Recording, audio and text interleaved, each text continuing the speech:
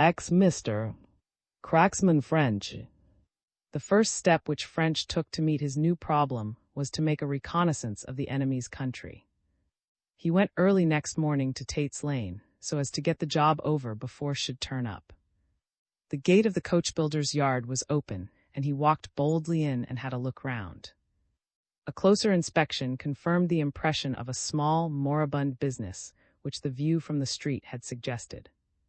The establishment covered a narrow frontage, but stretched a good way back. In the foreground stood a number of horse carts and lorries, awaiting the scrap heap, if one were to judge by appearances. These with some spare parts filled up all the open space to the high boundary wall on the left, except for a narrow passage to the back of the yard. Along the right ran a grimy brick building from which came sounds of hammering. The only structure with a well-to-do appearance was a new shed of about 20 feet by 10, built as a lean-to in the back left-hand corner.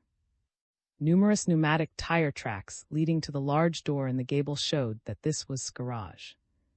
Though the sounds from the shed indicated that work was there in progress, no one was to be seen in the yard. French therefore strolled close up to the garage to see if he could find a way to break and enter. But the more he saw, the less easy this appeared. The building was of solid brickwork with a slated roof. The large door was fastened with the most modern form of lock, against which French knew that his bent wires and skeleton keys would have but little chance. In the side wall was a small window with a fixed sash. The other two sides were formed by the unbroken boundary walls of the yard. Thinking he had better not be seen poking about, he turned back to the shed and looked in. 3 men were employed, one turning hubs at a small lathe, the other 2 assembling lorry bodies. On seeing French, one of the latter came slowly forward. "Morning," said French. "You the boss?" "Ease out," the man answered, adroitly expectorating. "Once I am." "I do," French explained. "Name of?" "I want a garage for a car I've got, and I was told that you let them." The man shook his head. "But I thought that garage in the corner was let to an outsider." "That's right. But the boss did ave nothing to say to the building. Only let the ground." "I follow you. Then it's occupied, is it?" "I couldn't get it, I suppose." "Not likely you couldn't. The man what keeps his car in that garage, 'ad it specially built for IM last year.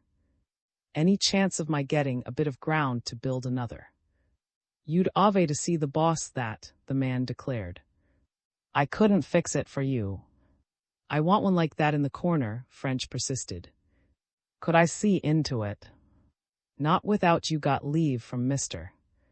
"You couldn't. I keeps the key." "See 'ere, Mr.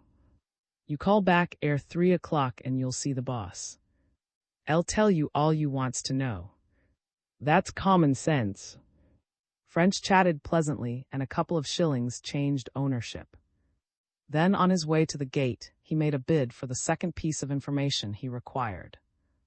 "I wonder you don't get your stuff stolen at night," he said, after leading up to the subject by remarks on the spare parts lying around.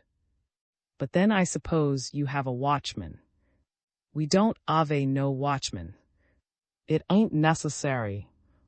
It wouldn't be so easy to steal anything as what you'd think, mister. This is all stuff, and if anyone was to pass it out over the wall, 10 chances to 1 but a catch 'em on." In a thoughtful mood, French returned to the yard. By hook or by crook he would examine that car, even if he had to commit a felony.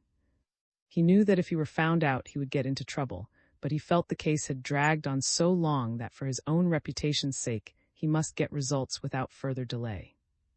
On reaching the yard, he sent for Sargent. Had gone through his apprenticeship as a carpenter before he joined the force, and being with his hands, he was in request where delicate manual work was required. "I want to do a burglary tonight," French began. "Are you on to give me a hand?" "I can't tell you to, but I'd be glad of your help, and if there's trouble I'll stand the racket." Grinned. "Right ho, mister. French. It won't be the first time.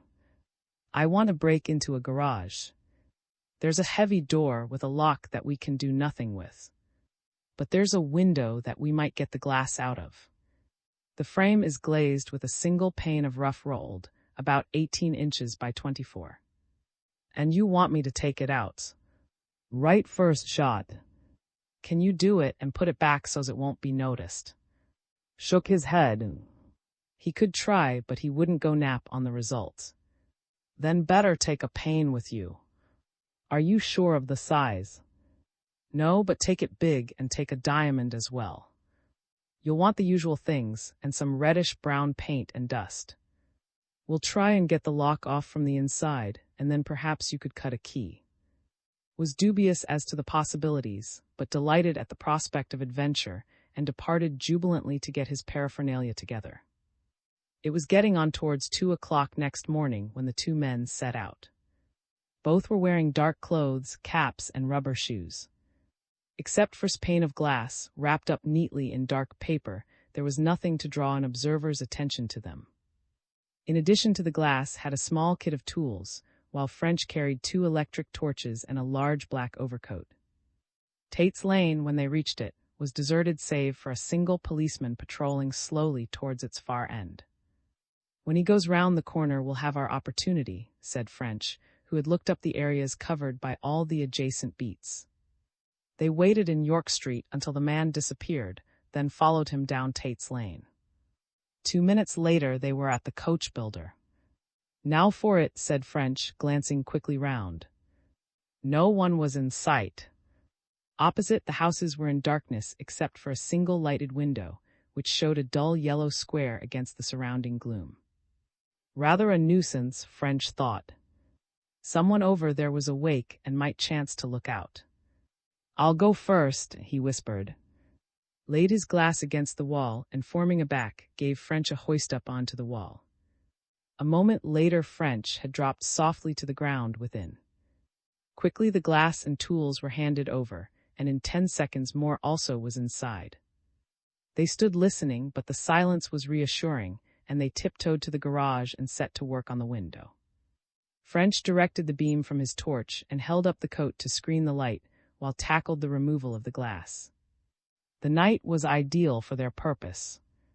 There was no moon, but the light of the stars showed up faintly the larger objects, while allowing the men to work unseen. It was calm and sounds carried far. In the street, they could hear the footsteps of the returning policeman ring sharply. Soon the putty was cut away and the sprigs withdrawn. Then, affixing rubber suckers to the corners, pulled. This was the critical operation, but he worked, and gradually one corner after another came away, and he was able to lift out the pane. Fine, French whispered. Now a hand in. A flash from the torch showed that there was a small bench beneath the window. With difficulty, French squeezed through onto the bench and dropped noiselessly to the floor. Immediately he opened the door, slipped in, and the door was shut. Their first care was to rig the coat over the window, lest the light should betray them. Then, while started on his, French with the other torch examined the car. His search was extraordinarily thorough. From tires to roof, and from headlights to number plate, he went over every detail. But absolutely without result. The car was a perfectly normal 1520 Mercury saloon, probably worth £450 when new. It was upholstered in leatherette, and the small fittings were complete and excellent in quality. With a helpless, baffled feeling, French stood pondering. Were all his ideas of the affair erroneous? Did these girls really use the car only to register bets with the driver? For a moment he thought it must be so. Then the face of poor Pretty came up before his imagination as he had seen it in the Portsmouth police station. No, there was something in their drives more deadly and sinister than gambling. Crime, terrible and dastardly, lurked there. Setting his jaw grimly, he turned back to the car. There must be something. He sat down once more on the back seat, and stooping forward as the girls had done, marked the area which his fingers could reach. On that space he worked, examining joints, testing for secret springs, measuring cubic capacities.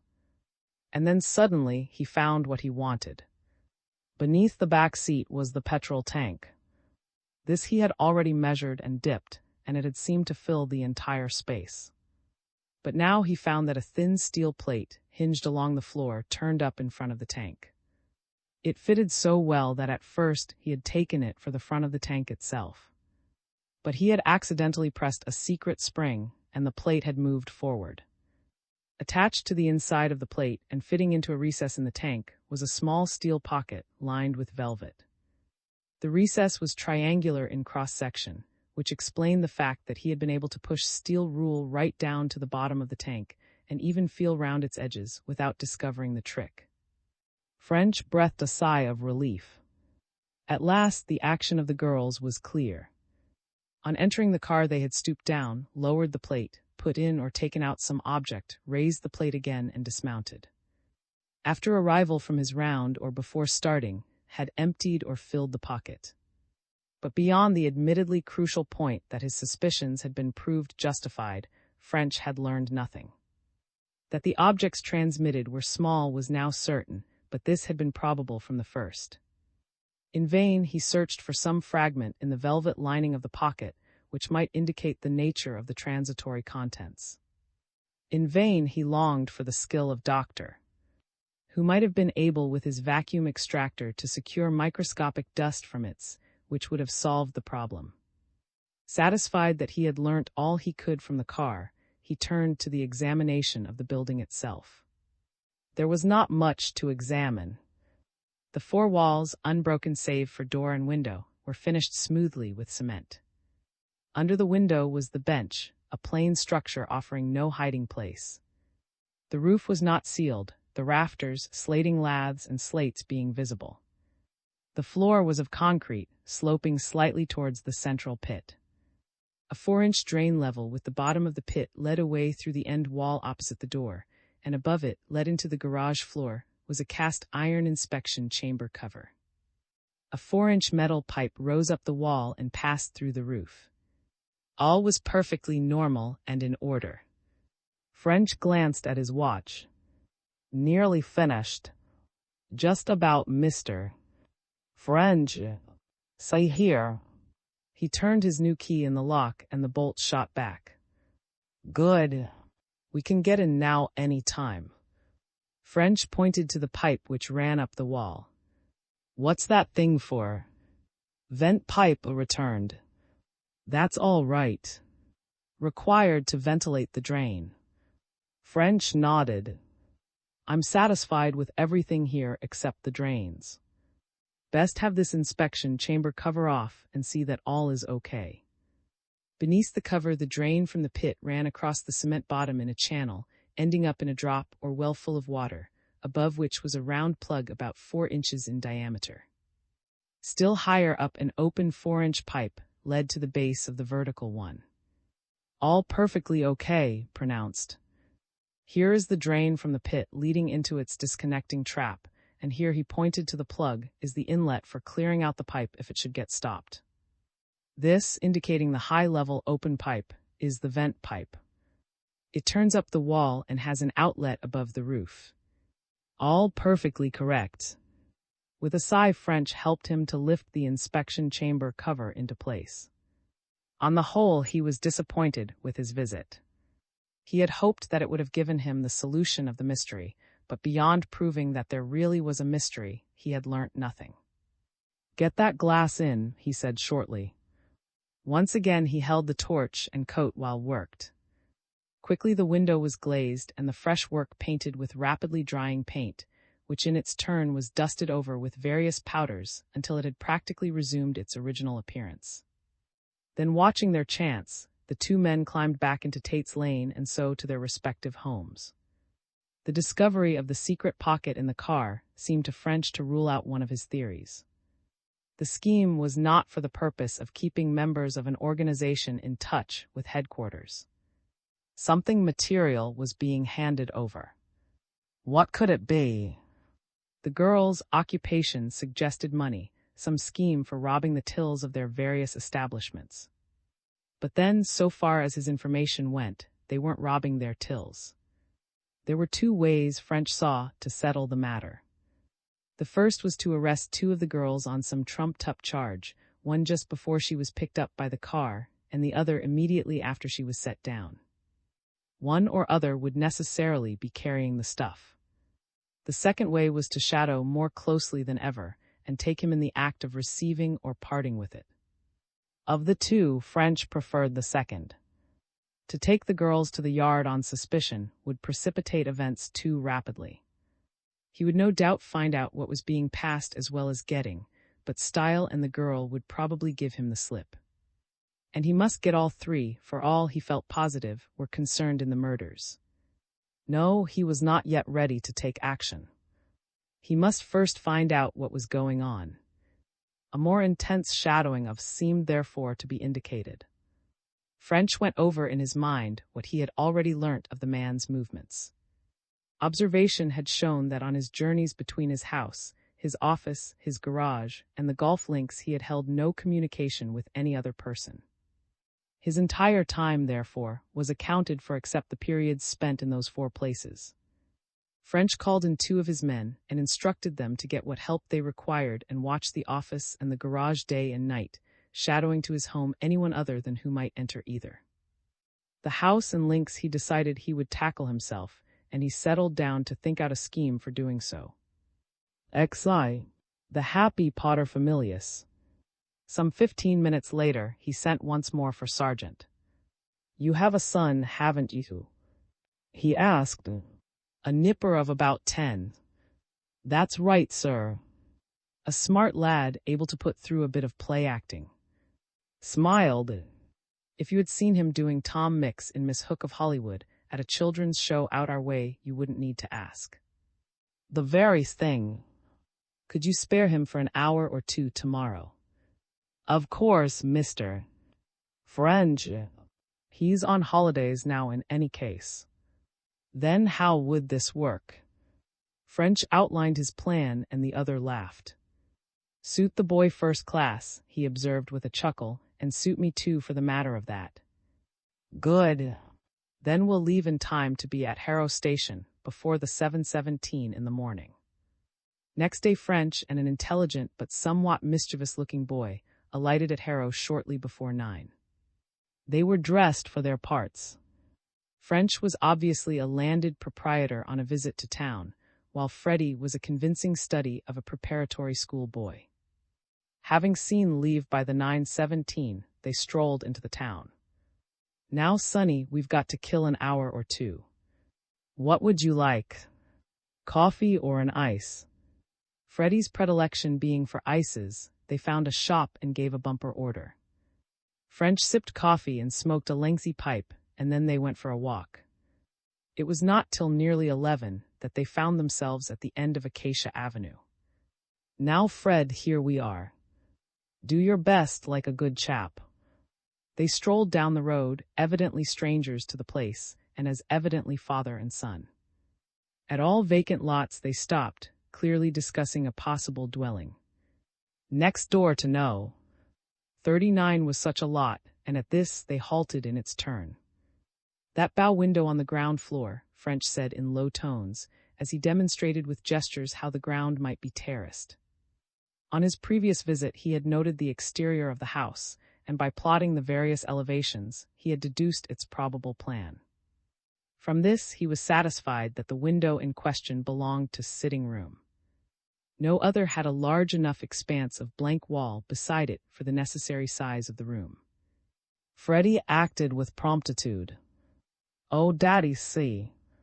he cried in shrill tones. "Look where the cat is!" And before his scandalized parent could intervene, he had picked up a stone and sent it whizzing with unerring aim through the largest pane. "Played, sir. Fine shot," French whispered, then in loud tones, "Well, upon my soul, you little rascal. Look what you've done." "What do you mean, sir, by such conduct?" The door of No.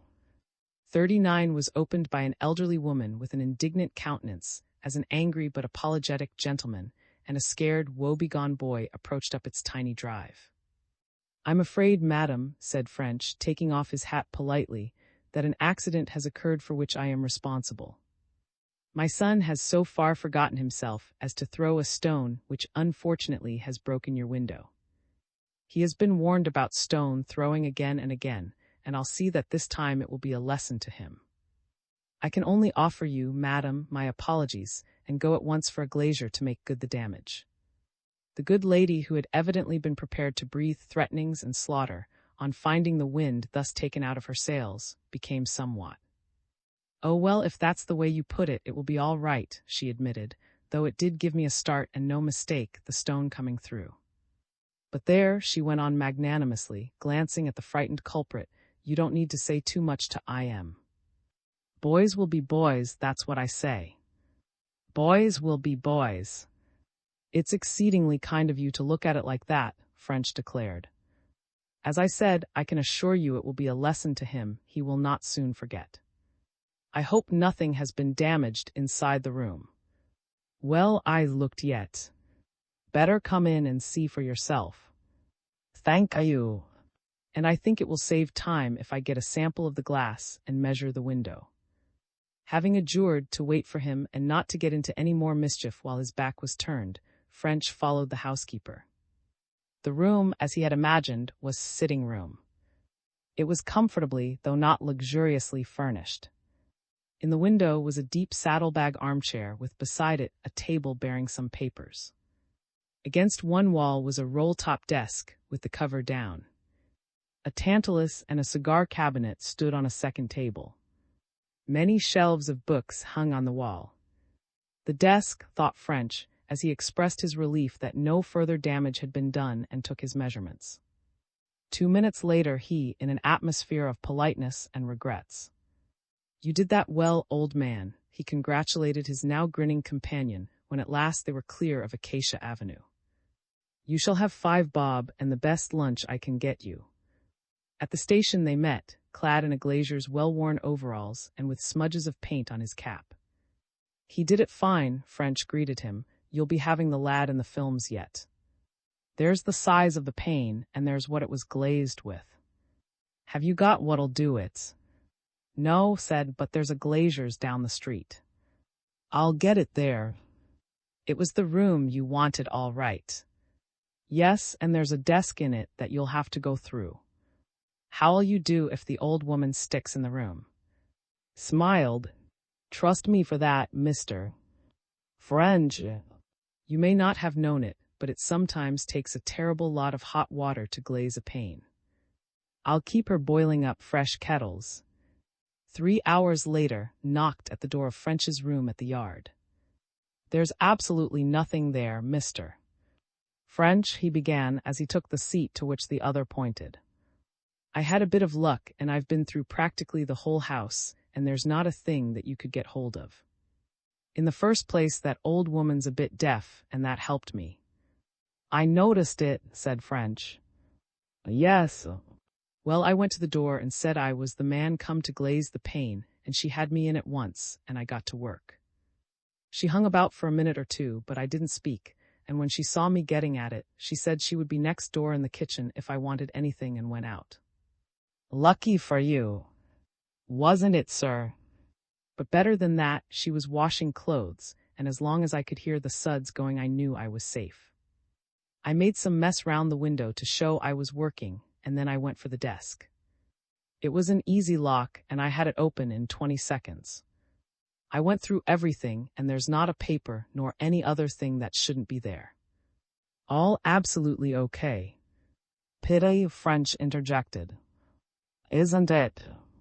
Then I made some more mess, and had a look round the room and a quick run through the books.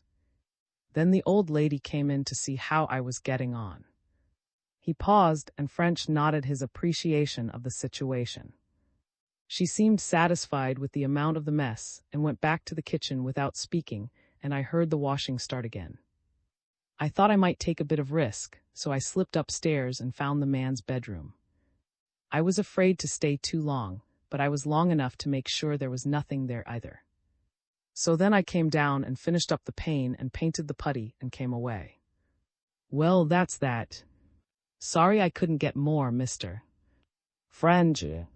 We may do our best to cook up evidence, French said, with with the twinkle in his eye showing even more clearly than usual, but I draw the line at inventing it if it's not there. Here was another disappointment. French had been building more even than he knew on search of the house, and when this also had drawn blank, his chagrin was correspondingly great. The affair was certainly exasperating. It was a long time since he had felt so completely puzzled. There was nothing for it, however, but to carry on with the plan he had made, and 5 o'clock that afternoon saw him at the clubhouse's golf course, inquiring for the secretary. "This is a confidential matter, Mr." he began when he was seated in that gentleman's office, "and I do not know that I can claim your help in it. I can, however, ask for it, and that I am going to do." The secretary murmured politely. "It concerns a member of your club," went on French, "Mr. Now I may say in confidence that we have reason to suspect that Mr. may not be all that he appears to be. In fact, we think," French dropped his voice, "that he is one of a trio involved in no less a crime than murder."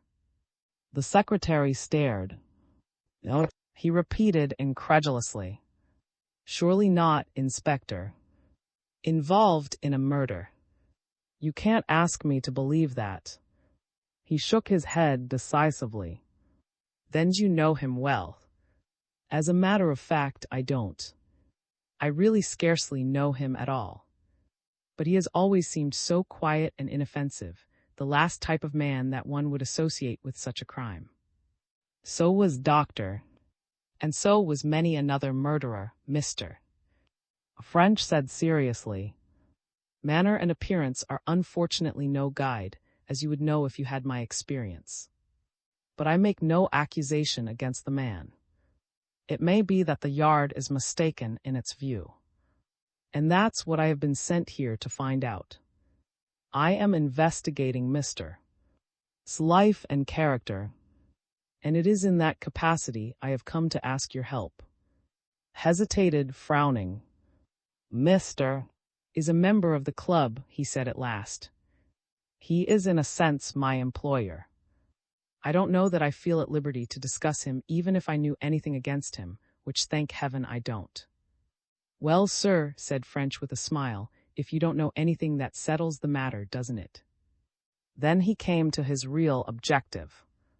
"But there is a bit of quite harmless information that perhaps you could give me. It is a list of Mr. 's particular friends among the members, or of anyone with whom he plays regularly. This will not be giving anything away on your part, because you must see that I could find it out for myself by simple observation." Replied with evident relief. He would be glad to help the inspector, but there were no such persons. Mr. had Catholic tastes. He played with anyone who was available, not with anyone in particular. French was more than ever worried as he returned to the Yard. Almost in despair, he redoubled his efforts. He put a number of men on to watch his house. Others he'd shadow him while golfing and at other free times, but all without avail. As the days passed and he found that no one visited the garage or the office, and that came into no regular touch with any human being other than the 4 girls, he became almost ill from anxiety. Gone was his usual cheery optimism, his suavity, his pleasant words for his subordinates. Soapy Joe was soapy no longer. And then quite suddenly, as he lay one night racking his brains over the problem, an explanation of the whole business shot into his mind. Tremulously he considered the idea, and the more he thought over it, the more certain he grew that he was right. Material objects were being carried in the secret pocket of the car. Material objects were being put in by and taken out by the girls, and cash was being put in by the girls and taken out by.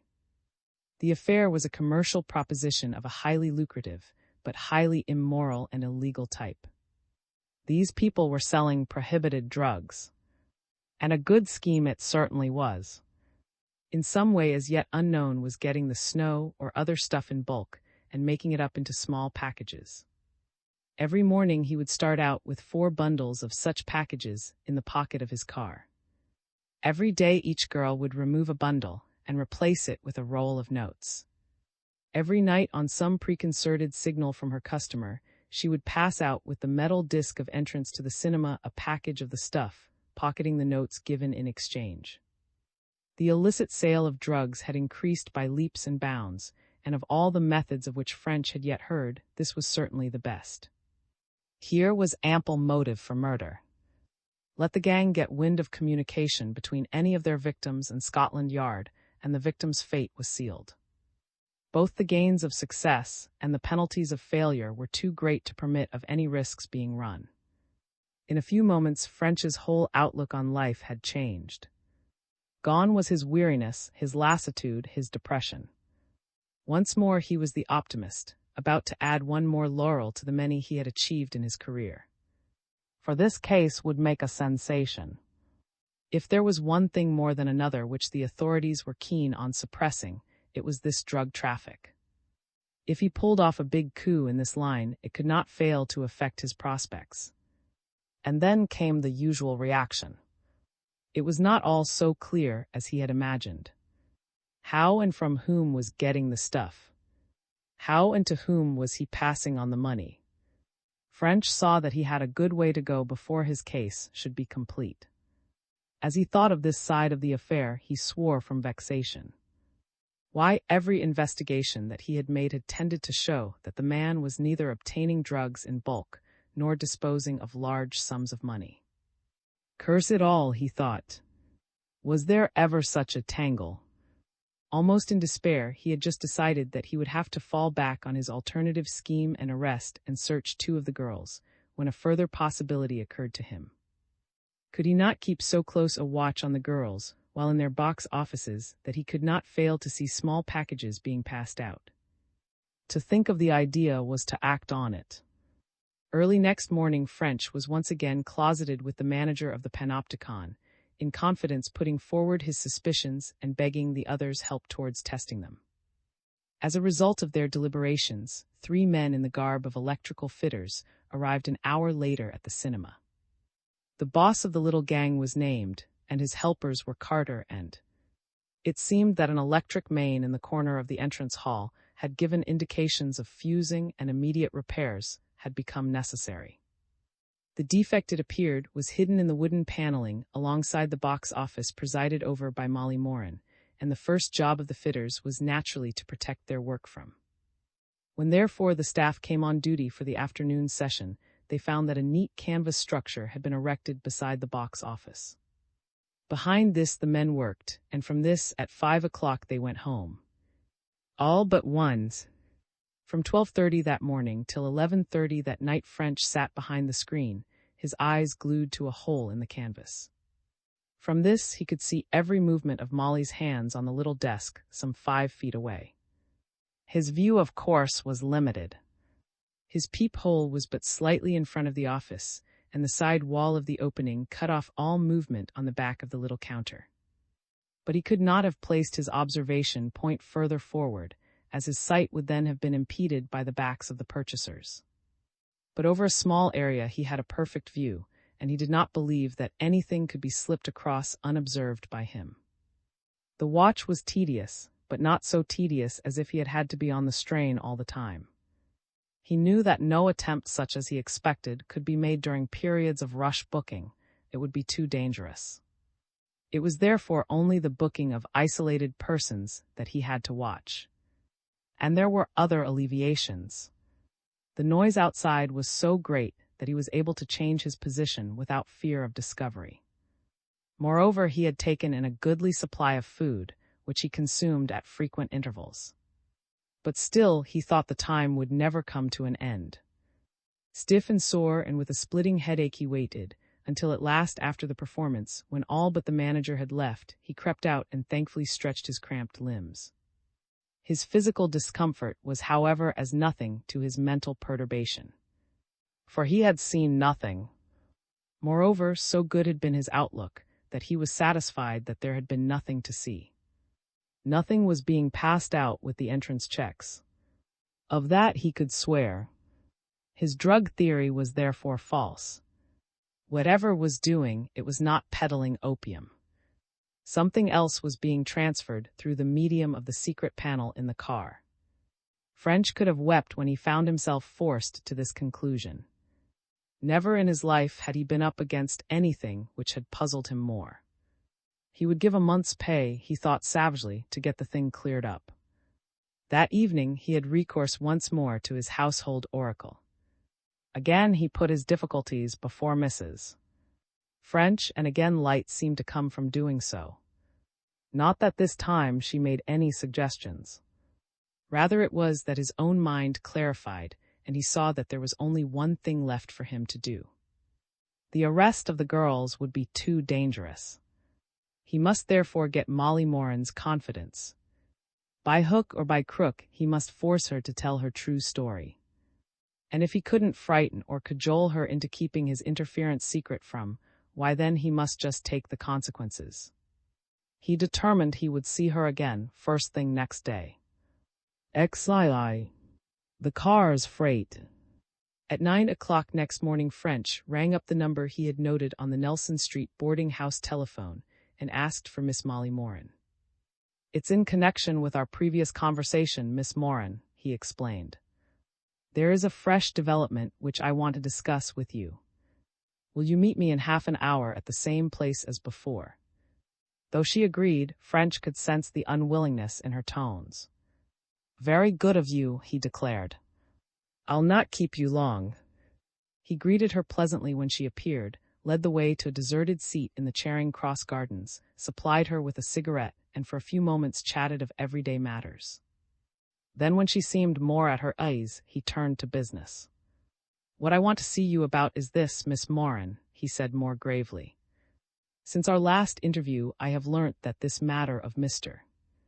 is even more serious than I thought.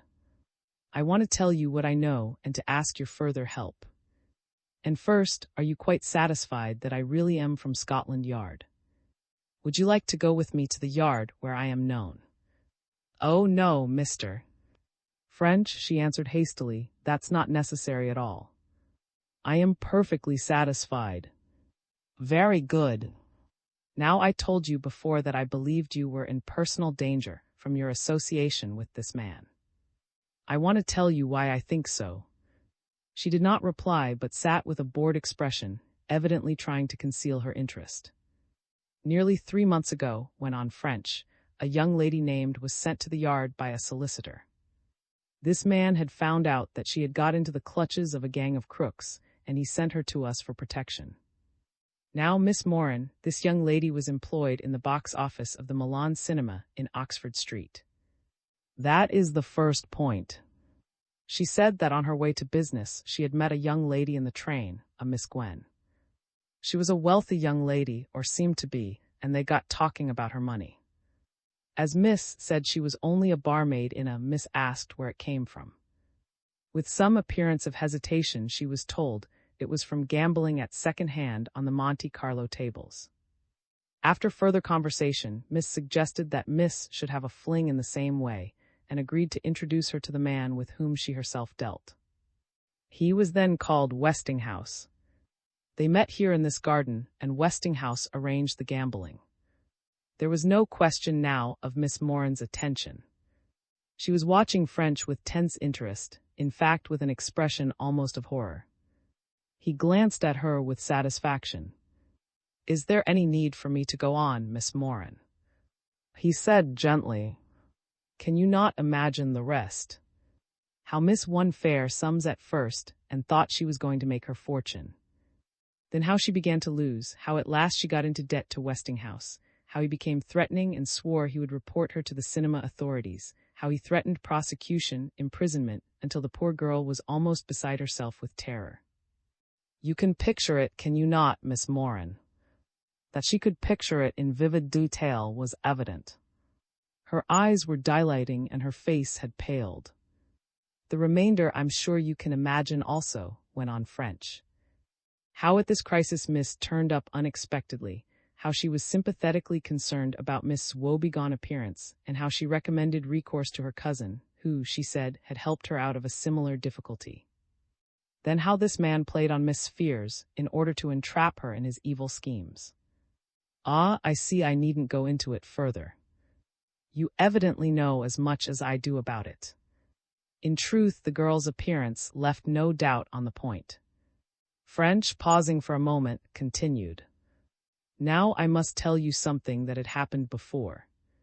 A very great friend of Miss, a young lady also employed in the box office of a cinema, had recently died. She was a jolly, gay young thing, but for several weeks she had appeared to be in trouble. Then one day she disappeared, and later her body was found in a pool in a quarry. There was a verdict of suicide, but Miss never believed she had committed suicide. She said she was not that kind of girl, and she was convinced that she had been murdered. Now Miss had tried to get out of her friend the cause of her trouble, but beyond the fact that it was due to some man who had got her into his power, the girl would not say. But she had described the man, and what had terrified Miss was that the man to whom Miss had sent her exactly answered the description. This was his description: middling tall, thinnish, fair-haired, rather terrifying eyes, and French paused for a moment, then added a purple scar shaped like a sickle on the inside of his left wrist. Miss Moran gave a little gasping cry. She had gone dead white and swayed as if faint. Steady on, Miss Moran, French said sharply but in low tones. You don't want to attract attention. You're all right and perfectly safe. Pull yourself together. With an evident effort, the girl did so. She did not belie the evidence of her firm little chin. Again French told himself she was a young woman of character. You mustn't be alarmed, he went on. I'm here to help you out of your difficulties. We'll discuss that in a moment. Meanwhile, I must finish my story. As I say, Miss recognized the man, and very wisely she temporized. If he would give her a couple of days to think it over, she would come to a decision. He agreed. By friends about whom I need explain, she was persuaded to report the circumstances at the yard. Miss Moran, French's voice became very grave. She was evidently watched. That night she disappeared, and 2 days later her body was found in the sea near Portsmouth. In this case there was no question of suicide. The poor girl had been murdered before being thrown into the sea. Once again his listener's pallor grew deathlike, and once again with an evident effort she pulled herself together. I have one other thing to tell you. Inquiries revealed the fact that some 5 months before Miss Friend's murder, another young lady was found drowned under suspicious circumstances. She also was in the box office of a cinema. Absolute proof was not obtainable, but there is no reasonable doubt that she also was murdered by the same gang. French paused, carefully lit a cigarette, glanced keenly around, and resumed. From all this, Miss Moran, you will see that when I said I thought you might be in personal danger, I was basing my opinion on something very real. I do not wish to frighten you unduly, but you must see that unless some steps are taken, it may be your turn next. Now the question is, are you going to be wise and confide in me? She did not answer, and French also smoked in silence to let the question sink into her mind. Presently he went on. There is also another side of the affair which you must not overlook, and about which it is only fair that I should warn you. We now know so much about what is going on that it is only a question of time before we learn it all. If you are then found to be doing something illegal, you will undoubtedly be charged with conspiracy in the crime. If, on the other hand, you do all you can to help the authorities, I will do all I can to help you. Even if the matter should be too serious for me to keep you out of court, your having turned king's evidence would get you off. It was evident that this view had not occurred to the young lady. She looked even more frightened and unhappy, though still she did not speak. French grew impatient. Very well, he said in sharper tones. I warn you again that your own safety requires that you should tell what you know, but if you won't take my warning, I can't help it.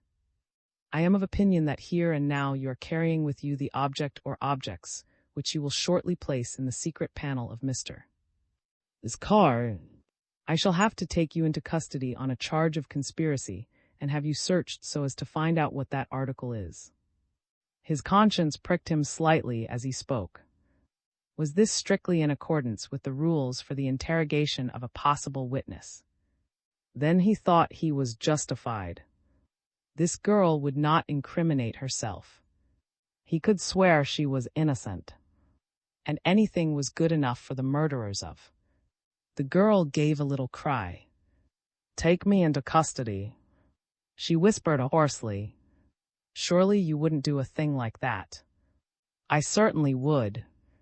I am going to find out about this business at whatever cost. Come now," he went on more coaxingly, "be wise and come in on the side that must win. As you are running a terrible risk." Though he spoke gravely, with secret delight he noticed signs of breaking down. Miss Moran shivered and slow, long sobs shook her frame. He remained silent, and then at last he heard what he had been hoping for. "Oh," she cried piteously, "but this is terrible altogether. I never thought anything like this would happen to me. I didn't mean any harm, and now look at the trouble I'm in. You'll make it as easy as you can for me if I tell you. I have already promised Miss Moran. Not only that, but you'll feel a weight off your mind. You can't have been happy with this going on." "Happy? I've been miserable. God only knows how miserable I've been. And if I have been making money, sure I've paid for it by the terror I've been in. I'll tell you everything." She was now sobbing freely, and French once more urged her to control herself lest attention should be drawn to her. Presently, in rather tremulous tones, she began.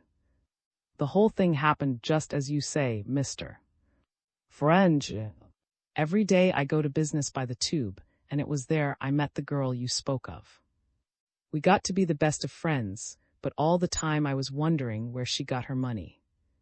One day I asked her, and then she told me about the gambling at Monte Carlo.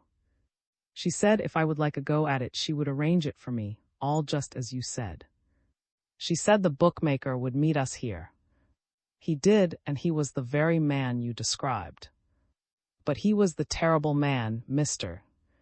French. There was something about his eyes that would give you the cold shivers. He was the man you mentioned anyway, for I saw the scar on his wrist." "Ah," said French with satisfaction. "Did he tell you his name?" "He did. It was Style." "Good. That's the man. And did you stake?"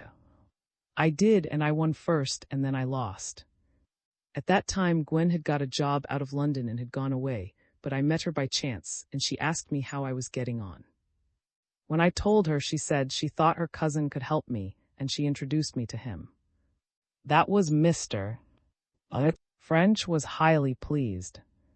At last he was making progress. And Style had been concerned in the death of, and already he had under observation. A little more of that observation would undoubtedly lead him to Style. He wondered why the two scoundrels had changed their respective roles. In's case or Westinghouse had been the bookmaker and Style the cousin. In Molly Moran, Style was the bookmaker and the cousin. Probably, thought French, to divide equally both the risks and the responsibilities. With some surprise also he noted that while had taken the precaution to change his name, Style had not troubled to do so. No doubt for this also there was a reason. "Well, and what did Mr. say to you?" The girl was evidently trying hard for self-control. She had succeeded in choking down her sobs, but her voice was still tremulous as she went on. "He was as pleasant and friendly as you'd wish. He said he was sorry about my difficulties, and that he could offer me a job which would not only get me out of them, but would pay me well besides. And it wouldn't interfere with my work at the cinema, for all he wanted could be done between times when I wasn't selling tickets. He said it was the fine, easy job, but it had one thing about it that I mightn't like, and then he looked at me and asked me was I very straight-laced in my ideas. Well, as a matter of fact, Mr. French, I'm not straight-laced at all. So I did not, and he said that that was fortunate, as it was the only drawback the job had. There were some straight-laced people who might object to it, but not ordinary men and women of the world. Anyway, it was safe enough and absolutely moral, and no one would ever know anything about it. Besides, I needn't go on with it unless I wanted to. I asked him what the job was, and he said that was going too fast. He would have to have my word first to carry it out for at least a week. After that I could go on or not as I liked. He said that if I promised he would begin by giving me enough to square Mr. Style. Then he said that maybe I would like a day or two to think it over and that I could come back and see him again. A plausible ruffian, French commented, now speaking in his tones. I'm sure that's just what he said to your predecessors. And what did you answer? The girl hung her head. Well, Mr. French, I'm not pretending I didn't do wrong, but just think of my position. I had only my job to live by, and I was going to lose it in a way that would have prevented me getting another. Then there was this job offered me, maybe not just all right, but safe anyway. It was a choice of two evils, of possible ruin if I accepted or of certain ruin if I didn't. I took the chance. Of course you did. I can see the fix you were in, and I'm not blaming you. Well, to make a long story short, I told Mr. I would take his job. He smiled and shook hands and congratulated me. He said I'd never be sorry for what I was doing, and then he handed me £10, saying that here was part of the money I owed Mr. Style and that if I paid this much Mr. Style would certainly give me time to meet the rest. He made me sign an IOU for it, and he said I had better go and pay Mr. Style at once. Next time Mr. Style came to the gardens, I was waiting for him.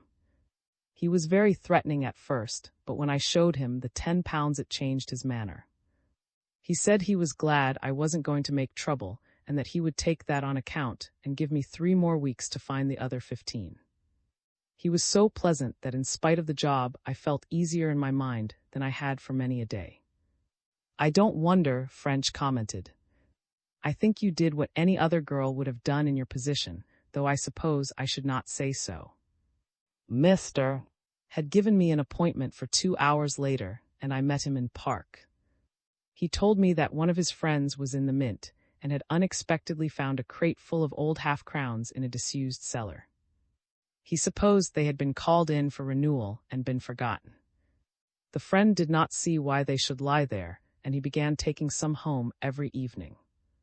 But he was afraid to get rid of them, for some of them bore the mint rejection mark. He had consulted Mr. as to how this might be done, and that was where I came in.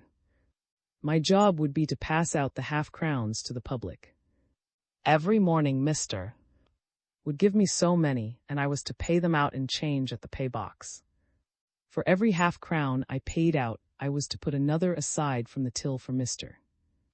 And when I met him next day, I was to hand these over to him, less a percentage. And did you believe his story?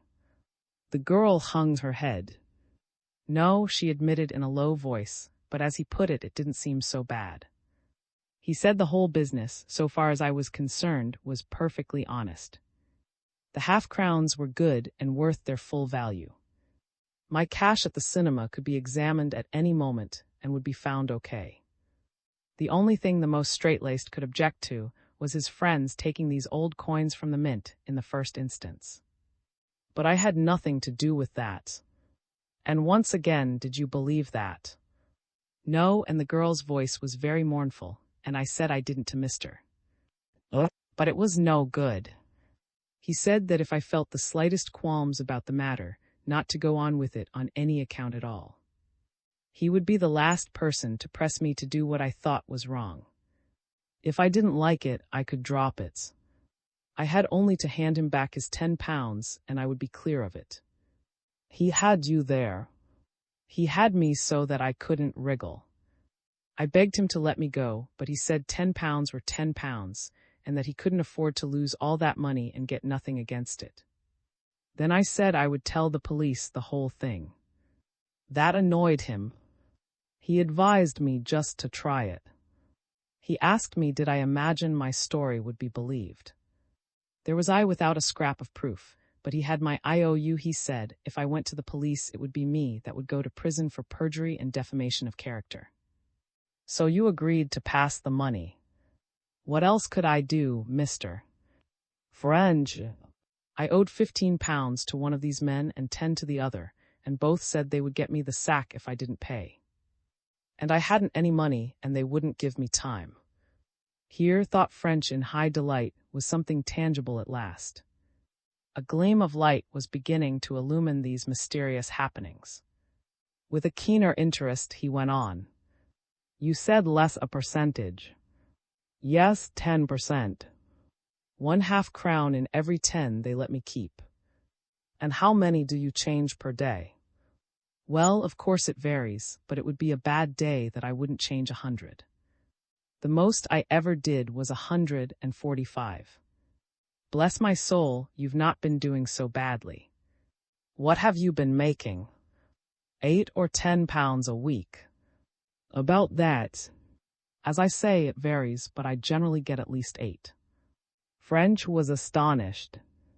No wonder this gang secured loyal helpers.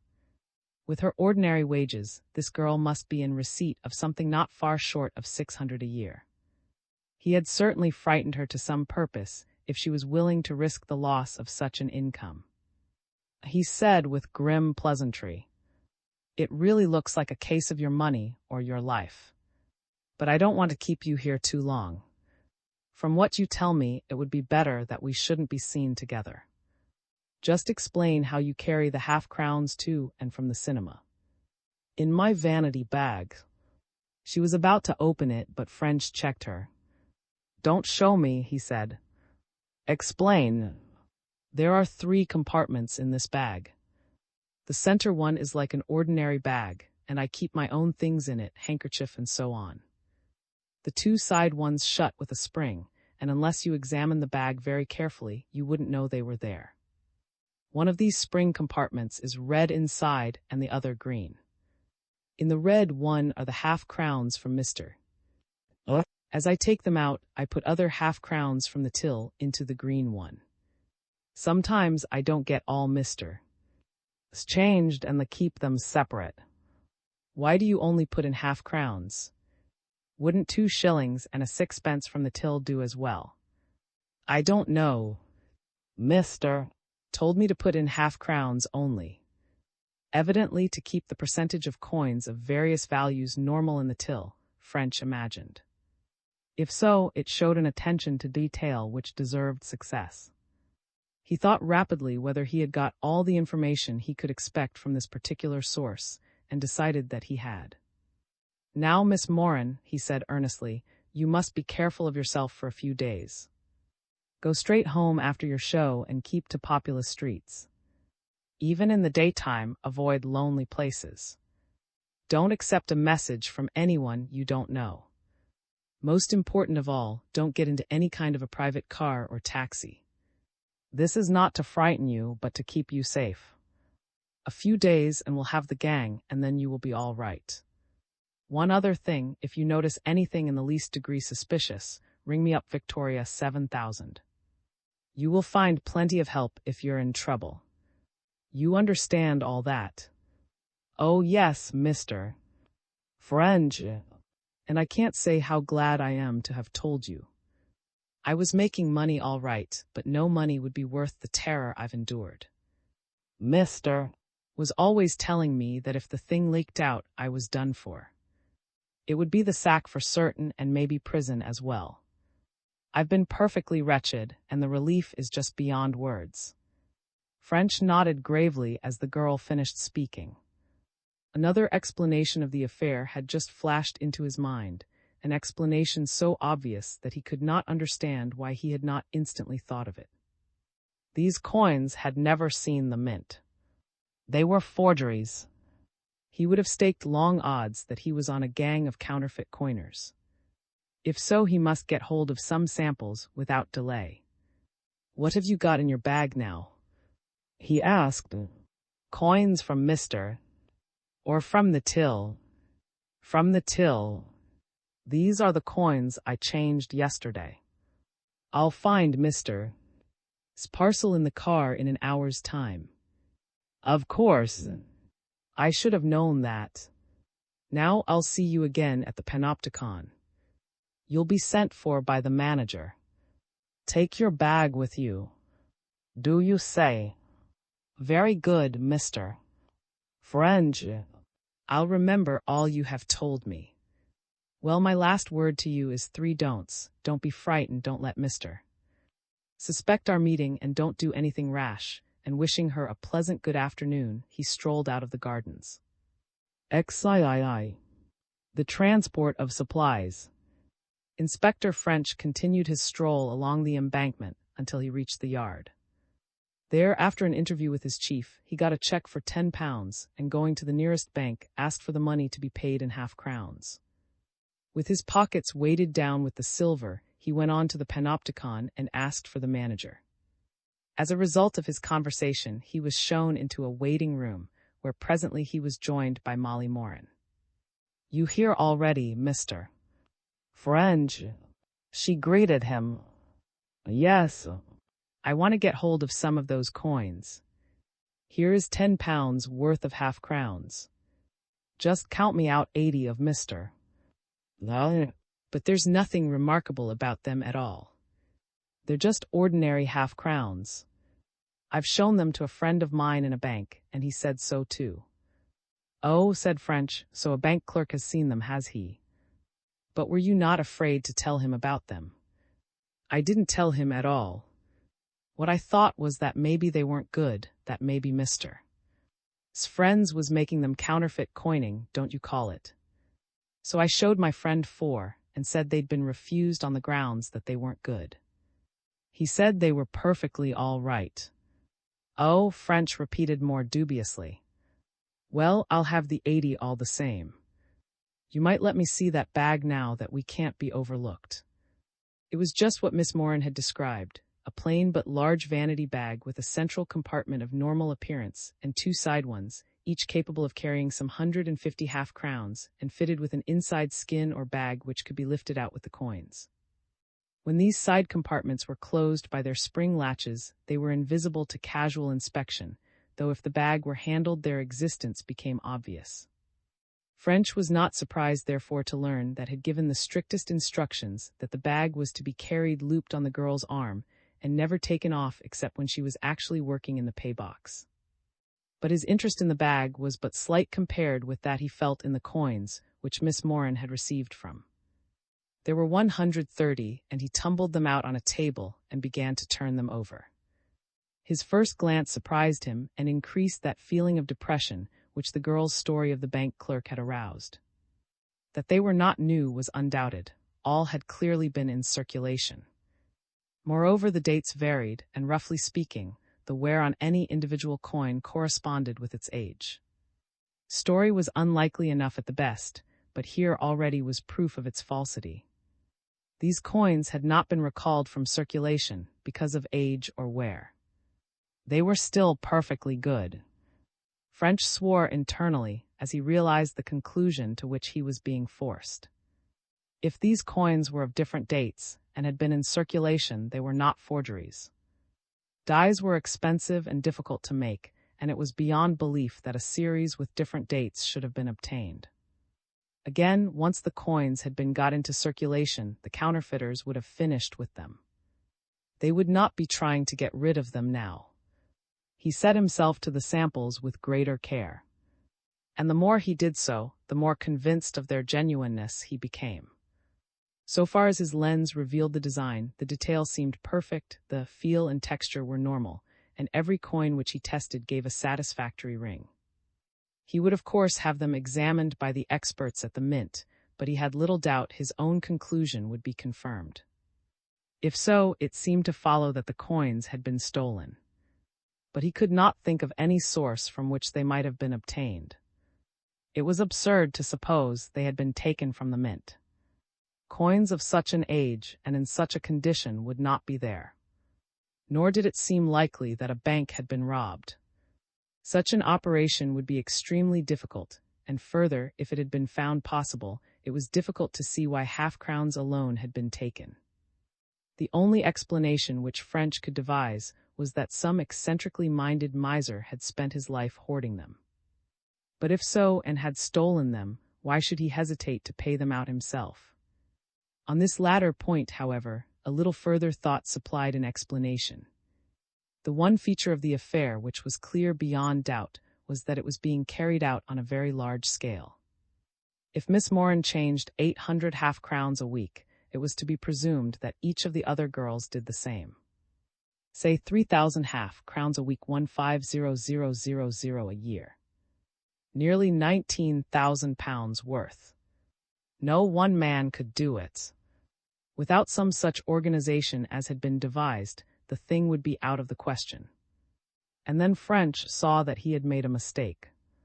This consideration did not answer his question. For every half-crown gave the girls, he received one in exchange. How did he get rid of these latter? How did he get rid of them? He simply could not do it. He had been watched too carefully. French did not believe he could have passed even small things like packages of snow. How much less comparatively bulky bags of half-crowns? Once again French swore, this time half aloud. "Beg pardon, Mr. French." His attention was recalled to the girl, whom in his abstraction he had forgotten. "Just a little habit of mine," he said, the twinkle reappearing in his eyes. "I think that's all I want. I'll take 80 of these half-crowns and give you 80 of mine in exchange. Then you carry on as usual." "Very good, Mr. French." She paused, then went on. "I wish you would tell me something about it.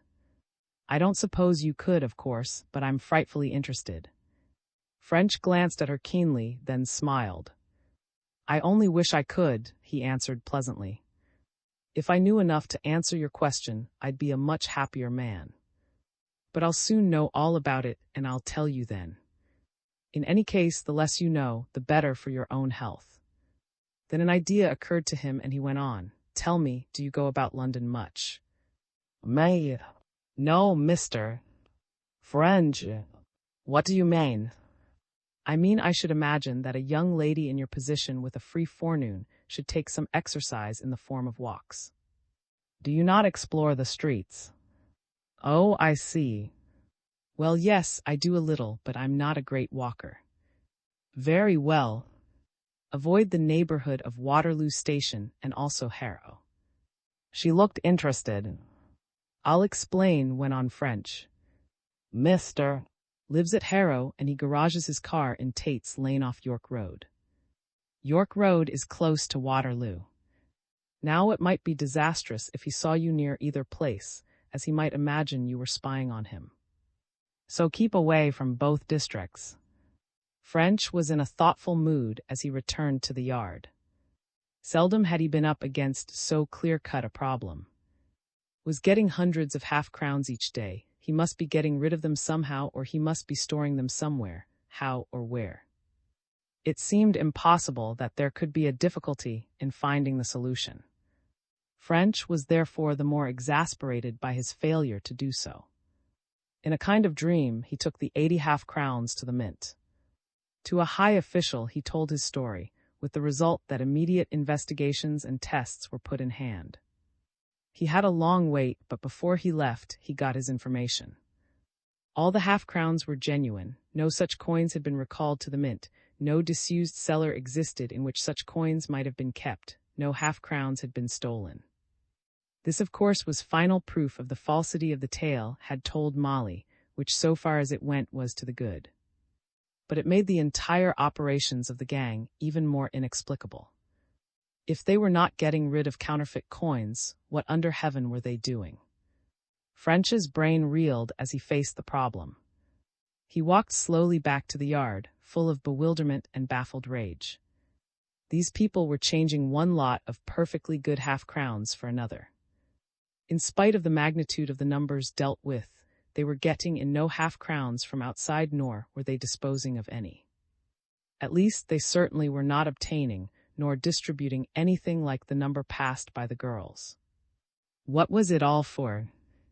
A sudden wild hooting of a motor horn and frenzied cries from recalled French to his surroundings. He sprang practically from beneath the bonnet of a heavily laden bus, only just in time. For quite 100 yards he forgot about and his half-crowns as he meditated upon the undesirability of dreaming in the London streets. Then his thoughts swung back again to his problem. Whether it was due to the start he had received, or whether it arose in the normal processes of thought, he immediately found himself considering a new idea. Suppose all these apparently contradictory premises were true. Suppose was neither obtaining half-crowns nor disposing of them. Suppose he was changing one perfectly good lot of them for another. What if the half-crowns he obtained from the girls on one day were handed back to them on the next? What if this elaborate machinery was simply a blind to cover some more sinister proceedings? Had Molly Moran lied and were the gang selling drugs after all? Admittedly, French did not see how such a scheme would facilitate the distribution of cocaine or heroin, but this problem seemed to him the lesser of the two. At all events, there must be more in it than half-crowns. But lengthy pondering over it produced no light. Every solution that occurred to him seemed more improbable than the last. In despair, he returned to the idea that the disposal of the half-crowns was the essential. Suppose a hoard of half-crowns had been stolen, some of which were known to be marked. Most unlikely, admittedly, but at least this theory covered the facts. In his efforts to carry the thing a step further, he tried a trick which had frequently helped him out of a similar tight place. If when following a trail of footsteps he came to hard ground on which they were not visible, he made a cast and went on to the next soft area in the hope of picking them up again. Now he made a mental cast. Assuming we're getting rid of these coins changed by the girls, and leaving out the means by which it was being done, what must be their eventual destination? Long cogitation told him that the man's only plan must be to pay them into a bank. In no other way that French could see could he realize their value. This at least opened out an obvious line of research. With a sense of relief at renewed action, he drafted a circular to the managers of the various banks in London. He was anxious to trace a man who, he believed, was paying in large numbers of half-crowns to banks. He would be grateful to the manager if he would make inquiries as to whether such payments were being made at his bank, and if so, let him have some particulars on the matter. For the remainder of that day the inquiry hung fire, but next morning French was called to the telephone. The manager of the Knightsbridge branch of the London and County Bank believed that he had some information which might be useful to the inspector, and would be glad if he would call round. Half an hour later French was seated in the manager's private room. "I do not know," said Mr. "whether I have brought you on a wild goose chase, but for nearly a year a man has been paying in some 400 to 600 half-crowns each Wednesday afternoon. It is common enough to have a weekly payment of silver, but uncommon to have it restricted to coins of one denomination. When therefore I received your circular, I thought that this might be the man you wanted." "Sounds hopeful," French agreed cheerily. "Perhaps you would give me the details." The manager touched a bell. "Mr." he said as a dark, kind-looking young man entered. "You might answer any questions that Mr. French here asks you about Mr. of Acacia Avenue, Harrow." Exclaimed French in amazement. "Is he a well-built, prosperous-looking man with the typical American businessman type of face?" "No, sir," returned the clerk. "Mr. is slight with a pale complexion and a small, fair. He has peculiar eyes, light blue and with a queer sort of stare." A wave of excitement swept over French. Style, he thought in high delight. Things were beginning to move at last. "I think I recognize the man you mean, Mr. he said pleasantly, though I knew him under another name. "Now what about this Mr. When did you come across him first?" "He came in one day about a year ago." The clerk hesitated. "If I might get my books, I could give you the exact date." The manager nodded, and in a few moments the young man returned with a voluminous ledger. "He first called on the 17th of August last, and said he wished to open an account. You may remember, sir, Mr. turned to the manager, that I brought him in to you. He said that he carried on business as a bookmaker, and that he dealt particularly in betting on dog races. He had worked out a scheme whereby his bets were limited to half-crowns and multiples of a half-crown, with the result that he found himself with large numbers of half-crowns on his hands. His lodgements would therefore be made in coins of this denomination. On that day he lodged £60 worth of half-crowns. It was a Wednesday, and every Wednesday since then he has come in with amounts varying from £50 to £100, all in half-crowns. "I follow you," said French. "I take it then that his account has been steadily growing." "No," the young man returned, "for he draws checks for comparatively large amounts at intervals. I do not think that his account has ever stood at more than £500. When it amounts to from £400 to £500, he draws all out except a few pounds." "By check?" "Yes, by check." "In whose?" "In his own. I suppose I need scarcely ask you, mister, if you were satisfied that this business was perfectly in order. Did it not strike you as strange that a man should lodge nothing but half-crowns?" "Well, you see," the young man returned, "he explained that, otherwise I probably would have thought it odd. Then it is not an uncommon thing for silver to be lodged in that way." "Oh no, quite common. Small shopkeepers and persons of that class generally make a weekly lodgment in silver, but of course it is in coins of all denominations." "Quite. Does Mr. call about the same time each Wednesday?" "Yes, always about 2 o'clock. "Very good," said French. "With your permission, sir," he turned to the manager, "I shall be here at 2 o'clock next Wednesday, that is tomorrow, to meet Mr. I may say that I believe the information you have given me will prove highly important, and I need scarcely impress on you both the absolute importance of saying nothing of my visit and of giving no warning to Mr.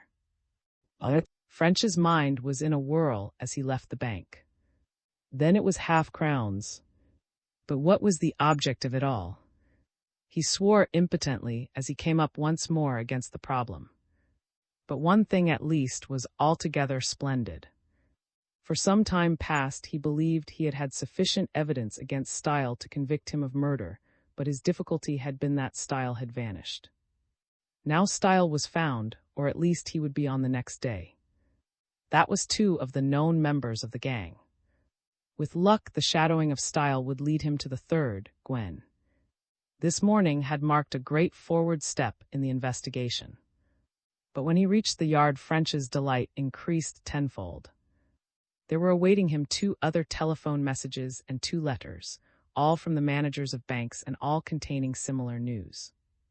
In each case the manager advised him that in reply to his circular he believed the wanted man was dealing at his bank, and each suggested a call for further information. During the afternoon French was a busy man. Engaging a taxi, he drove round the various branches, and in each found that Style was making a lodgment of half-crowns, exactly as had been described by the clerk at Knightsbridge. Only on one point did the stories differ. Each bank was visited by Style on a different day of the week. Monday, Tuesday, Wednesday, Friday, and Saturday's visits were accounted for, and on ringing up the yard from the last branch he visited, French was able to place Thursday's call also. A similar communication had come in from still another bank. With this information, he felt that he should soon reach a decisive stage in the case. Style once located, the end was in sight. But he racked his brains in exasperation as his former problem recurred to him. Again, how was passing these coins to Style? The more French thought over the investigation he had made, the more impossible it seemed that the man could be doing it. And yet here was definite proof that it was being done daily. He sat down at his desk and, contrary to his usual custom in the office, lit his pipe and began to smoke with long, steady pulls as he gave himself up to thought. For the nth time he visualized the whole proceedings, the placing of the coins in the secret panel of the car by the girls, the driving of the car to the garage, his walk to his office, his journey to Harrow, his game of golf, his return next day to his office, his walk to the garage, and the taking out of the car. Every one of these had been checked and rechecked so often that it was impossible that the coins could have been got rid of. And yet they had been. French wondered if he could not narrow the issue. The coins definitely reached the garage, because observation showed that they were not taken out of the car in the streets. Though it was by no means demonstrated, he inclined to the opinion that when left the garage he did not take the coins with him. The man seldom carried anything in his hand, and so bulky a package could scarcely have been placed in the pocket without causing a bulge. But no bulge had been observed. It certainly looked, therefore, as if the coins were being left in the garage. Though his examination had been exhaustive, French again racked his brains as to whether he could not have overlooked some means of access to the garage. Then suddenly an idea occurred to him which filled him once again with the eager enthusiasm which every forward step in an investigation produced. The drain. Could the drain be a fake? Could it represent the communication he wanted? He determined that very night he would examine it again. Accordingly, 2 o'clock next morning saw him repeat with Sergeant the proceedings of 3 weeks earlier. Waiting until the policeman had turned out of Tate's Lane, they swarmed over the coachbuilder's wall and, creeping to the garage, let themselves in with key. "I'm not satisfied about this drain," French explained. "I want to make sure that there is nothing more here than meets the eye. Let's have this cover up again." They raised the manhole cover and got into the inspection chamber and prepared to examine the 3 pipes in turn. French, lying down in the pit, was able to put his eye to that connecting the pit to the chamber. His torch lit it completely so that every inch was visible. It was a perfectly clear connection, without any break or junction, and French had to admit that nothing was to be learned from it. The second pipe from the chamber was the outfall with the intercepting trap attached. Here also investigation showed that everything was as it should be. The trap was full of water, and on removing the disc sealing the pipe immediately above it, a rush of offensive gases came out, proving that the connection to the sewer was genuine. There remained therefore only the ventilating pipe, and this, it was obvious, passed under the floor to the vertical shaft and so to the roof. "That is all right, Mr. French. You needn't worry about it. It is just an ordinary vent pipe," declared. But French still was not satisfied. "I must make sure of the connection," he said. "Couldn't you get up on the roof and pour some water down and see if it comes out here?" The pipe passed out through the roof at the back of the garage, opposite the door. With some difficulty, climbed on the wall between the yard and the adjoining property, then shuffling up the roof, poured down the pipe of water which French handed up. A gurgling sound followed by a rush of water into the inspection chamber showed immediately that the connection was good. "Curse it all," thought French in disgust, "this darned thing is no good either. I suppose it must be that confounded office after all. Did it come all right?" said, re-entering the garage and looking into the inspection chamber. "I thought you wouldn't get anything there, Mr. French. The thing is perfectly normal." He climbed down once more into the inspection chamber and began pushing his rule up the ventilating pipe. French watched him idly while he stood racking his brains over the problem. Then a sudden exclamation from attracted his attention. "What's the matter?" he asked sharply. "Got anything?" "I'm not so sure, Mr. French. Here's a queer thing and no mistake." "What is it?" said French, bending over the chamber. "Why, here." Measured the distance along the floor from the chamber to the vertical pipe. It was just 3 feet 4. "Now see here," he said. Again he got into the chamber and pushed the rule into the horizontal pipe. French watched breathlessly as the 3-foot rule disappeared, and after it the man's entire arm. "There you are, Mr. French declared. "That pipe goes through. The vent pipe is only fixed onto a T, not a bend. Let's find how far it goes." Eagerly went out and, looking round the yard, brought in some thin laths. One of these he pushed up the pipe, then tying on the others, like the lengths of a fishing rod, pushed the hole in. It made a length of about 10 feet, 3 times the distance to the vertical vent pipe. At the end of the 10 feet, it brought up against something hard. "What's the idea? What can that pipe be for?" "Not for ventilation, Mr. French, I'll swear.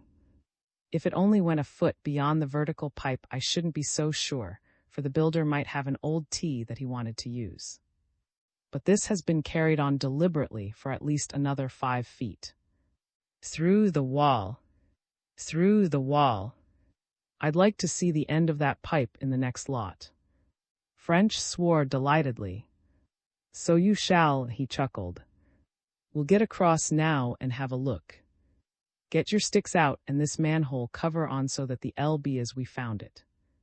They removed the traces of their visit, and shutting off their torches, crept out once more into the darkness of the night. XIV. The property adjoining. The 2 men halted when they had relocked the door behind them, looking around and listening. The night was intensely dark. There was no moon, and a thick pall of cloud cut off even the meager light of the stars. Above the wall bounding Tate's Lane, they could see the upper stories of the houses opposite lit up faintly by the street lamps. Elsewhere not a gleam of light showed. It was silent also. Save for the complaining call of a marauding cat and the distant whistle of a train, no sound broke the stillness. Satisfied that they were unobserved, made a back, and French swung himself up onto the wall dividing the 2 properties. Followed, and both men dropped softly to the ground at the other side. This is what we want, whispered French as he felt along a building beside them. Here, where our pipe goes to all right. It was another shed, identical so far as they could make out in the darkness, with the garage and set end to end with it. We must get in, went on French. Have a try at the lock. It's like the other, returned. There's not much chance of getting it open. He fumbled for a moment then, by Jove. I can do it after all. The same key fits both. Here you are, mister. French. A bit of luck, that is. It's proof the same parties are running the 2, though we scarcely needed that. Come in and close the door. The door shut, French cautiously turned on his torch. The shed was a garage, identical in design with. Here were the same cement-finished walls and floor, the same window, pit and bench, the same manhole cover and ventilating pipe. There was no car, but there was something a good deal more interesting. Hanging from hooks beneath the bench was a 12-foot sewer cleaner's serpent, a flexible rod with a pair of toothed jaws at one end operated by a wire from the other. There, said French, pointing to the rod. There's the proof we wanted. That's what he uses to get the bags of half-crowns through the pipe. But to set the thing beyond doubt, you better go back into that other garage and flash your light into the pipe. I'll watch this end. While he was away, French made a sketch of the pipes for his report. A copy is given here. Presently a muffled voice came from the drain, and French, crouching down in the inspection chamber, saw a torch in the distance. That's that, French whispered down the pipe. Come back and we'll have a look round here. They now essayed a more difficult task. Starting from the garage, they felt their way along the various walls, pacing their lengths and estimating the angles between them. It was not easy work in the dark, but French was too much afraid of being overlooked to use his torch. When they had worked round to their starting point, they returned to the garage, where French made a sketch from his measurements. The area appeared to be a yard, irregular in shape and surrounded by buildings. From the nature of the debris which filled one corner, old crates mostly, the place seemed more like a shop or works than a private house. Opposite the garage, an arched roadway passed under one of the buildings, ending in a pair of close-sheeted gates. A gleam of light beneath the gates indicated that they opened onto a street. I want to mark that entrance gate, French said as he put away his sketch. We must locate it in the street outside. He paused in thought. I have it, he went on. Here is a penny. We'll push it out underneath and then go round and see if we can find it. They carried out this. Having made sure that they had left no traces of their visit, they locked the garage, pushed the penny beneath the large gate, and climbed back first into the builder's yard and then into Tate's Lane. Then walking round the block to the parallel street, they began searching for a likely gateway. There were a number of such, but at the third they found their penny and knew that they had reached their goal. The entrance stood beside a shop, and when French read its signboard he felt amazed and puzzled. It bore the legend, and "Working silversmiths. Oh, can it be coining after all?" He whispered in bewilderment. If so, what about the report from the mint?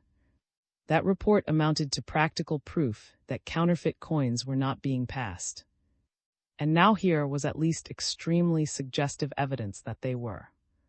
He swore his comprehensive oath, but it scarcely brought its customary relief. "Looks to me as if those mint people had been diddled like ourselves," he muttered. "Well, that's all we can do now. We'll get off home." He wondered if it would be wise after all to return to the silversmiths next morning, or rather that morning, for it was after 4 o'clock. What he wanted was to get his hands on Style. The activities at the silversmiths could wait. If he went too, and he might be seen by some member of the gang. The alarm would then be given, and the members might disperse, greatly increasing the difficulties of rounding them up. No, on second thoughts, he would lie low for the morning. He would visit the bank at 2 o'clock and there either arrest Style or shadow him to his home, the latter probably, as it might lead him to Gwen and perhaps still other members of the gang. But next morning a fresh development took place which banished all thoughts of finesse and sent him hot-foot to the silversmiths and any other place from which news of the trio might be obtained.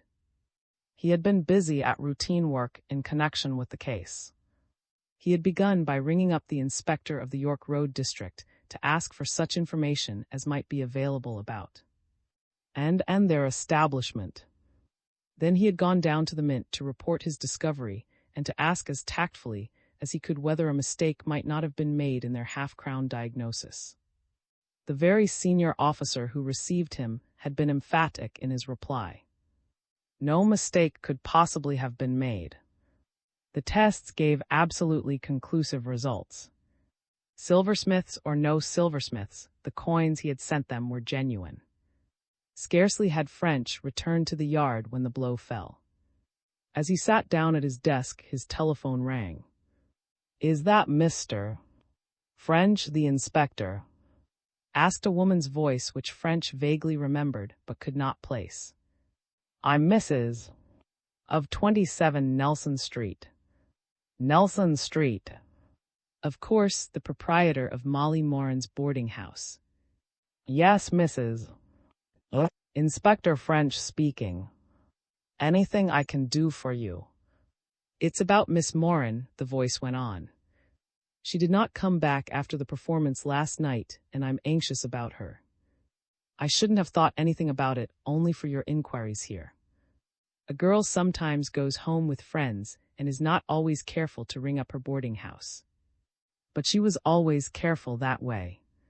French's heart almost stood still for a moment. Was it possible? Could these infernal scoundrels have got hold of her as they got hold of, and her 2 unhappy predecessors? "Did you not ring up the cinema?" he asked quickly. "Yes, but by the time I began to get anxious, it was too late. You see, it's often nearly 12 before Miss Moran gets home, and it was only by chance that I was up myself about 1 and discovered she had not arrived. I rang up the cinema first thing this morning, but I've only just got through. They say she never turned up to business yesterday. I hope she's all right." French stiffened, sure that this confirmed his worst fears. Why had not the Panopticon people rung him up? Grimly, he promised himself a straight talk with the manager. But that could wait. Now the urgent matter was to organize a search. In times of emergency, French always rose to the occasion. Pausing only to ring up the Panopticon for confirmation of the landlady's statement, he set to work. For some 30 seconds he sat motionless, staring with unseeing eyes at the polished wood of his desk while he rapidly considered the measures he would take. Then deliberately, but without the loss of a moment, he proceeded to put his plans into operation. His first step was to hurry to Chief Inspector Mitchell's room, tell him the news, and outline his proposals for dealing with the situation. French already held warrants for the arrest of all 3 known members of the gang, but he now wanted search warrants for his house and office as well as for the premises of the silversmiths. And with all his proposals, Mitchell expressed his agreement. French next summoned a number of men to his room. I think you all know something of the case I'm on, he began, speaking in quiet but impressive tones. Starting with the Portsmouth murder, I have found that a gang of crooks have murdered 3 cinema paybox girls who they feared were about to give away their secrets to the police. Now I've just had a phone that a 4th girl has disappeared, a Miss Molly Moran, employed in the box office of the Panopticon Cinema in Leicester Square. You have seen her, Carter, and you also. She got into the clutches of the gang, same as the other 3 girls, and has been working for them. Only the day before yesterday she told me her story, and it looks as if they may have got wise to it and done her in. He paused, and the men nodded in silence. She left her boarding house in Nelson Street, so I am advised, at her usual time yesterday morning, and has not been heard of since. If these people have got her, you will see that we can't lose any time. Again the men nodded, and French went on with his directions. You, Carter, will take 2 men and bring in. Here is a warrant which I have had ready for some time.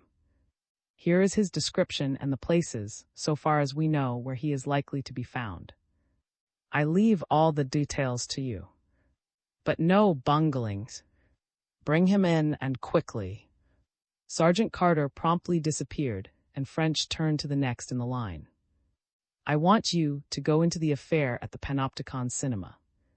You may get a line on some caller or hear of a letter or telephone. Advise the Yard if you have any luck. Disappeared in his turn, and French resumed.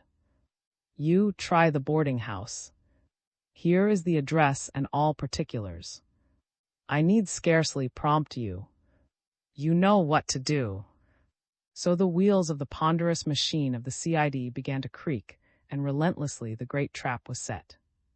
In addition to Carter and his helpers, men were sent to watch all the places which was known to frequent: his house, his office, the garage, his golf club.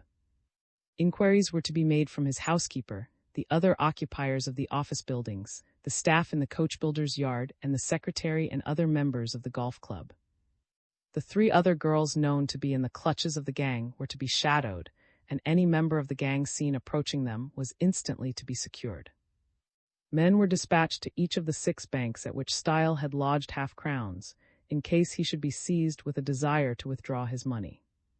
The last inquiry French reserved for himself. He concluded, you and I will go and have a look round that silversmith's yard. I've got a search warrant, but I'll not use it if I can avoid it.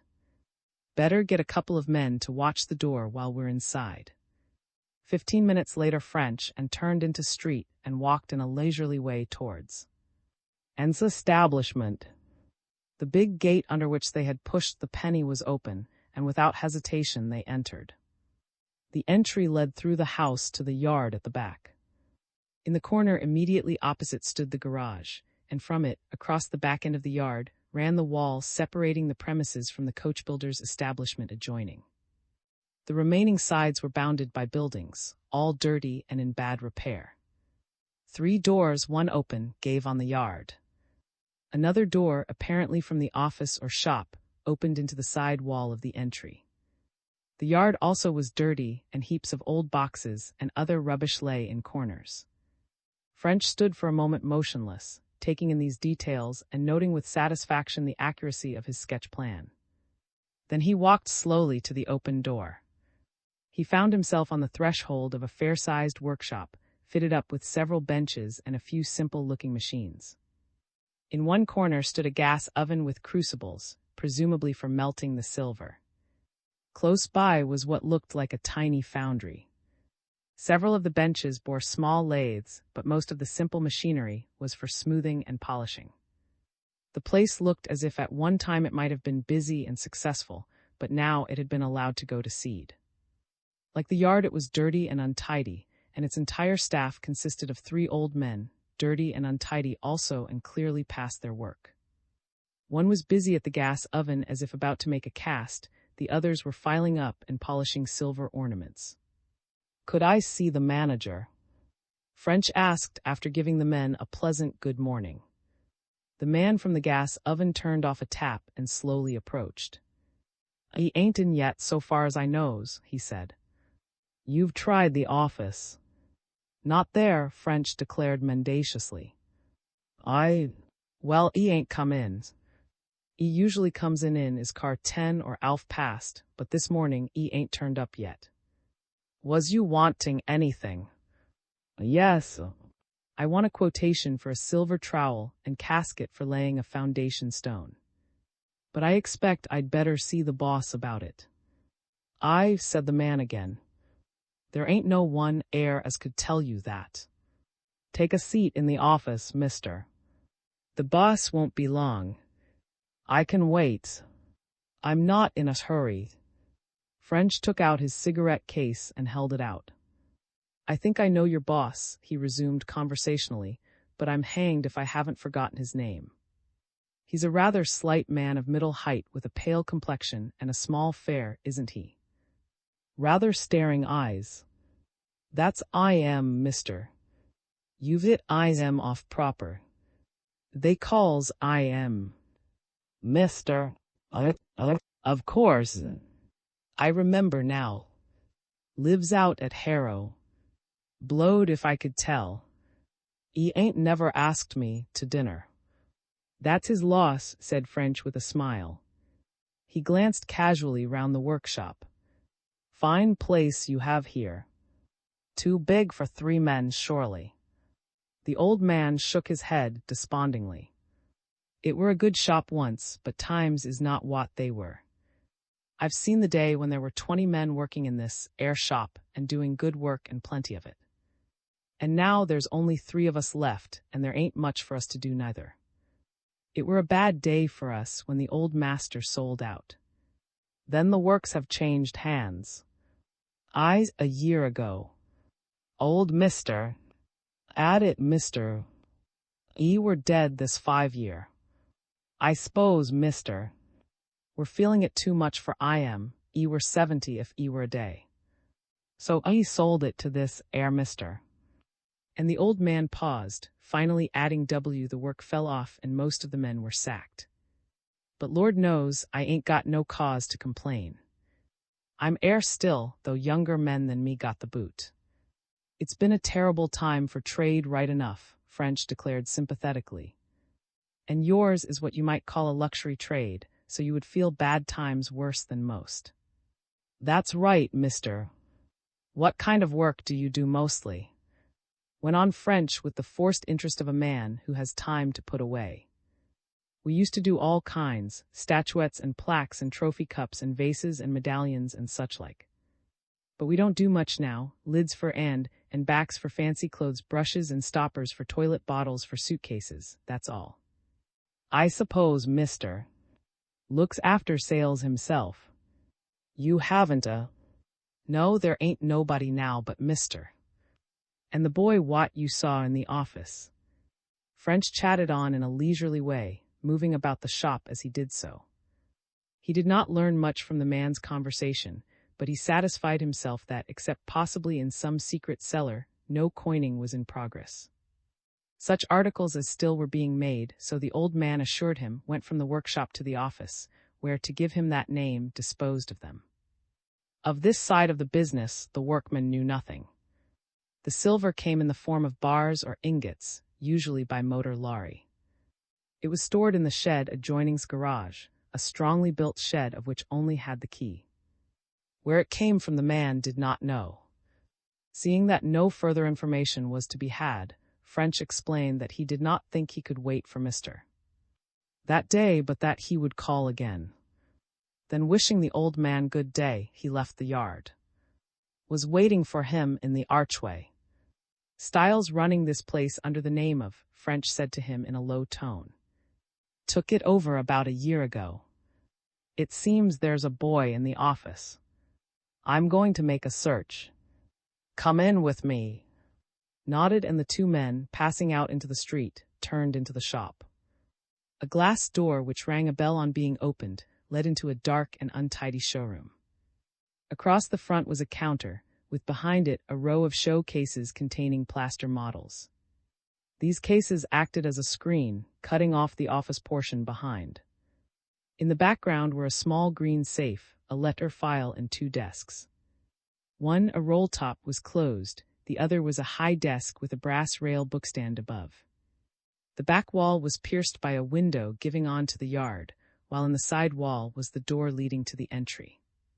Some dirty calendars and advertisement plates hung crookedly here and there. At the high desk sat a youth of about 20 with a pen in his hand and a ledger spread out before him.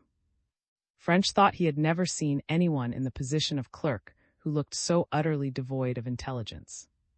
He watched him make a clumsy attempt to hide a well-thumbed novelette with a lurid picture on the cover, then said pleasantly, "Could I see Mr. Please?" The youth pushed the novelette into his pocket and slowly advanced to the counter. "He ain't 'ere," he replied succinctly. "So I observe," said French, looking carefully round the room. "Do you know when he will be in?" "No." French fixed the youth with a severe eye. "Now, sonny," he said sharply, "we're police officers and we're looking for Mr. When was he here last?" The youth gaped, and it took a repetition of the question in a still sharper tone to wake him up. "Yesterday morning," he answered sullenly. Style, it appeared, had arrived at the works at his usual hour, about 10:30. Customarily, he remained till 1 o'clock, when he left for lunch. But on this occasion, he had only waited a few minutes. He had sent the youth out on a message, and when the latter returned half an hour later, he had disappeared. The youth had not seen him since.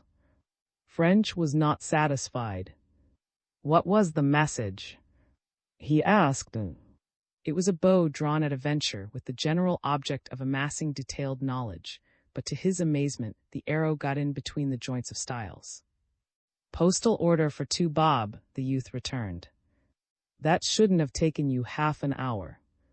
"He didn't want no order," the youth declared, and his eyes looked sly and furtive. "He only wanted me out of the way." "What makes you think that?"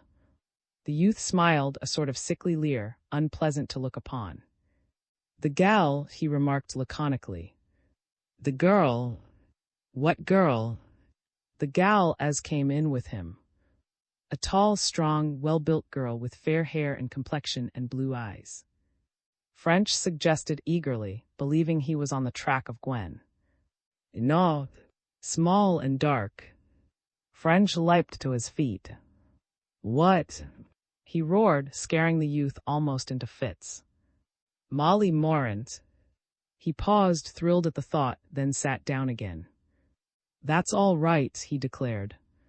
"I was surprised for the moment. Now tell me all about this girl. When did she come?" Getting information from the youth was like getting treacle out of a test tube, but by the exercise of all his patience, French managed it. It seemed that when Style arrived, he had driven his car into the yard in accordance with his usual custom. It was a dark green saloon. But instead of garaging it, he had turned it and run it back into the entry, stopping opposite the office door. Then he had hurried back to the street. Evidently, Molly further questions had left French in no doubt as to the gal. Identity had been waiting for him, for both came at once into the office. Style had asked her to sit down, and had then excused himself on urgent business in the workshops. A few moments later, the speaking tube from the workshops had whistled. It was Style, and he had instructed the youth to go out immediately and buy a 2-shilling postal order. Such a thing had never been asked for before, and the youth did not believe it was required. He had therefore assumed that the errand was to get him out of the way in order to allow the tender passages between Style and his caller, which he imagined were desired.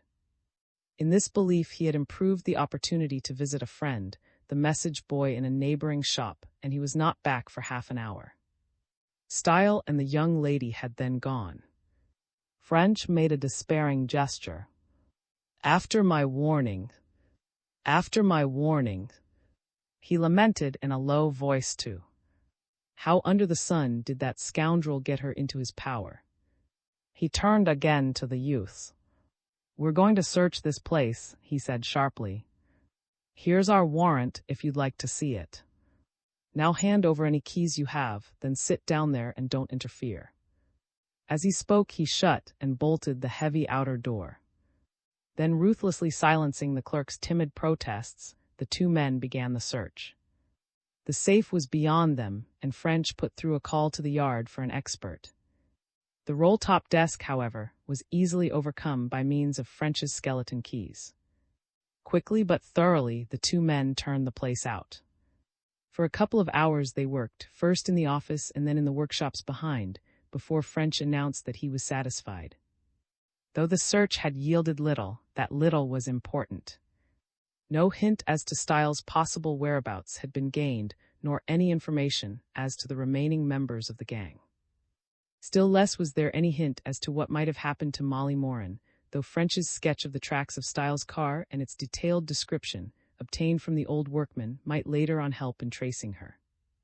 But two things had been made clear beyond possibility of doubt. First, the silversmith's business was practically non-existent. It was evidently a mere blind to cover more serious and lucrative operations. Secondly, though scarcely any silver articles had been sold, the purchase of bar silver had been very large. Report from the mint or no report, there could no longer be any doubt as to what was being done. Coining on an enormous scale was in progress. The next thing for French must be to find the plant. Or rather, the next thing but one. At all costs, Molly Moran's life must be saved, were this humanly possible. While French was sitting in the office turning these matters over in his mind, the yard expert had not been idle. He now called to them that he had just succeeded in opening the safe.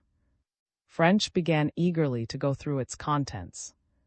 But he found only one thing of interest: 4 little leathern bags shaped to fit the divisions in the vanity bags, each containing from 100 to 150 half-crowns. Sure that at last he held the key to the affair, he poured the coins out onto the desk and examined them minutely. Immediately, he was once again disappointed. All of them, he was prepared to swear, were genuine. Every test he applied proved them so. And then suddenly he wondered. All of them were dated 1921. Whether this meant anything or not he did not know, but it was at least certain that they must at once be sent to the mint for an authoritative opinion. More anxious than ever as to Molly's fate, French returned to the yard, hoping against hope that some useful information might have come in. XV. Mr. expounds. French was profoundly worried by the disappearance of Molly Moran. He could not get out of his mind the thought that if anything happened to her, he was by no means free from responsibility. There could be no doubt that it was through him that she had incurred the suspicion of the gang, and he had led her to believe that she could confide in him with perfect safety. Bitterly, he regretted his oversight in not having her shadowed so that her kidnapping would have been impossible. Again and again he cursed his mistake, and again he swore to leave no stone unturned to save her, and if unhappily he failed in that, to bring her murderers to justice. There was little that he could do personally but remain in his room and collate and sift the information which soon began to come in. A good deal was obtained as a result of the inquiries which he had set on foot, but unfortunately it was all negative. The first news he had was from the men whom he had sent to the banks, at which Style got rid of his half-crowns. At none of them had the man been seen. This was Thursday, and since Tuesday he had neither paid in half-crowns nor drawn checks. The total sum standing to his credit in all 6 was close on £500. It was evident, therefore, that he was badly frightened, if, as seemed likely, he had abandoned the money. Telephone reports from the other men engaged were equally disappointing. Sargent rang up to say that he had been unable to learn anything at the Panopticon. Miss Moran had left at her usual time on the Tuesday evening, and an assistant with whom she had walked to the Tube said that her remarks showed that she intended to be at work on the following day. Nor was any news available from her boarding house. On the Wednesday evening she had not turned up after the performance. That was the desolating fact. She had not sent any message to explain her absence, nor had she previously given a hint to anyone there that she might not be home. Even more disquieting was the report from Carter. He had been unable to arrest, because also had disappeared. The man had not returned home on Wednesday evening, nor had he been seen since. His housekeeper, however, was not alarmed about him, as he had sent her a telegram on Wednesday afternoon to say that he was unexpectedly called away on business and would be absent for a few days. His usual haunts had been shadowed and exhaustive inquiries made, but all to no purpose. The 3 other box office girls who had been changing coins were interrogated, also without result. At first all 3 had that they had ever met or were engaged in questionable practices with half-crowns, but the police examination had soon broken them down and they had admitted their complicity. But all stated that Wednesday was the last day on which they had seen.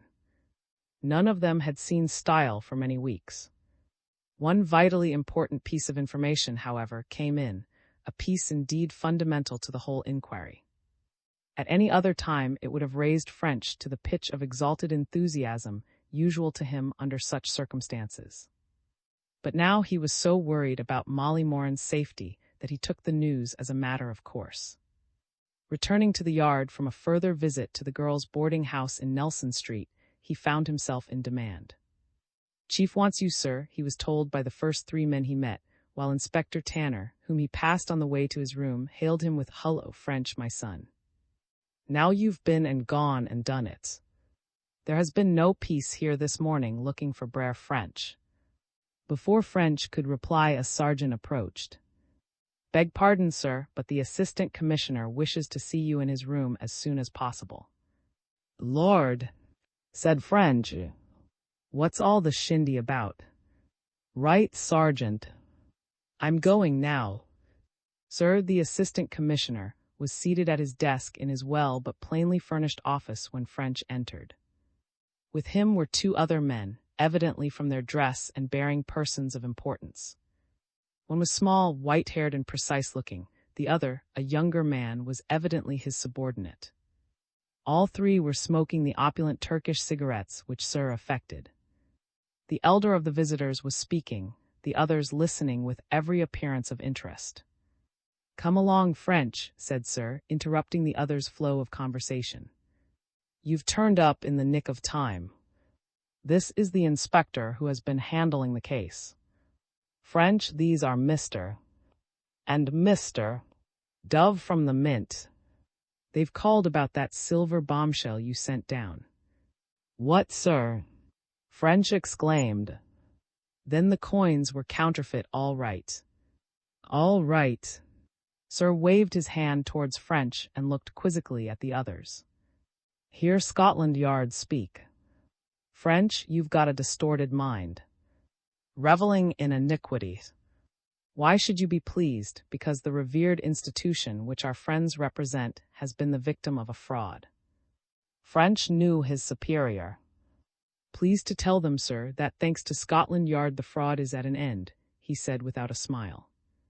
"There's Scotland Yard again. When you have no answer, beg the question. I do it myself, so I know. Now, French, sit down in that chair and tell us all about it." But French remained standing with a puzzled expression on his face. "But what about," he began, then stopped. "What is it, French?" "Sorry, sir, but this can only refer to the second lot of coins. The first lot were good." "That is so," broke in Mr. in thin, precise tones. "The first batch was good. It is this second batch alone that is in question." "A bit puzzling that, sir," French went on to the assistant commissioner. "I should have expected it the other way round. The first batch was given to the girl Moran to pass out to the public, the second was in Style's safe. Why should they pass out good coins? You've got them the wrong way round. That lot you got from the girl must have been received from the public, not from the gang." French shook his head. "No, sir, I'm quite sure of my ground there. Miss Moran put the coins she got from the public in the car. What she gave me were taken from the car for distribution." There was silence for a moment, then Sir spoke. "Well, if I can't prove you in the wrong, I must try something else." "How would this do?" "Those people are smarter than you've been giving them credit for. They twigged you were on to them and went canny. Is there any way they could have known what you were up to? Through the girls, sir, French admitted. I saw the risk, but I had to take it. There you are then. The girls reported your activities and Style and Co. Thought it healthier to trade good money. Well, French, when these rang me up to make an appointment, I expected Chief Inspector Mitchell would be here to post me in the affair until you got back. But Mitchell has been detained at Croydon, so that I have been unable to tell them more than the main outlines. Now you start in from the beginning and let us have all the details. About the cinema girls, sir. About the silver. I've explained the method of distribution through the cinema girls, and that is all these require to know on that point. You tell about everything connected directly with the silver. I'm afraid, sir, there's not so much to be told. All I've found is, and French began explaining his investigations in detail. He told of the distribution and transport of the coins, the vanity bags, the secret panel beneath the seat of his car, and the pipe connecting the two garages. Then he read out his notes of what he had found in the office, particularly the weights of silver and copper purchased compared to the weight of silver ornaments sold. The three men listened with keen attention, Mr. congratulating him warmly when he had finished. It's the cleverest fraud I've come across for many a day, he declared. Indeed, I don't mind admitting that if it hadn't been for our friend here, it might have gone on almost indefinitely. It would never have been discovered from mere inspection of the coins. They look perfect. Only careful tests in our laboratories proved that they were counterfeit. Made by an expert. Sir prompted. Unquestionably. Perfectly the way they were turned out. I have shown them to several of our people, and they all said they were good, men with wide experience too. I don't wonder that Miss Moran's bank clerk friend was deceived. You see, Mr. Monopolized the conversation with evident pleasure. There are 4 principal tests of a silver coin: its appearance, by which I include feel and texture as well as design, its weight, its composition, and its ring. All these tests were met or discounted, except perhaps that of composition, and that was practically met. I don't know that I quite follow you, said Sir, and French nodded his agreement. Well, take composition. The composition of these coins was the actual composition of the coins we turn out from the mint. In other words, the fake coins were genuine as far as the material of which they were made was concerned, at least, as nearly as it could be done without our extraordinarily accurate system of proportioning the ingredients.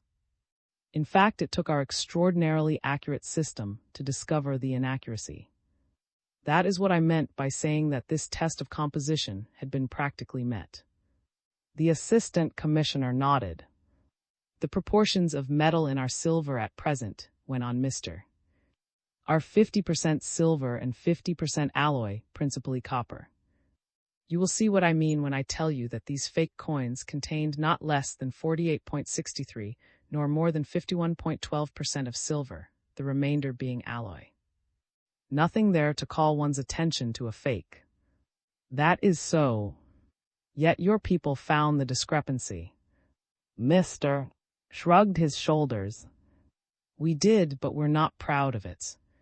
The less we say about that part of the affair, the better. My point is that no one would have suspected anything wrong from the appearance of the coins. Sir nodded again. You mentioned 3 other tests. Yes, those of design, weight, and ring. Take the first of these. Now I'm sure you know, sir, that no matter how carefully a coin is, defects will creep in. Particles of dust or slight defects in the original will make a difference. Admittedly, these may be invisible to the naked eye, but a microscope will reveal them. Any coins struck as copies, that is, not from the original dies, will be microscopically defective in the detail of the design. You follow me? Quite. Now take weight. This is dependent primarily on the thickness of the coin, and the correct thickness can only be produced by the elaborate machines in the mint. It is scarcely conceivable that a forger could obtain one of these machines.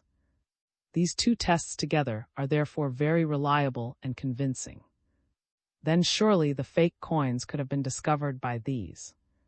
Ah, mister, replied, making a little gesture of demonstration as he reached his point. That's what I thought you'd say, and that's where the cleverness of this gang comes in. They discounted these two tests, and that in the simplest and most natural way imaginable. They wore the coins. Wore them. Yes. In some way which we can only imagine they produced where. Our engineers imagine that they turned them with very fine sand in some kind of a rotary churn, for the microscope shows that the wear is really caused by numbers of very fine scores and cuts. Ordinary wear from circulation, while it shows occasional cuts and scratches, leaves a comparatively smooth surface on the higher parts of the design.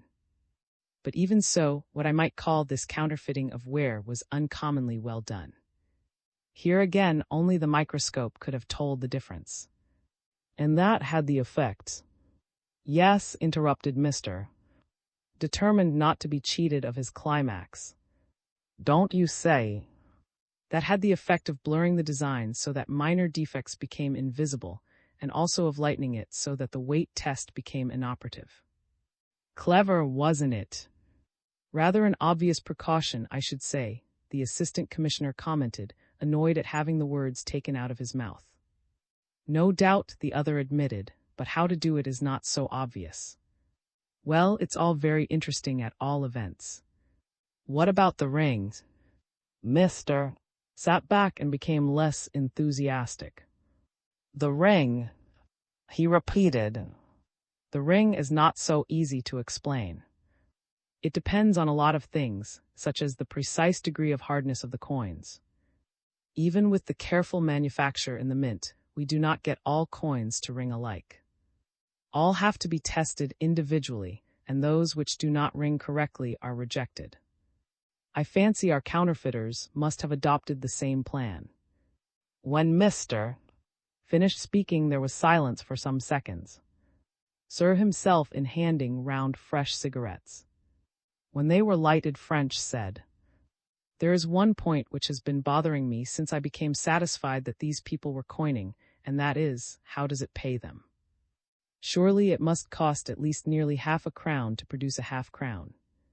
"No," returned Mr. "It doesn't. That's just the point. It should pay them uncommonly well.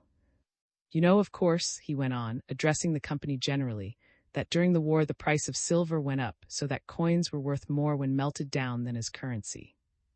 This actually led to a considerable loss of coins.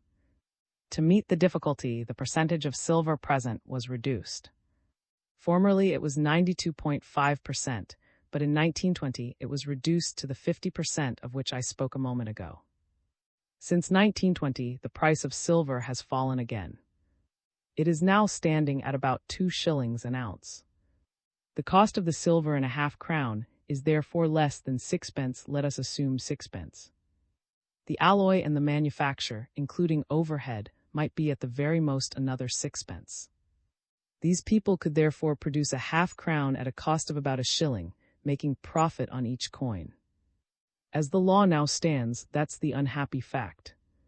By Jove! French turned to Sir. In that case, sir, it prompts one to ask why the staple industry of the British Isles is not counterfeit coining. A pertinent question, French. I was considering it myself. Difficulty of distribution, I presume. That's it, sir, Mr. Declared. Any man may produce sufficiently good coins to pass, but it takes a genius to get rid of enough to pay for the plant.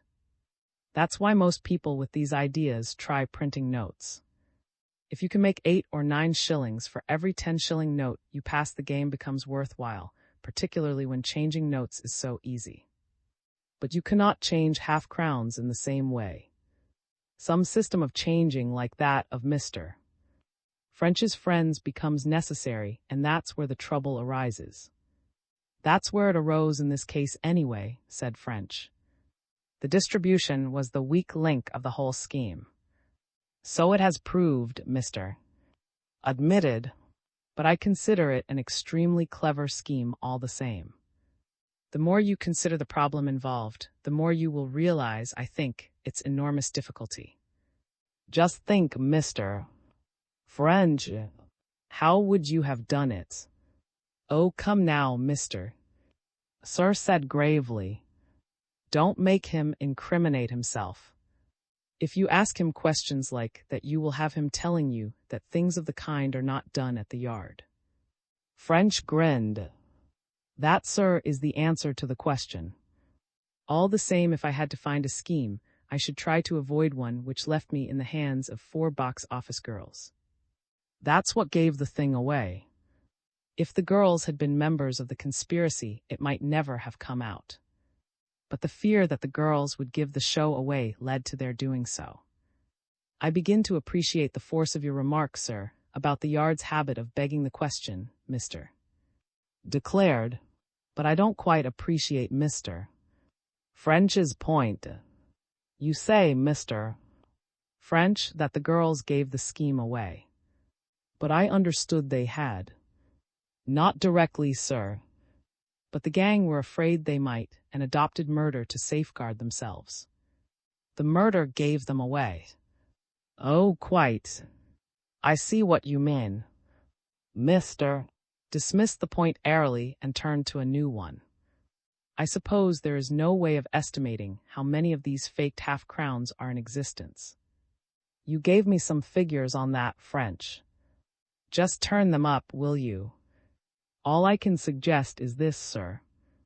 Miss Moran told me that she passed out from 100 to 150 a day. I took a minimum of between 700 and 800 a week. If all 4 girls were doing the same, that would be, say, 3,000 a week, or in round numbers 150,000 a year. We understand that the conspiracy has been running for about that time. Nearly £19,000 worth of spurious money in circulation. Mr. shook his head. It's bad, but it might be worse. And nearly £12,000 a year netted, sir added. Quite a profitable little enterprise, particularly if the profits had only to be divided among 3. What will your department do about it, Mr. Mr. glanced at him kindly. That really is rather a problem, sir, he admitted. To all intents and purposes, the money is good. Moreover, to recall it would be a virtual impossibility. At present, I may as well admit that I do not see that we can do anything but accept it as genuine and let it continue to circulate. Of course, I am speaking offhand and without proper consideration. But that is my present view. For some time they continued discussing the matter, and then Mr. remarked, the thing I cannot get over is the extraordinary skill with which the coins were turned out. This gang must surely have some technical training, and it's not a trade that many men follow. You know nothing, of course, as to their identity. Sir shook his head. We have their descriptions, though up to the present it hasn't helped us much. But I appreciate your point about technical training, and we shall certainly make inquiries on these lines. Just the sort of thing that one would expect from Jim. What do you say, Mr.? Said a new voice, and French looked with a sort of surprised interest at Dove, who had not yet spoken. My soul, I shouldn't be at all surprised to hear he had something to do with it, Mr. returned. He's the only man I know who could do such work. You haven't come across a stout, red-haired man in your inquiries, I suppose, sir? Not so far. Who might Jim be, if it is not indiscreet to ask? Up till 3 years ago, he was an engineer employed at the Mint. He was with us for about 7 years, and I don't mind saying that, present company excepted, he was the most brilliantly clever man it has ever been my good fortune to meet. There was nothing about coining he didn't know, and nothing he couldn't do with his hands. Extraordinarily resourceful, too. It was a pleasure to see him tackle a difficulty, especially one which required some ingenious adaptation of some tool or machine for its solution. As Mr. Dove says, this coining business certainly suggests his hand. Why did he leave you, Mr.? The little man shrugged his shoulders. Rejected coins were disappearing. We were satisfied that he was stealing them, but we couldn't prove it. We asked him to leave. And did the thefts go on? No, when he left there was no further trouble. There was not the slightest doubt of his guilt, but he was clever enough to prevent us getting proof. So not commenting, French asked if Mr. would kindly explain what rejected coins were and what was the object of stealing them. By rejected coins, I mean those which are complete, but which fail to pass some of the tests imposed. For instance, a half-crown, otherwise perfect, might not ring quite true. It would therefore be rejected and would go back to the furnace to be remelted. Its value to the thief, who would presumably put it into circulation, would be just 2 and 6 pence. That seems a useful hint about this, sir, French said to the assistant commissioner. With your permission, I should like to ask these for further particulars about him. By all means, French. Get what you can out of them while you have the chance. But neither of the visitors could give information which seemed likely to lead to apprehension. It was arranged, therefore, that French should send a man to the mint to look up records and learn what he could from other members of the staff. I would go myself, sir, French went on, but I don't want to leave the yard for the present. I want to be here if any news of that girl should come in. Quite. Sir turned to the others.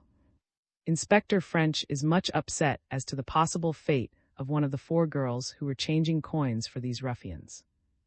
After shall I say, obtaining her confidence, French, she has disappeared, and there is evidence that she has been kidnapped. 3 of her predecessors were kidnapped, and I regret to say, murdered, almost certainly under similar circumstances. When I asked her for her confidence, I promised her protection, French explained in a low tone. You mustn't blame yourself, Sir declared. I appreciate your feelings, but you mustn't let sentiment run away with you. You acted for the best, and no one is omniscient. Thank you, sir. But you see why I want to stay at the yard. Yes, I approve of that. Wells, he went on to the others who had risen, we are much obliged for your call and information. You may rest assured that we shall keep you posted in the developments of the case, and I trust you will advise us if further information comes to your knowledge. You may depend on us. Our friends are annoyed that we should have found out about this fraud before they did, Sir remarked when the visitors had gone. It evidently hurts their pride. Now, French, tell me exactly what you're doing. You can have all the resources you want. I quite agree that we must save that girl's life if it is humanly possible. French detailed his plans. Is there anything else, sir, that you think I should do? He asked. No, I think you have pretty well covered the ground. Carry on as you're doing and let me know directly anything comes in. But nothing did come in. Every hour that passed made the affair seem more and more hopeless, while French grew more and more worried and despondent. That night he scarcely closed an eye, lying with the telephone beside him and hoping against hope to hear its bell summoning him to the yard to follow up some clue which had just been reported. But though he had been disturbed on many a night when he was tired and would have given a good deal to remain in bed, on this occasion there was no call. Next day at the yard there was the same blank silence. He fretted and fumed through its insufferable hours, until at last he told himself that he must give up hope, and began to fear that the only news he could expect would be that of the finding of the unhappy girl's body. And then late in the evening, his weariness and lassitude changed to fierce energy and excitement. News had come in. XVI. In the net. French's conversation with Molly Moran had given that young lady very seriously to think. From the beginning, she had realized that the undertaking in which she was assisting was unlawful, if not actually criminal. She was not making a bid for French's sympathy when she told him that since she had become involved, she had been miserable and in terror. This was the literal truth. Continually, she had felt as if she were living on the edge of a volcano, which might break out and overwhelm her at any moment. Visions of dismissal, of imprisonment, of ruin were constantly before her, and in spite of the money she was earning, she would have been thankful if she could have given up the whole thing and removed its evil shadow from her life. But never in her wildest imaginings had she conceived that the affair could be weighted with murder or she herself in actual physical danger. The story of and her 2 predecessors had therefore come to her as an appalling shock. Indeed, she realized that had it come alone, she might easily have been driven by panic to take some step which might have precipitated the very crisis she feared. Fortunately, it had not come alone. The same conversation had brought her a feeling of overwhelming relief. She had confided her position to Scotland Yard. She had made a clean breast of everything. And she had not been arrested, nor made to suffer any unpleasantness whatever. On the contrary, she had been met with a sympathetic understanding, such as she could not have expected from a police officer. She had been promised escape from the toils in which she had been caught, as well as protection against her captors. In spite of the dark suggestion of murder, as she returned from the manager's room to her box office, she felt happier than she had done for months. During the remainder of that day, it must be confessed that her thoughts were far from her job. Mechanically, she counted change and shot out disc tickets, while she speculated as to the developments which would take place as a result of her statement to French. Would Westinghouse, Style, and Gwen be arrested? If so, would she be a witness at their trial? She had always heard that giving evidence was a distressing ordeal, especially if one were cross-examined, as she would be by the lawyers for the defense. However, she was sure that French would see her through. Excitement kept her awake for a good part of that night, and next morning she came down with her mind keyed up to a high pitch of expectancy. What would the day bring forth? Surely, with the knowledge the police now had, some decisive step would be taken before night. After breakfast, she found herself with 3 hours on her hands before she must present herself at the cinema. Too restless to settle down at her boarding house, she determined to go for a walk in the parks, in the hope that the exercise might calm her mind. She was bursting to confide her story to all and sundry, but French's warning as well as her own fears deprived her of this relief. As she walked, that other warning which French had given her seemed to stand out in her mind with an ever-growing insistence. Those addresses, the 2 places to which she must not go. The further she walked, the more powerfully they drew her thoughts. That at Harrow did not so greatly interest her, it was far away. But Waterloo was near. She had been there scores of times. Not indeed in York Road, but close by. She would have liked, but of course she couldn't dream of going there after what Mr. French had said. She turned resolutely into the Green Park, but ever her thoughts reverted to the coachbuilder's yard. Presently, without conscious volition on her part, she found herself leaving the park and walking in the direction of the river. This will never do, she thought. Then she saw that it could not possibly be any harm for her just to walk past the end of the street and look down. She had an uneasy twinge of conscience as she crossed Westminster Bridge, but the place drew her with extraordinary insistence. 10 minutes later, she found herself actually turning into Tate's Lane. But here she drew the line. French had said she was not to go, and she would not. Therefore, contenting herself with a long, eager look down the unattractive thoroughfare, she put temptation behind her and passed on. But still the place drew her. Aimlessly strolling on with time to kill, she thought she would go down the next parallel street and have a look at Tate's Lane from the other end. Perhaps from there she would see the builder's yard. Thus it came to pass that at just 25 past 10, she was slowly sauntering along street. She had walked 100 yards or more when she saw coming towards her a green saloon car with a figure which looked familiar at the wheel. No, she was not mistaken. It was indeed Mr. Style. He was alone, and though he evidently did not see her, he was stopping, for he was slowing down and signaling to following drivers. As she stared at him, he turned the car into an entry almost beside where she was standing. Her heart beat fast. Here was news for Mr. French. Was it possible that where the tremendous organization of Scotland Yard had failed, she was going to succeed? Mr. French would revise his estimate of her. She would prove herself less of a fool than he had supposed. At this moment, as he was crossing the footpath, Style saw her. For the fraction of a second, an ugly gleam shone in his eyes, then he smiled pleasantly. "Good morning, Miss Moran," he called. "This is an unexpected pleasure. What are you doing in this part of the world?" His tone was genial, and he looked as if delighted by the meeting. Molly felt a sudden urge to take to her heels. Then she saw that she could not do so. Style must not be allowed to think that she suspected him. She must satisfy him that the meeting was accidental and that she did not connect him with the half-crown affair, then pass on and ring up French from the first shop she came to. If she played her part well, Style would suspect nothing and might stay where he was until French arrived. She therefore smiled back at him and walked up to the car. "Good morning, Mr. Style. I didn't expect to see you either, though I have often wanted to do so since our last meeting." This piece of mendacity was due to a sudden idea.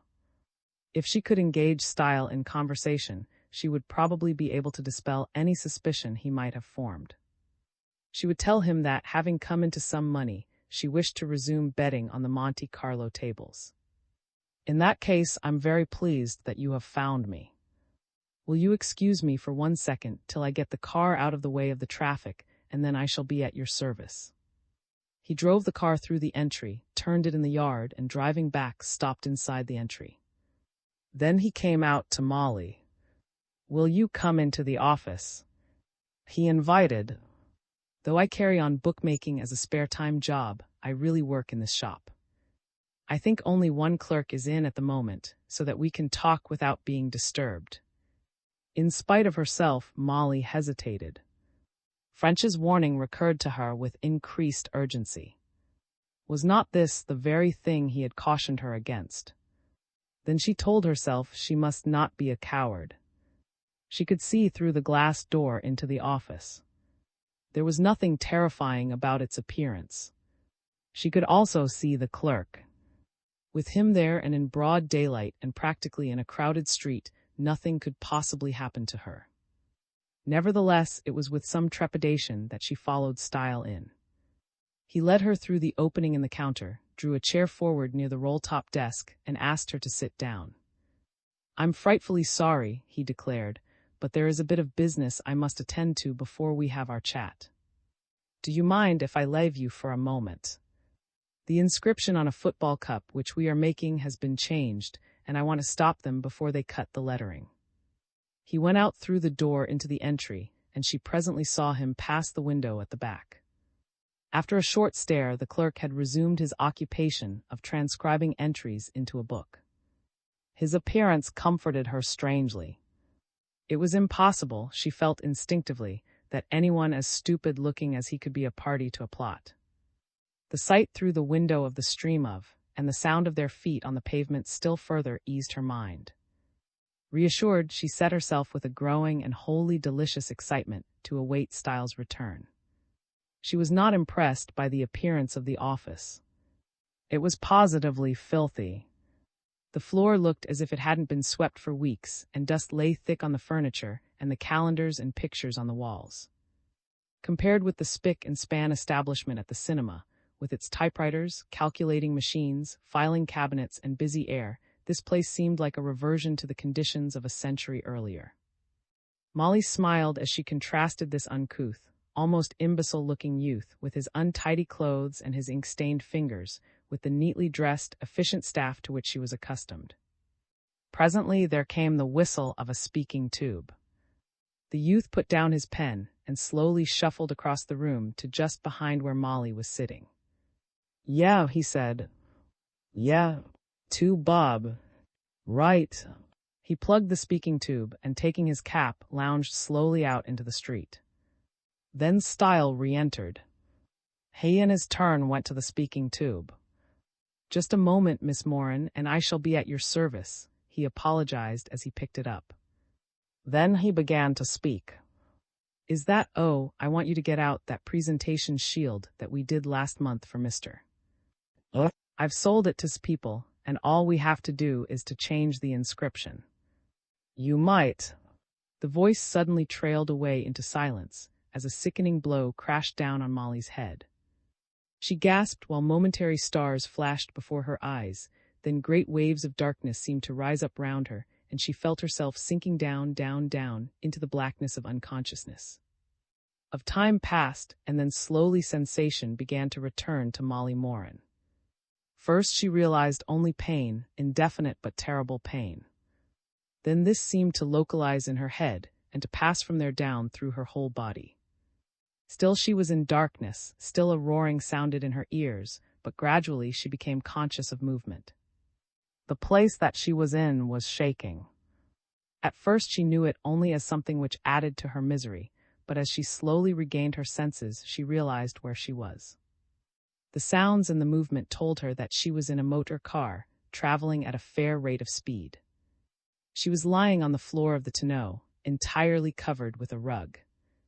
This intelligence having sunk into her brain, experiment told the rest. Attempted movement showed her that her wrists and ankles were bound together, and at the same time she found that she was securely gagged. Recollection of the scene in the silversmith's office then returned to her, and she knew what had happened. She had been kidnapped by Style. Cold terror took possession of her as she remembered the story French had told her of the fate of the 3 girls who had attempted to betray the gang to the police. Had she wondered, lain bound in the tonneau of this terrible car as it jolted her on towards her doom? And what had befallen her at the end of the journey? Was drowning painful? As Molly pictured what might have happened, a cold sweat of fear broke out on her. It was too ghastly even to think of. And yet before many hours, before many minutes perhaps, almost she swooned away again as she lay trembling in sick horror, her mind numb and scarcely functioning. But she was young and strong. Gradually the paralyzing sharpness of the first shock passed. Whatever faults she had, cowardice was not one of them, and soon she was striving desperately to pull herself together and to put as brave a face on the situation as she could. Things in her case were not quite so hopeless as in that of poor. French was looking after her, and she would immediately be missed. He would trace her to the silversmiths and so learn what had happened. With the great organization of the yard behind him, it could not be long until he found her. In fact, he had evidently foreseen what might occur when he gave her his warning. Oh, that she had taken that warning! But suppose he didn't trace her in time? Resolutely Molly shut her mind to the suggestion. She was not dead yet. While there was life, there was hope. To divert her mind from these harrowing thoughts, she fixed her attention more deliberately on her surroundings. Could she learn anything as to her destination from the sounds she heard? It was immediately clear to her that they were bowling along at a fair speed on an extremely good road, asphalted, she thought. But she was conscious also of a reduction in the sound. She wondered if this were due to meeting fewer vehicles, as if so, it would indicate that they were getting farther from London. As she was considering the point, they slowed down, and turning, she believed to the right, passed at a slower speed over a road with a much worse surface. After a few minutes they stopped altogether, and she heard movements, as if her driver were performing some gymnastic feat in the front seat. Then he got out and walked round the car, and she heard a sort of click behind it.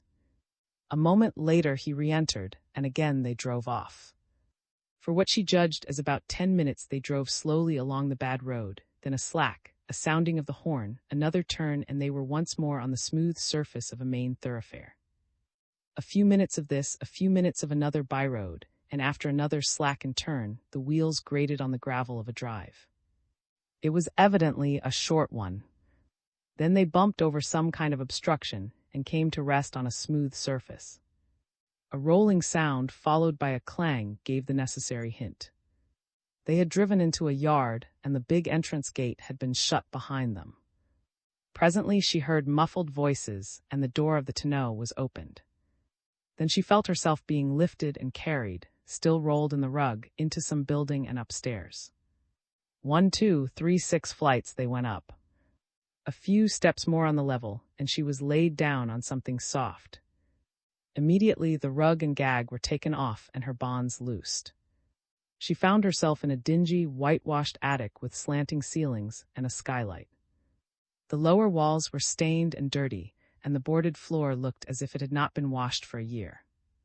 The furniture consisted of the bed on which she was lying, a chair, a table, a wash basin and jug on an old box, a fireplace with fender and fire irons but no fire, and in a corner a pile of old, untidy books. Over her were bending Style and Gwen. They watched her in silence, and at the look in their eyes, a paralyzing fear again swept over her. "So you thought you could get off with it," Styles said at last, and his voice was like the snarl of some vicious animal. "You thought you could play the traitor, speaking us fair and taking our money, and all the time spying on us and telling that cursed French what we were doing. You thought you could, did you?" Molly was not prepared for this direct attack, but she countered as well as she could. "What do you mean?" "I didn't tell anyone what you were doing."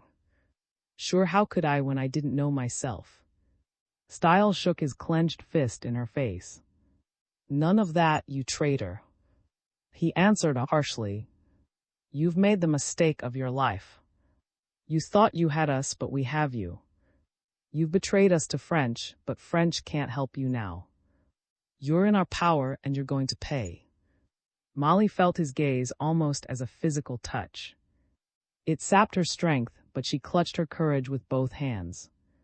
"I don't know what you're meaning. Who is French anyway?" "Liar!" Styles shouted savagely. "Do you think we're fools? Do you think we act before we're sure? Let me tell you, you've been watched. When you were telling French about us on the seat in Charing Cross Gardens yesterday, our agent was reading the paper within 20 feet of you. He saw you offering to show French your vanity bag and French's quick refusal. And we've watched you with him before. Fool!" He glared at her. "To think that you could fool us." To Molly, his abuse seemed to act as a stimulant. She felt her courage coming back. "Ah," she retorted, "you're a bit off the track, mister. Style, that was me uncle you saw me with. He often meets me and takes me out." Gwen spoke for the first time. "Little fool," she said harshly. "Lies like that will only finish you up." But Style held up his hand. "Just tell us his name," he demanded with a suddenly ingratiating manner and a sly look on his narrow face.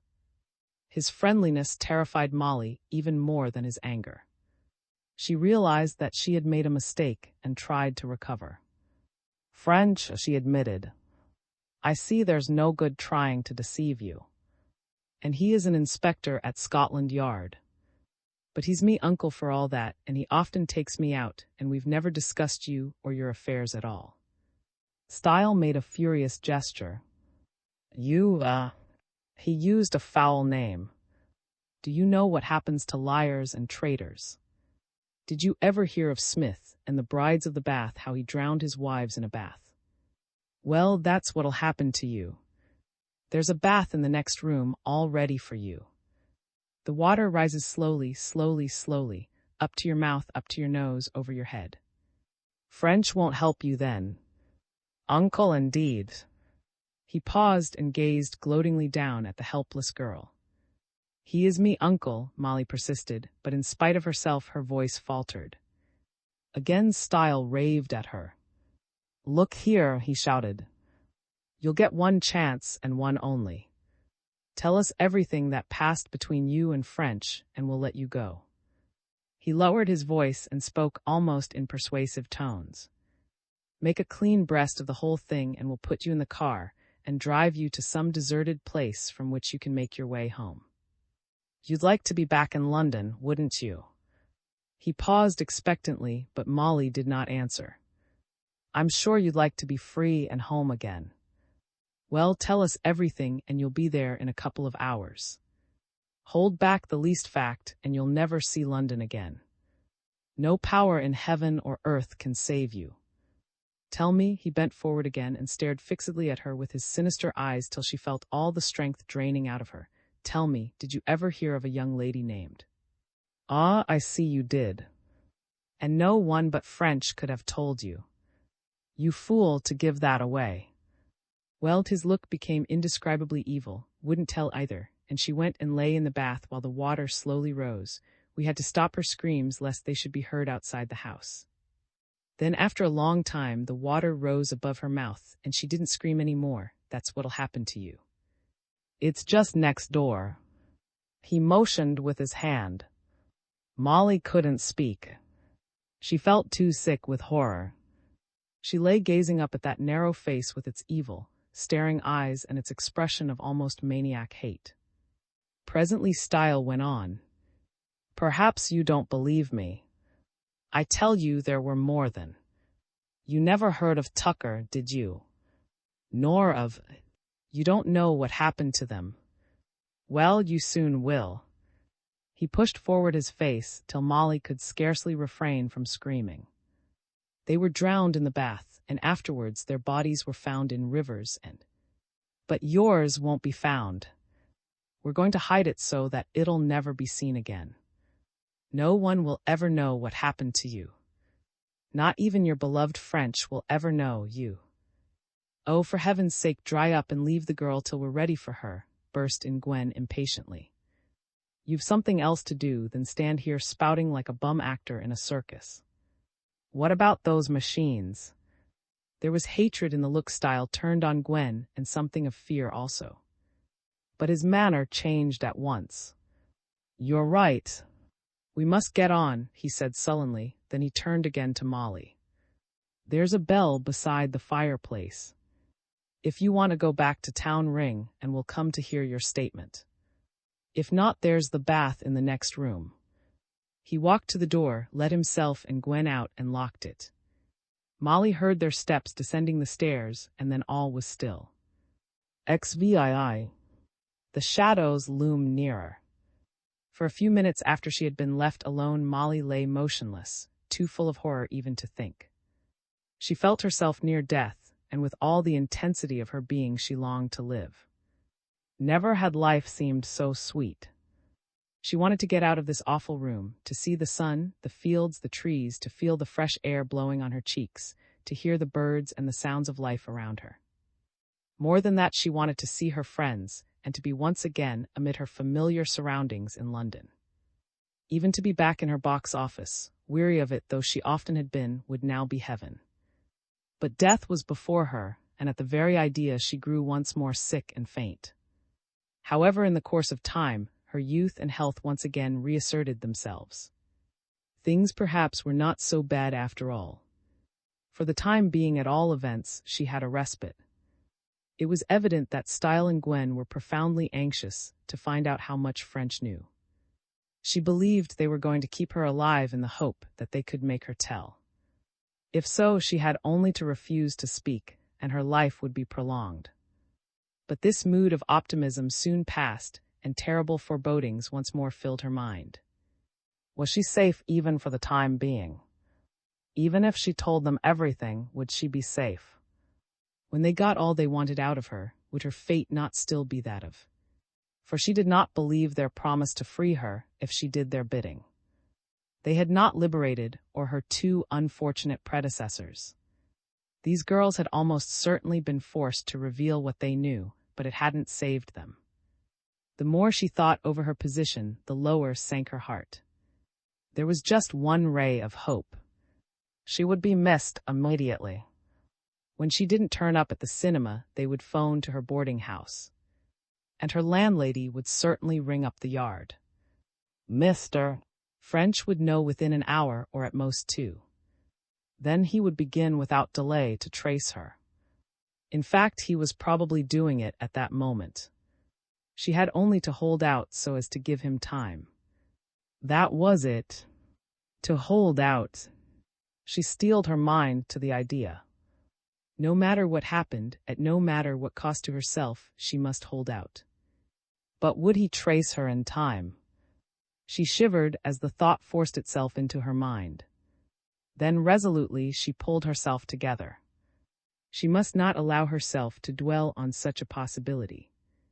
To occupy her thoughts, she got up from the bed and began to investigate her surroundings. The room was certainly very dilapidated. From the ceiling and walls hung festoons of cobweb, and dust and scraps of old rubbish lay thick on the floor. The chair and table were of the plainest kind, and the table rocked on 3 legs. There was no water in the jug, and both it and the basin were thickly covered with dust. The truckle bed bore blankets but no sheets, and one of its legs was broken and tied together with string. In the otherwise empty grate was an accumulation of dirty rubbish. The The skylight was out of reach, and there being no other window, she was unable to look out.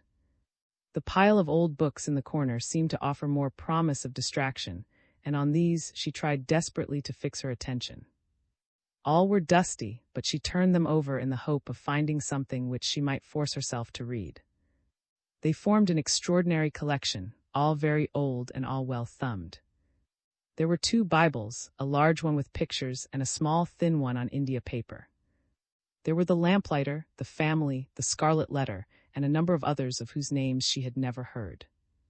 Most of them were without inscription, but in one was written in a thin, angular hand, Christina.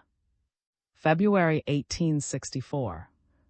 Molly dully wondered who Christina could have been, and how her Pilgrim's Progress had survived during the 60-odd years since she had obtained it. Among the collection was one book which might throw light on these problems, and Molly, desperately anxious to fill her mind with something other than her own condition, picked it up and forced herself to read. It was an old manuscript book, bearing on the flyleaf the same name and containing notes in the same thin handwriting, as well as pasted-in cuttings of various kinds.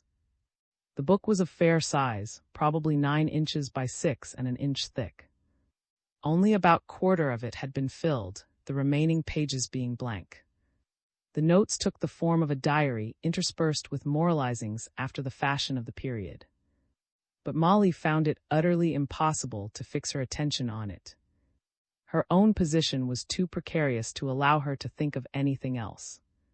Throwing the manuscript book back into the corner, she sat down on the bed, buried her head in her hands, and gave herself up to a detailed consideration of the situation. She was trapped. Could she do anything to help herself? That was the burden of her thoughts. The problem had been in her mind subconsciously since her capture, but now she set herself definitely to think of ways of escape. But the more she thought, the less hopeful the idea seemed. There was first of all the door. She got up and examined it. Opening inwards, it was strongly made and fitted with a mortice lock, whose heavy bolts she could see passing across the narrow slit between the edge and the jamb.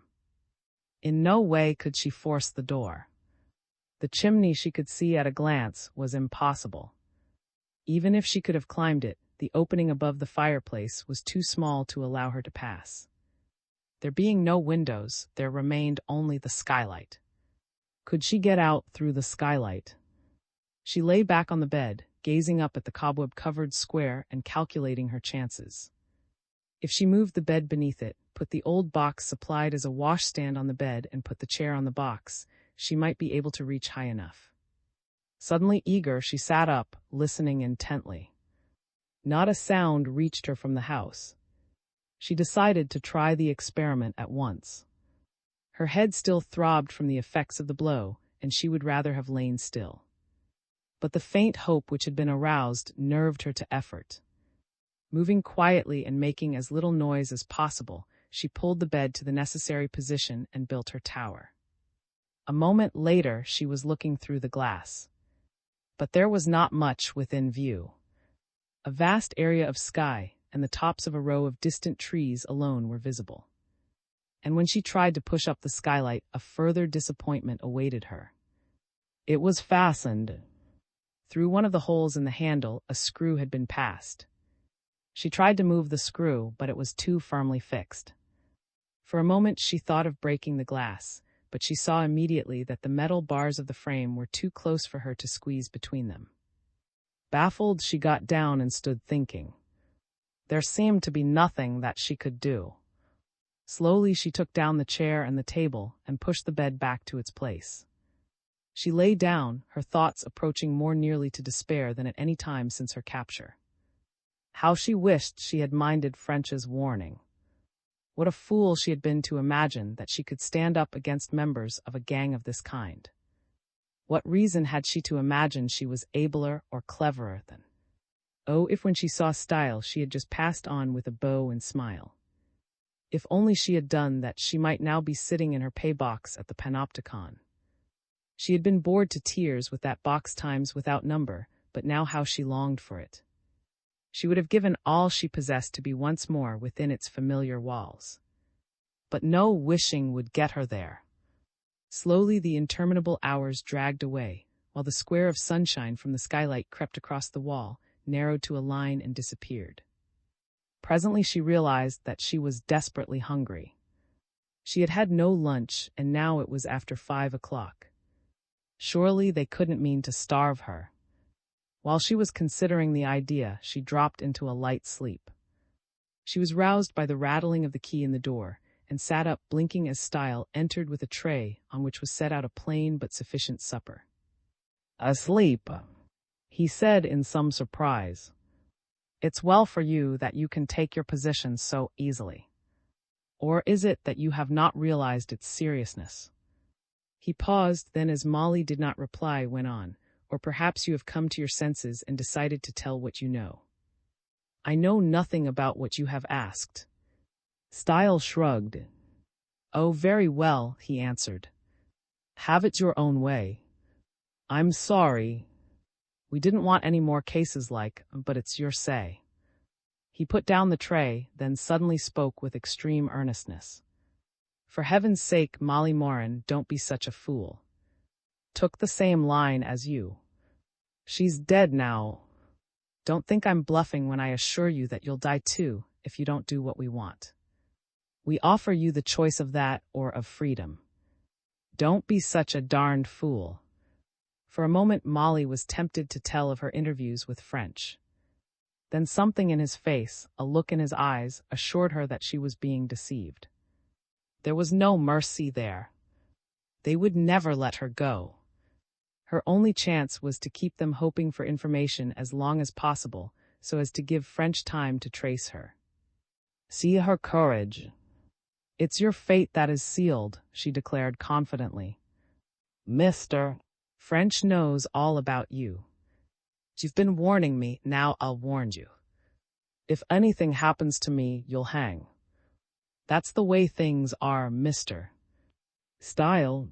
Mr. French knows all about, and he's taken precautions to prevent you repeating that. There's my warning to you." Brave words, and yet Molly had scarcely spoken them before she felt sick with terror. It was a ghastly mistake to have said that about. If they believed it, it would remove her, Molly's, chief safeguard. If they thought the murder could be brought home to them, it would not save them to spare Molly. The penalty was the same for one murder as for two. But this point of view did not seem to strike Style. He shook his head regretfully. "Very well, fool," he snarled. "If you want to commit suicide, you can," and turning on his heel, he strode out, slamming and locking the door. In spite of her almost frantic state of mind, Molly felt a good deal better when she had finished the plate of cold roast beef and the bottle of cider which she found on the tray. If she could but get the news of her whereabouts through to French, she would be almost happy. Oh, to know that he was on the way to her help. Was there nothing that she could do? Once again she lay down on the bed, while she racked her brains over the problem. Was there nothing that she could do? For an hour and more she tossed, then once again she heard footsteps and the door was unlocked. This time it was Gwen. She carried a pair of sheets, a can of hot water, soap, and other toilet requisites. "Here you are, you little fool," she said contemptuously as she dumped her burden on the floor. "You don't deserve these, but we are not so bad as you imagine. But I warned you that unless you do as we want, you'll not need them by tomorrow night." She did not wait for a reply, but went out quickly, locking the door after her. Though Gwen's manner was so ungracious, the articles she had brought made a deal of difference to Molly.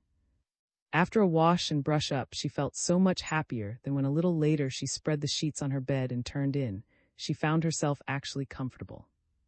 Then her anxiety and fatigues brought their own recompense, and she slept dreamlessly.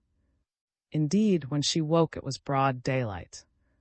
About 8 o'clock, Gwen brought her some breakfast, and then began another weary and interminable day. She would not have believed had someone told her previously how slowly time could pass. Hour after hour she lay on her bed, racking her brains over the problem of escape. Tales she had read of imprisoned heroines recurred to her, but in all of them some valiant young man had invariably appeared in the nick of time and had carried out the rescue. But in her case there was no such hero. She had herself to depend on and no one else in the world. Except French. Again and again, she pictured French following along that endless road from London. Momentarily, she expected to hear the tumult of his arrival. But still, the interminable silence remained unbroken. Suddenly, an idea flashed into her mind, and she lay still, wondering whether there could be anything in it. The more she thought, the less sanguine she grew. However, it was better than nothing. A forlorn hope, but still a hope. Again, eagerly listening, she once more built her tower on the bed. Once more she climbed to the skylight. From her pocket she produced a penny. Could she turn the screw with it? Alas, no. The edge was too wide to enter the slot. One encouraging fact, however, she noticed which she had missed before. The wood round the screw was decayed. If only she could get something to fit the slot, she felt sure the screw would not be hard to turn. 20 minutes wrestling with the problem brought her another gleam of hope. Going to the fireplace, she knelt down and began rubbing the edge of the penny on the hearthstone. And then hope changed once more to eagerness. The penny was deeply scratched. With perseverance, she was sure she could rub its edge thin enough. But she had not counted on the involved. She rubbed till her whole body ached before she succeeded. And then it was only to find that owing to the curve of the penny's edge it rose out of the slot when she tried to turn it. This problem, however, was easier. Another exhausting period of rubbing on the hearthstone, and she had ground a flat place on the disc, long enough to meet her purpose. Few would blame her that she shed a few tears when, after all her weary work, she found she was still no nearer her goal. She could not turn the screw. But once more she pulled herself together. She had gone so far she would not be beaten. And very little further thought gave her the solution. While she was considering some better way of gripping her penny, her eyes fell on the tongs. They were old-fashioned with a hinge and flat meeting faces, not the more modern spring kind with claw ends. It was the work of a few seconds to grip the penny in the tongs and try again. But even yet she was not through. She found she could not hold the tongs tightly enough to prevent them opening. But she would not be beaten. Looking round in desperation, her eye fell on the broken leg of the bedstead. In a moment she was kneeling on the floor, unwinding the cord which held it in place. Another few seconds, and the legs of the tongs were tied tightly on the penny, and she was again trying the great experiment. Her joy may be imagined when this time her improvised screwdriver worked. The screw removed, she eagerly raised the skylight and looked out. But at the sight which met her eyes her tears once again overflowed. All her work was unavailing. She was no better off. Away from her the smooth slates of the roof stretched in every direction, from the ridge above to the gutter beneath and to the capping of the eaves to right and left. From where she stood the roof seemed like a great sloping tableland suspended in midair. It had no visible connection with the earth, which appeared beyond the gutter, far below and a long way off. She thought she must be at the back of the house, for there was no road or drive in sight. She was looking down into fields, behind which was a wood forming the horizon. No human being was in sight, nor even a house. So far as she could see, she might be the only remaining human being in the world. No chance of escaping that way. She could not stand on that slope. With a thrill of horror she imagined herself climbing out, letting go the skylight frame, slipping down the smooth slates to the gutter, gripping it frantically, missing it, she shuddered. No, there was no hope that way. Nor was there any use in her making signals of distress. No one was there to see them. Bitterly disappointed, she stood staring out, watching lest by chance some wanderer might appear in the fields whose attention she might be able to attract. But no one came. Presently it occurred to her that the time for the evening meal must be near. Useless as this open skylight seemed, it would be wiser to keep the knowledge of it to herself. She therefore closed the sash, put back the screw loosely, replaced the furniture, took her screwdriver to pieces, and lay down on the bed. Only just in time. She had scarcely settled down when Gwen appeared with the meal. Then followed a perfectly interminable night. This time she had not had the necessary physical fatigue to make her sleep, and she tossed restlessly during the long, dark hours. But morning came at last, and with it breakfast and the prospects of another endless day. She wondered what the plans of the trio could be. Gwen's threat as to her end coming before the previous evening had not been fulfilled. Either their plans had or Gwen had been bluffing. Reassuring for what it was worth. But they could not keep her alive and a prisoner indefinitely. They must, she imagined, be waiting for some development, though what form it might take she could not imagine. Like a century, the day dragged out its weary course. Lunch came, then Gwen with water, then supper, and still no ray of light or hope appeared to the girl. Then, just as she was preparing for another long night of wakeful tossing, she got another idea. It was far more in the nature of a forlorn hope than the last. Still, she reminded herself, it was a hope. But if she were to carry out her plan, she must lose no time. It would be dark in less than an hour.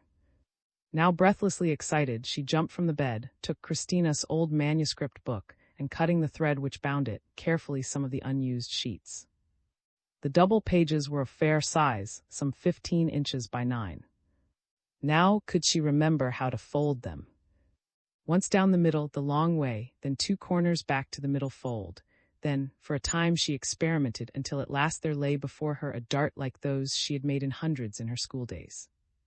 Eagerly she stood up and threw it. It floated gently across the room. Mass production was now the order of the day. There were 37 clean double pages in the book, and in a few minutes 37 darts lay in a little pile on the bed. As she folded, Molly thought out the message they would bear, so that by the time they were ready she had decided on the wording. Taking her fountain pen, she wrote on the top of each, "Find her for God's sake, phone Victoria 7000 that Molly Moran is in this big house. Her life at stake." By this time it was getting dusk. As quickly and silently as possible Molly rebuilt her tower beneath the skylight, the screw, and opened the frame. Then taking up a bunch of darts, she began to launch them one by one. There was a gentle wind blowing towards the left. This picked up the darts and carried them well away from the house, over towards the fields. They floated well, and though most of them disappeared from view below the line of the roof, she saw some actually strike the ground. The 37 disposed of, she stood looking out, hoping against hope that someone would appear and get her message. But though she waited till it was quite dark, no one appeared. At last, with a profound sigh, she closed the skylight, put the furniture in its place, and lay down once more. The reaction from her previous excitement had now set in, and her depression became greater than ever. The darts, she felt, were no good. No one would find them, and if anyone did, he would think the message some child's prank and take no notice. And this was a disaster which she had not thought of before, Gwen or Style might find them. What would happen to her then?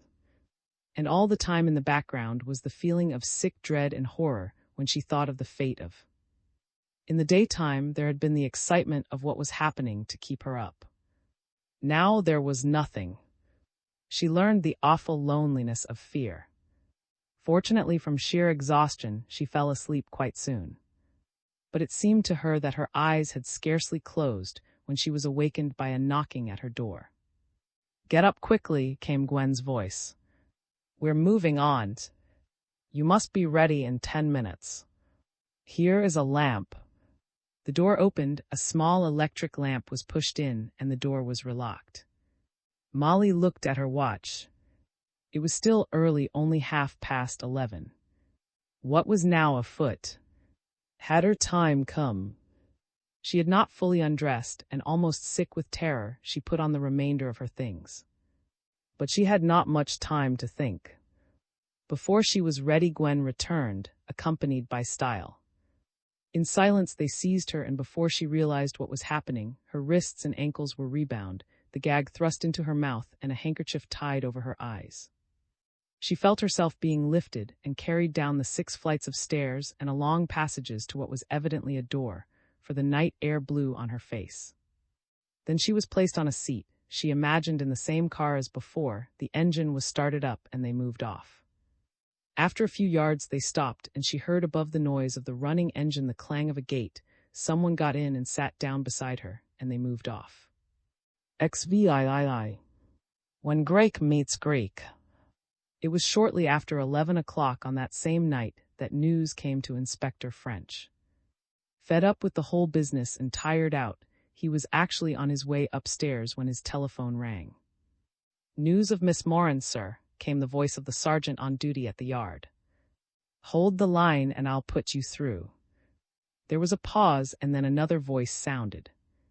"Is that Victoria 7000? If so, I have a message for you." "That's right.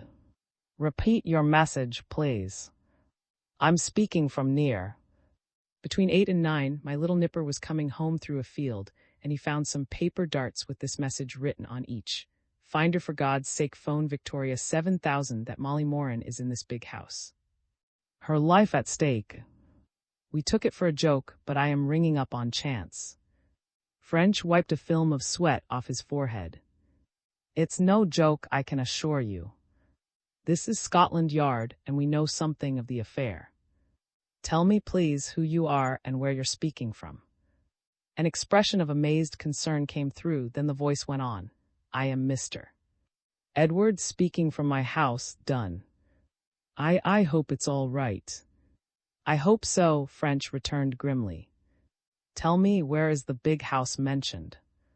"It's at the other end of the village, Mr. The novelist. Now, Mr. Could you lend me a hand at your end? It may save the girl's life." "How far are you from the police station?" "It's in the village, 5 minutes walk from here." "Good. Will you take the darts there and hand them to whoever is on duty and tell him your story?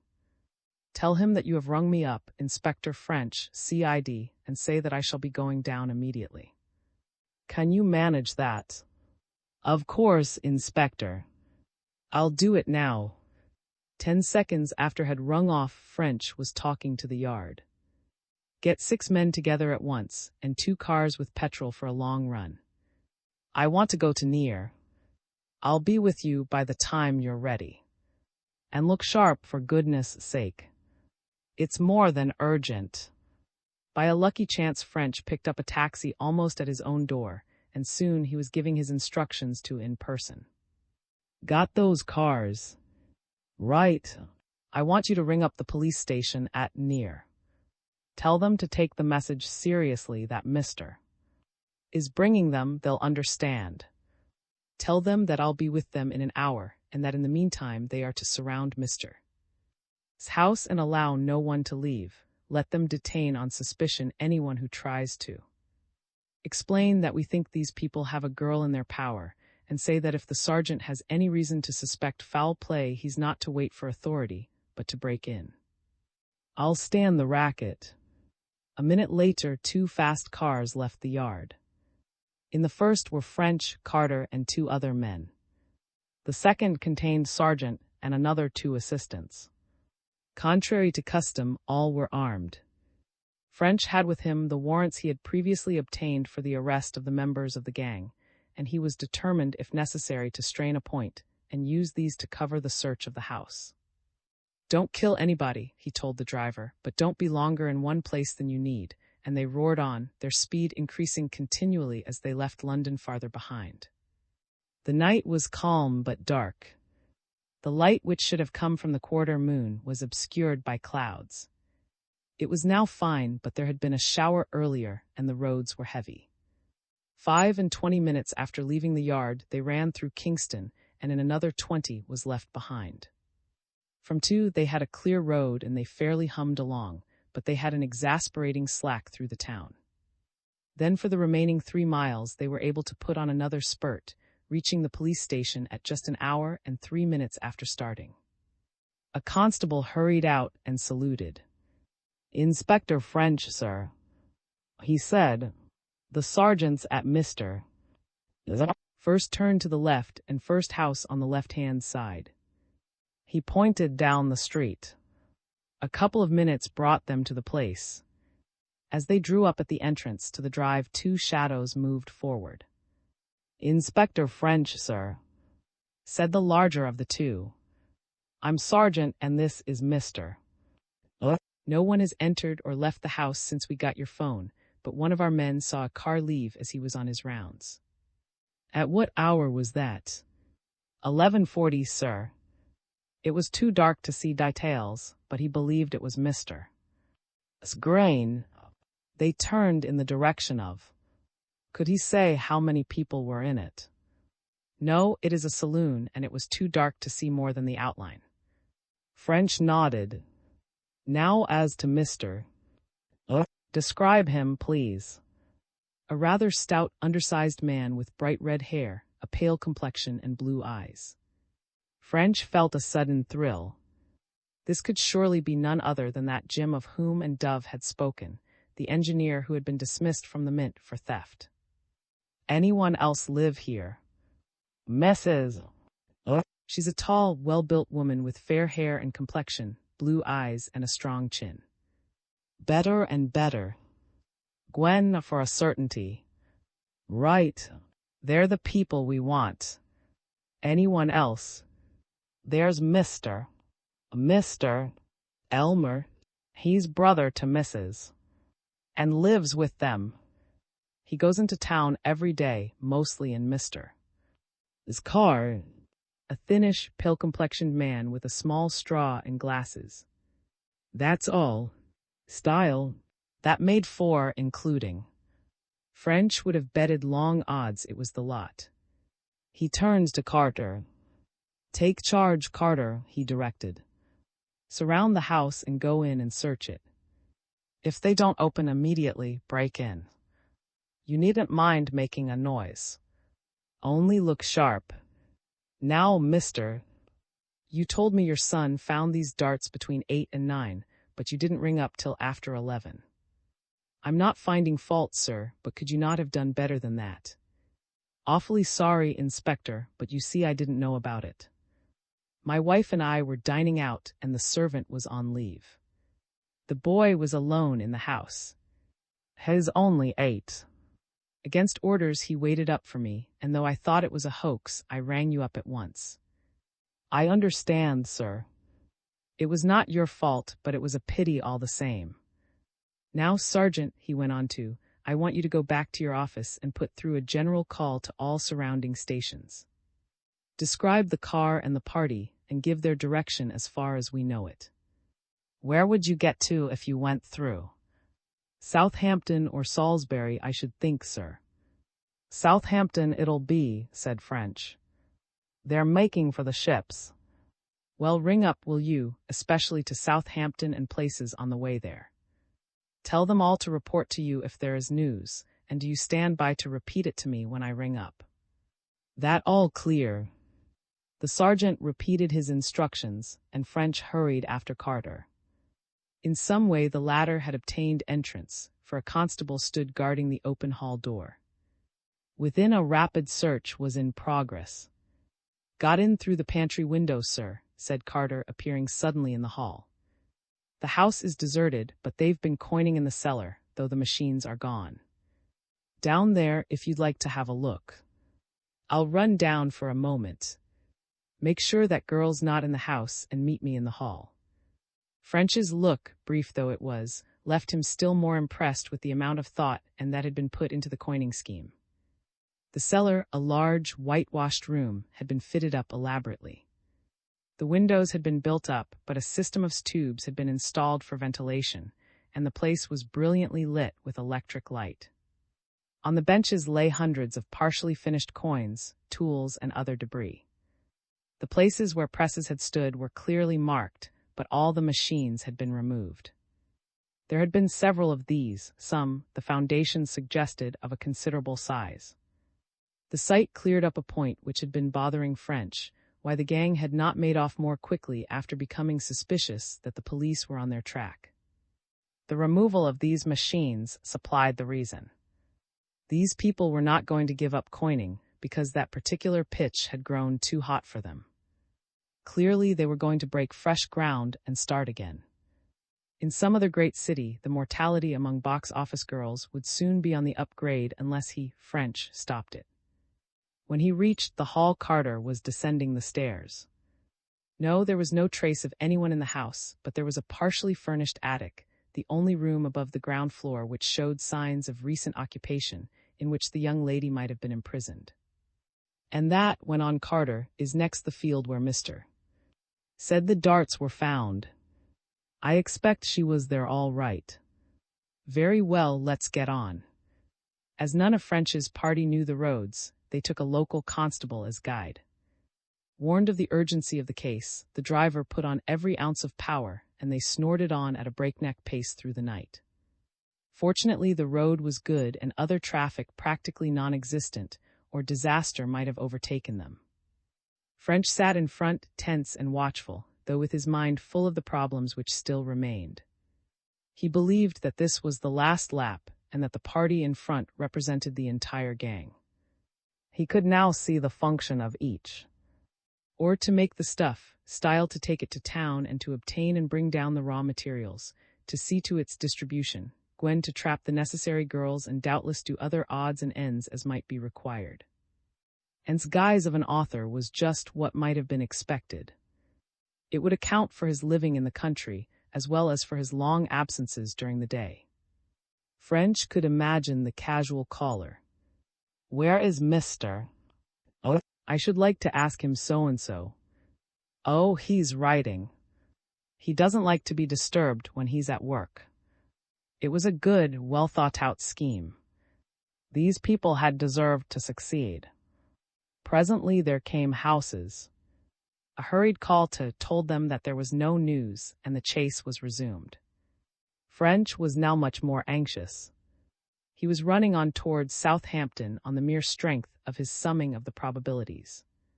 But he might be wrong. That start towards might have been a blind, and every mile might easily be increasing his distance from the quarry.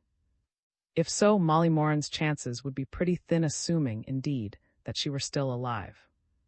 But there was nothing else for it, and they hurried on. French glanced at his watch. It was just past 2 o'clock. If the gang had gone this way, they must have passed nearly 2 hours earlier, and nearly an hour before he telephoned. If they had been seen, it would only have been by the chance. At 2:05, they ran into Alton and stopped at the police station. Again, no luck. The sergeant telephoned that he had heard nothing. The difficulty of French's problem was now increased tenfold. Should he go on? If the others were not making for Southampton, to do so would probably mean losing them altogether. But there was no time for hesitation. Rightly or wrongly, he would back his judgment. On towards Southampton, he ordered, and once again they began their mad rush through the endless night. At 3:20, they reached the suburbs of Winchester, and a couple of minutes later French was again ringing up. Then his weight of fear and doubt was suddenly eased, and he felt a thrill of the keenest satisfaction. There was news. On receiving Sergeant, call the officer in charge at Southampton had instantly sent men round the roads in the vicinity to warn the patrols who were already out on their beats. Just 5 minutes earlier, one of these men had returned to say that a car answering the description in question had passed through the village of Old at about 2 a.m. It had come from the direction of Hedge End and gone on towards the sea. Hedge End was in a direct line from Winchester to Hard as you like, French cried as he swung himself back into the car. Luckily their guide had once been stationed at Southampton and knew the district.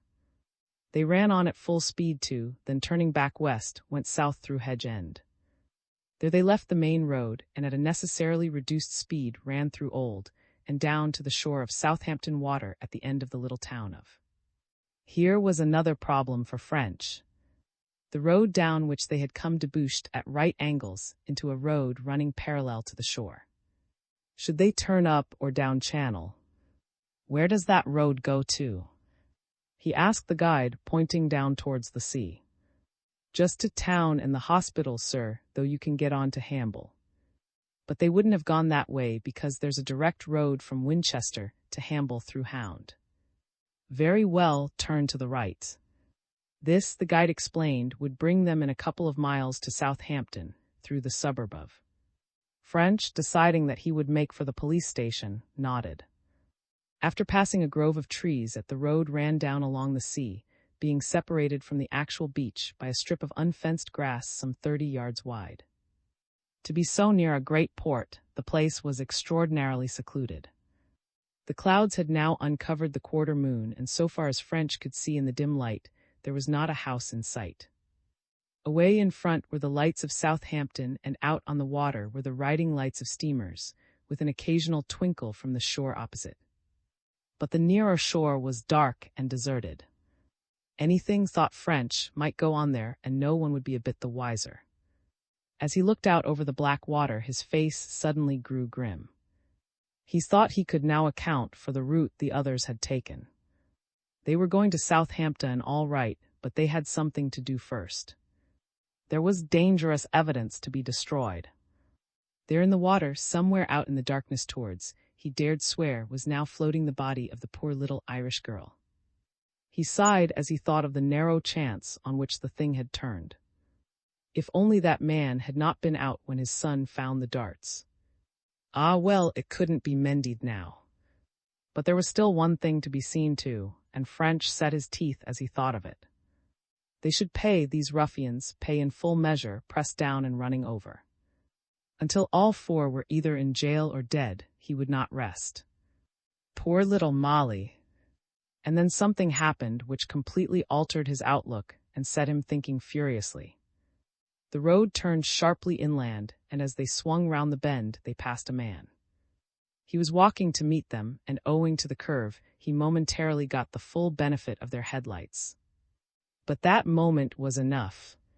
In spite of the fact that his hat was pulled down over his eyes and his collar turned up about his cheeks, French recognized him. It was Style. French had never seen Style, but he had had so many descriptions of him that no doubt was possible.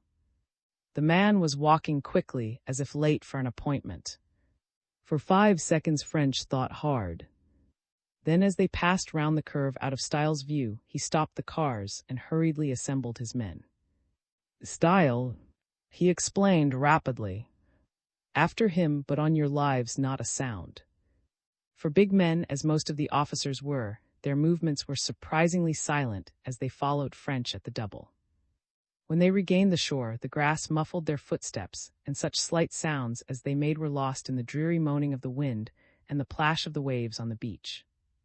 Presently they caught sight of Style. He had left the road and was picking his way down to the water's edge. French and his followers dropped on their hands and knees and crawled on till they were directly behind him. Style, having reached the edge, stopped and stood looking out over the water. He seemed to be doing something with his hands, but French could not imagine what. Then he knew. From the sea came 3 flashes as from an electric torch, and with these as a guide French found, he could detect a blacker smudge against the dark water. A vessel of some kind, close inshore and showing no lights. As they watched, a second smaller smudge detached itself from the other. Someone was coming ashore. Almost instinctively, a plan flashed into French's mind. After a whispered word to his men, he began slowly to creep up behind Style. Style seemed uneasy, but it was not till French was beside him that he turned. At the same instant French sprang, and with a muffled cry the man came down. He fought like a maniac, but Carter and had come up and he had no chance. In a few seconds he was helpless, bound and gagged. "Once again," whispered French. He had snatched off Style's hat, and putting this on and turning up his collar, he stood waiting as the other had done.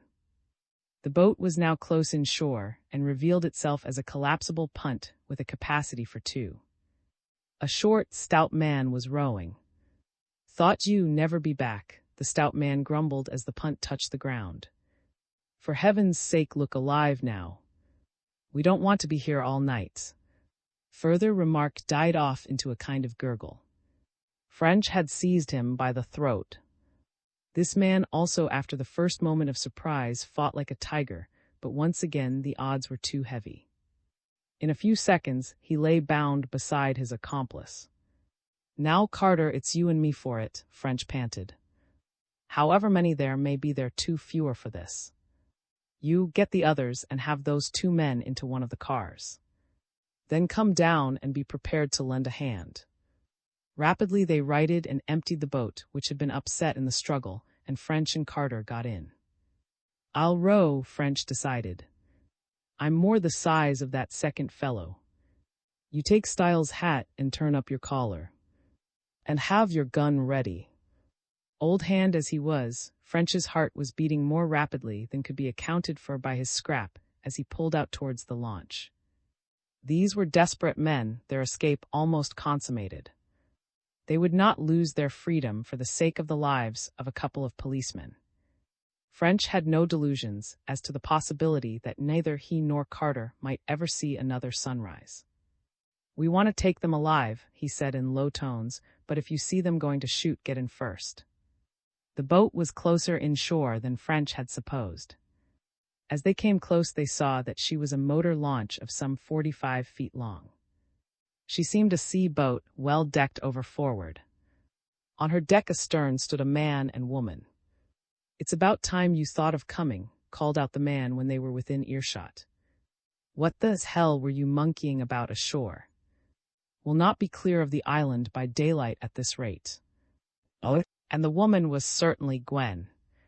French murmured a husky reply in a tone as like that of the former oarsman as he could. But his effort was not good enough. The two started and called out simultaneously in tones of urgent anxiety. "Alex," cried, "speak clearly, can't you?" While Gwen shouted, "Jim, is that you? Answer." French put down his head and pulled with all his might. The boat bounded forward. There was a sudden scuffle on deck. "Look out, it's French," came in a shrill scream from Gwen, while with a savage oath roared, "Start the engine. For your life, Gwen. I'll pot them if they try to come aboard." The voices of both had an edge of desperate urgency. Like a flash, the girl leaped to the cabin door and, after fumbling at its lock, disappeared within. At the same time, dashed across the deck, seized what appeared to be a top coat, and began hurriedly searching its pockets. At that moment the boat came alongside, and both French and Carter sprang at the rail and began to climb aboard. But they were too late. Before French reached the deck, found what he wanted. His hand flew up, and in it was something shining. And then, just as he was about to fire, a flying figure appeared from the cabin, the figure of a girl. She dashed to, and as the jet of flame spurted from the pistol, struck desperately at his arm. French felt a searing pain in his head, but he was not disabled, and he sprang across the deck too. He had a vision of the girl reeling wildly back, and with her scream ringing in his ears, he closed. For a moment it seemed as if things would go badly with him. Was the bigger man, and he was evidently in excellent training. He got in a left-hander over French's heart, which left the latter sick and quivering. But French concentrated his whole will power on holding his grip of the other's wrist and preventing him turning the pistol inwards. Then Carter joined in, and the thing was a matter of time. In 3 minutes was bound like his ashore.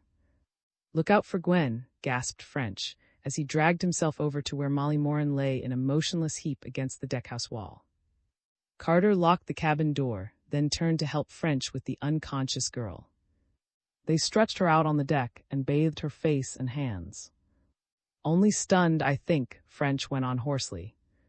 "I suppose you realize, Carter, that if she hadn't been such a plucky one, you and I would be down in Jones's locker now.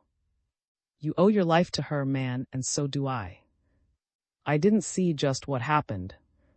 It was all over, and we were scrapping round before I knew where I was. It's clear enough what happened. They had locked her in the cabin, and when Gwen went to start the engine, she didn't wait to close the door.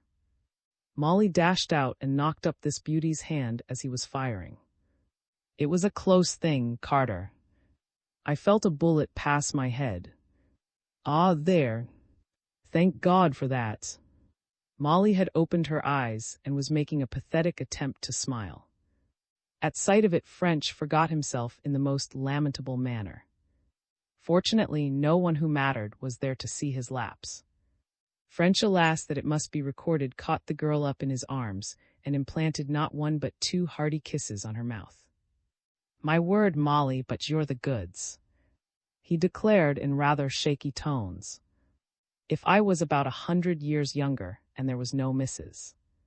French, you'd be listening to a proposal of matrimony. You're really nothing the worse, child."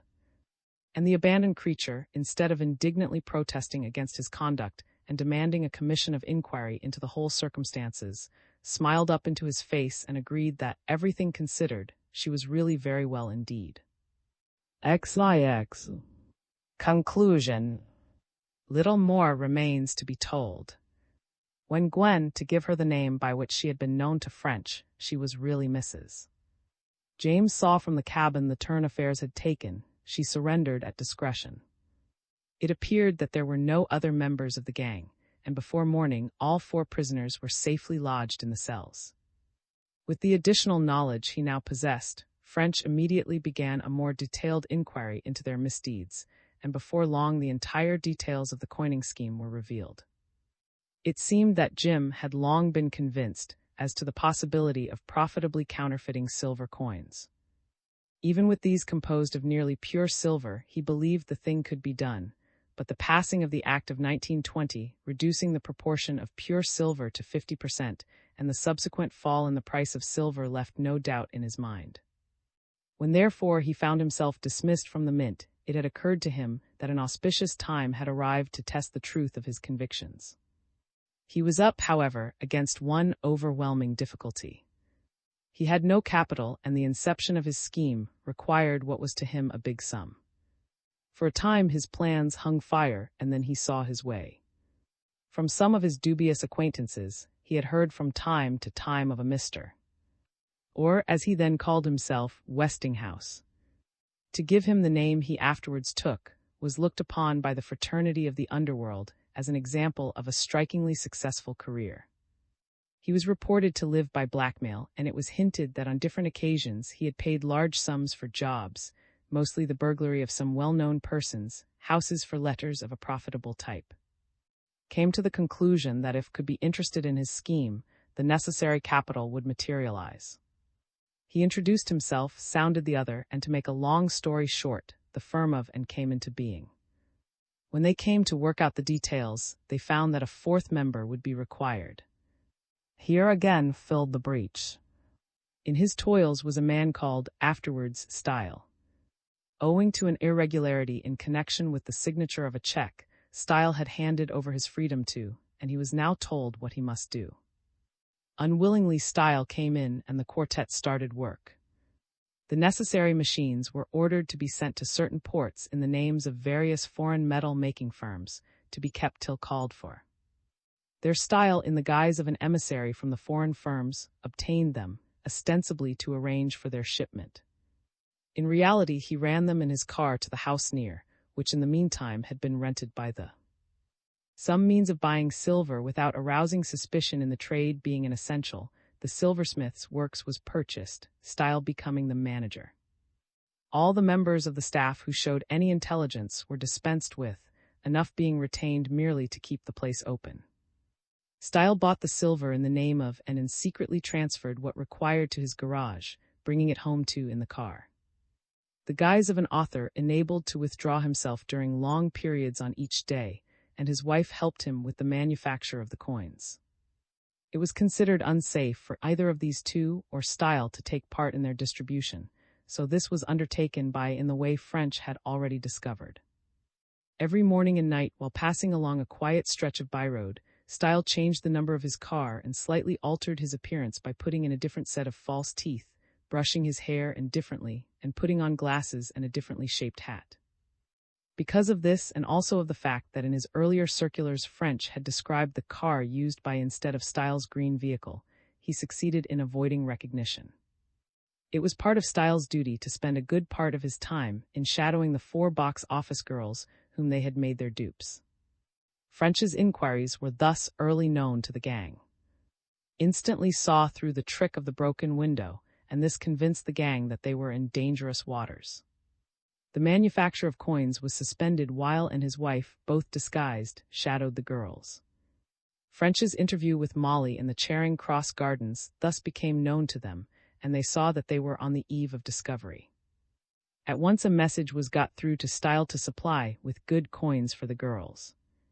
Style kept a supply in his safe for this purpose, and he passed good bundles too, replacing them with the 4 faked lots he had brought to town. It was in this way that the coins obtained by French from Molly proved to be good, while those which he found in Style's safe were faked. The eventuality which the quartet found themselves up against they had long foreseen and provided against. Their idea was that if England should get too hot to hold them, they would transfer their activities to France. Had therefore bought the launch, storing it at. They were determined, however, not to go without their plant, and preparations for the removal of this were in hand when the whole situation was altered by Molly's recognition of Style at the silversmith's. Style instantly saw that if Molly were allowed to see French again, they were done for. French would get on his trail and would find the house before the plant had been got away. He therefore decided to kidnap her, so as to gain the necessary time for this operation. The question of whether she should not be murdered like those of her predecessors, who had shown a desire to communicate with Scotland Yard, was carefully considered, and her life was spared as a sort of forlorn hope. If by some unlikely chance French should discover their flight before they got clear away, Molly was to be exhibited, and French was to be told that if he attempted to prevent their escape she should be shot then and there in cold blood. They thought this might make him hesitate sufficiently to enable them to effect their purpose. By the evening of the day on which Molly was kidnapped, all the preparations for the flight were complete, and if the gang had then bolted, in all probability they would have got clear away. But an unexpected hitch at the last minute delayed them for 2 days and led to their undoing. Found that he could not start the engine of the launch, and he lost 2 vital days in getting the defect put right. The working out of a method of transshipping their plant from car to launch proved one of their most difficult problems. The need for secrecy forbade the use of a wharf and crane, and they knew of no natural harbor or rock from which the machines could be embarked. They therefore chose the position on Southampton Water, one of the rare hards on a shore of soft and sedgy flats. At low water they ran the car down on the beach, unloaded and buoyed the machines, and when the tide rose floated the launch to the place and hoisted the machines on board. 2 journeys of the car had been necessary to transport all the plant, the second being that by which Molly had been taken. On reaching the shore for the second time, the balance of the machines had been unloaded, and the whole of the party except Style had gone on board. Style utilized the time until the tide rose high enough to lift the machines in attempting a further safeguard. With the object of confusing the chase should one materialize, he had run the car into Southampton, and it was when walking back after abandoning it there that French and his party met him. Though French found out all these details without much difficulty, he was at more of a loss to prove the responsibility of the gang for murder. But eventually he managed this also. The attendant at the Milan identified Gwen as the young woman who had called for on the night of her disappearance, and Dr. of Leon the Solent swore that Style exactly met the description of the man who was attending to the engine of the car on the road near Hill Head. This evidence, added to the rest that French had collected, secured a verdict of guilty, and eventually all 4 paid for their crimes, and on the scaffold and the other 2 with life sentences. Before his death made a full confession. In it he admitted that he had murdered all 3 girls in the horrible and revolting way with which Style had threatened Molly. Following the example of Smith, the brides in the bath murderer, they had drowned their unfortunate victims in the bath in the house before disposing of their bodies in the quarry hole, the river, and the sea respectively. Of all the parties to the transaction, Molly came off the best. Not only was she not prosecuted, but on the grounds that the amount was unknown, the question of her ill-gotten gains was not raised. Most immorally, therefore, she found herself in possession of the nice little sum of nearly £400 as her share of the affair. As for French, the consciousness of work well, if slowly, done was his reward.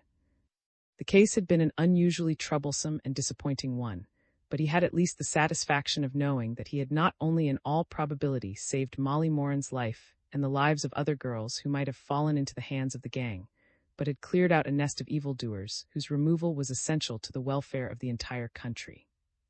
The box office murders Freeman Wills Crofts. I, the Purple Sickle. Inspector Joseph French, of the Criminal Investigation Department of New Scotland Yard, sat writing in his room in the great building on Victoria Embankment. Before him on his desk lay sheet after sheet of memorandum paper covered with his small, neat writing, and his pen traveled so steadily over the paper that an observer might have imagined that he had given up the detection of crime and taken instead to journalism.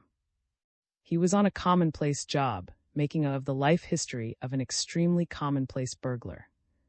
But though he didn't know it, fate, weighty with the issues of life and death, was even then knocking at his door.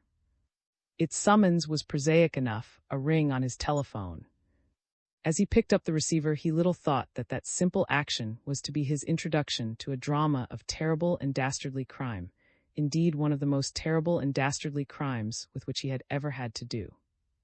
That Inspector French, he heard, speaking of Lincoln's Inn, a criminal lawyer with a large practice, Mr. was well known in the courts. He and French were on friendly terms, having had tussles over the fate of many an evildoer. Yes, Mr. I'm French. I've a young lady here, Mr. went on, who has just pitched me a yarn which should interest you. She has got into the clutches of a scoundrel who's clearly up to no good. I don't know what he's after, but it looks mighty like a scheme of systematic theft. I thought you might like to lay a trap and take him. Nothing would please me better, French returned promptly. Shall I go across to your office? No, it's not necessary. I'll send the girl to the yard. Is her name? She'll be with you in half an hour. Splendid. I'll see her directly she comes. And many thanks for your hint. Though he spoke cordially, French was not impressed by the message. Communications purporting to disclose clues to crimes were received at the yard every day. As a matter of principle, all were investigated, but not one in 100 led to anything. When therefore some half-hour later Miss was announced, French greeted her courteously, but without enthusiasm. She was a pretty of about 25, with a good manner and something of a presence. Well but plainly dressed in some light summery material, she looked what she evidently was, an ordinary, pleasant, healthy young woman of the lower middle classes. French put her down as a typist or shop girl, or perhaps a bookkeeper in some small establishment. In one point only did she seem abnormal. She was evidently acutely nervous. There was panic in her eyes, tiny drops of perspiration stood on her face, and the hand in which she grasped her vanity bag trembled visibly. "Good morning, miss," said French, rising as she entered and pulling forward a chair. "Won't you sit down?" He gave her a keen glance and went on. "Now, if you'll excuse me for 2 or 3 minutes, I'll be quite at your service." He himself again with his papers. If her nervousness were due to her surroundings, she must be allowed time to pull herself together. "Ready at last," he went on with his pleasant smile. "Just take your time and tell me your trouble in your own way, and it'll be a strange thing if, between us, all will not be able to help you out." The girl looked at him gratefully and with some surprise. Evidently, she had expected a different kind of reception. French noted the glance with satisfaction. To gain the confidence of those with whom he had to deal was his invariable aim, not only because he valued pleasant and friendly relations for their own sake, but because he felt that in such an atmosphere he was likely to get more valuable details than if his informant was frightened or distrustful. "So you know Mr. he prompted, as she seemed to have a difficulty in starting. "A good sort, isn't he?" "He seems so indeed, Mr. French," she answered with a suggestion of Lancashire in her accent. "But I really can't say that I know him. I met him this morning for the first time." "How was that? Did you go to consult him?" "Not exactly, that is, it was through Miss Cox, his typist." She is my special friend at the boarding house we live at. She told him about me without asking my leave. He said he would hear my story, and then she came back to the boarding house and persuaded me to go and tell it to him. She thought you were in some difficulty and wanted to do you a good turn. It was more than that, Mr. French. She knew all about my difficulty, for I had told her. But she believed I was in danger and thought somebody should be told about it. In danger? In danger of what? The girl shivered. Of my life, Mr. French, she said in a low tone. French looked at her more keenly. In spite of this surprising reply, there was nothing melodramatic in her manner. But he now saw that her emotion was more than mere nervousness. She was in point of fact in a state of acute terror. Whatever this danger might be, it was clear that she was fully convinced of its reality and imminence. But what are you afraid may happen to you? He persisted. Again she shivered.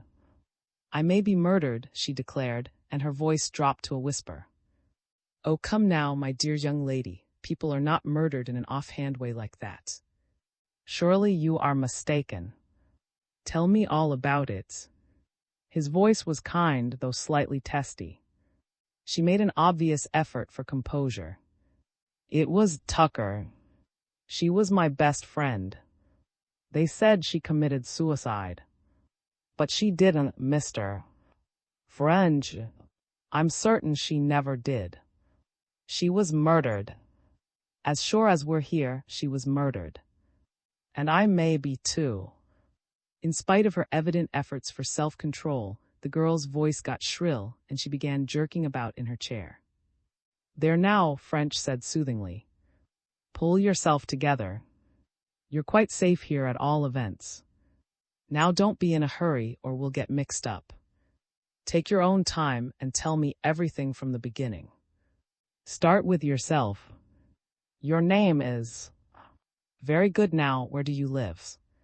He took out his notebook and prepared to write.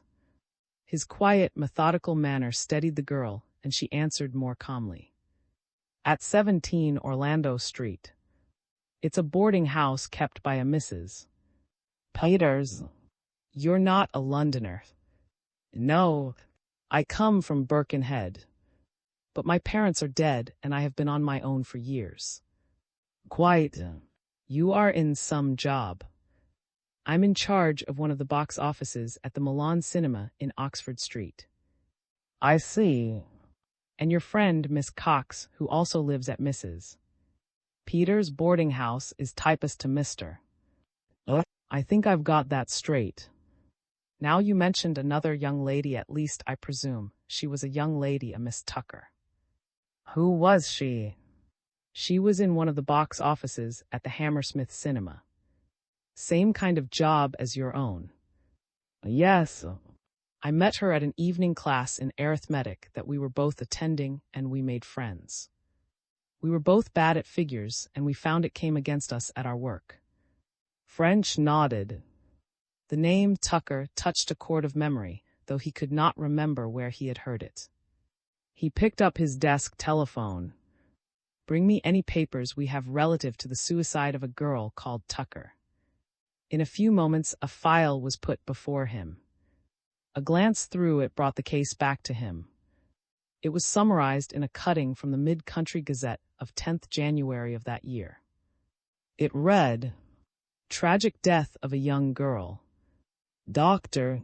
J.S. Jordan, Deputy Coroner for Southeastern Surrey, held an inquest at the Crown Inn yesterday morning on the body of a young girl which was found in a quarry hole about a mile from the town and not far from the road too. The discovery was made by a named Thomas Binks, who was taking a shortcut across the country to his work. Binks reported the affair to the police, and Sergeant immediately visited the scene and had the body conveyed to the town. The remains were those of a girl of about 25, and were clothed in a brown cloth coat with fur at the collar and cuffs, a brown skirt and jumper, and beige shoes and stockings.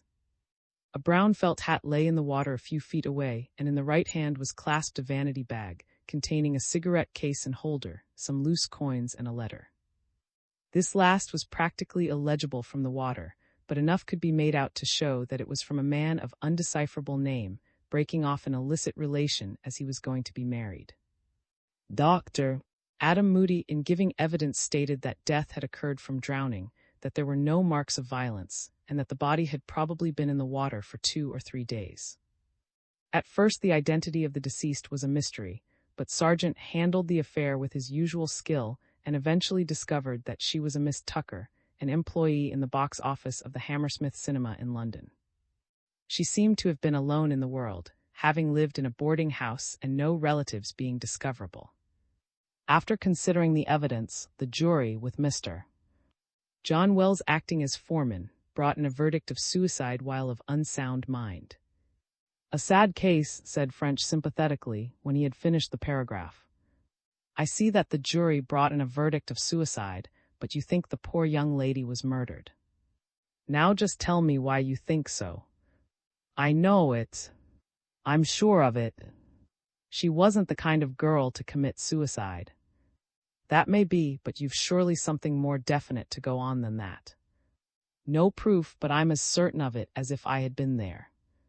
But what she told me about the man shows it wasn't what they said." "I don't quite follow you.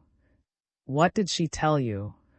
"She was in trouble through some man, but not the kind of trouble the letter said. There was no love affair or anything of that kind. It was money." "Money?" "Yes.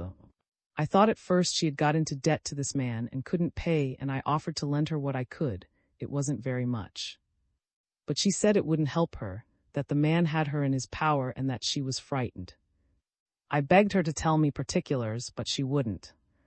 But she was frightened all right. I don't want to suggest anything bad about the poor young lady, but doesn't it look as if he had found her out in something that she shouldn't have done? Tampering with the cinema cash, for example."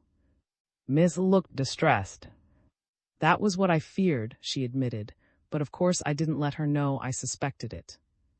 And of course I don't know that it was that." French was frankly puzzled. "Well, but if all that's true, it surely supplies a motive for suicide. It might have with another girl, but not with her. Besides, there was the letter."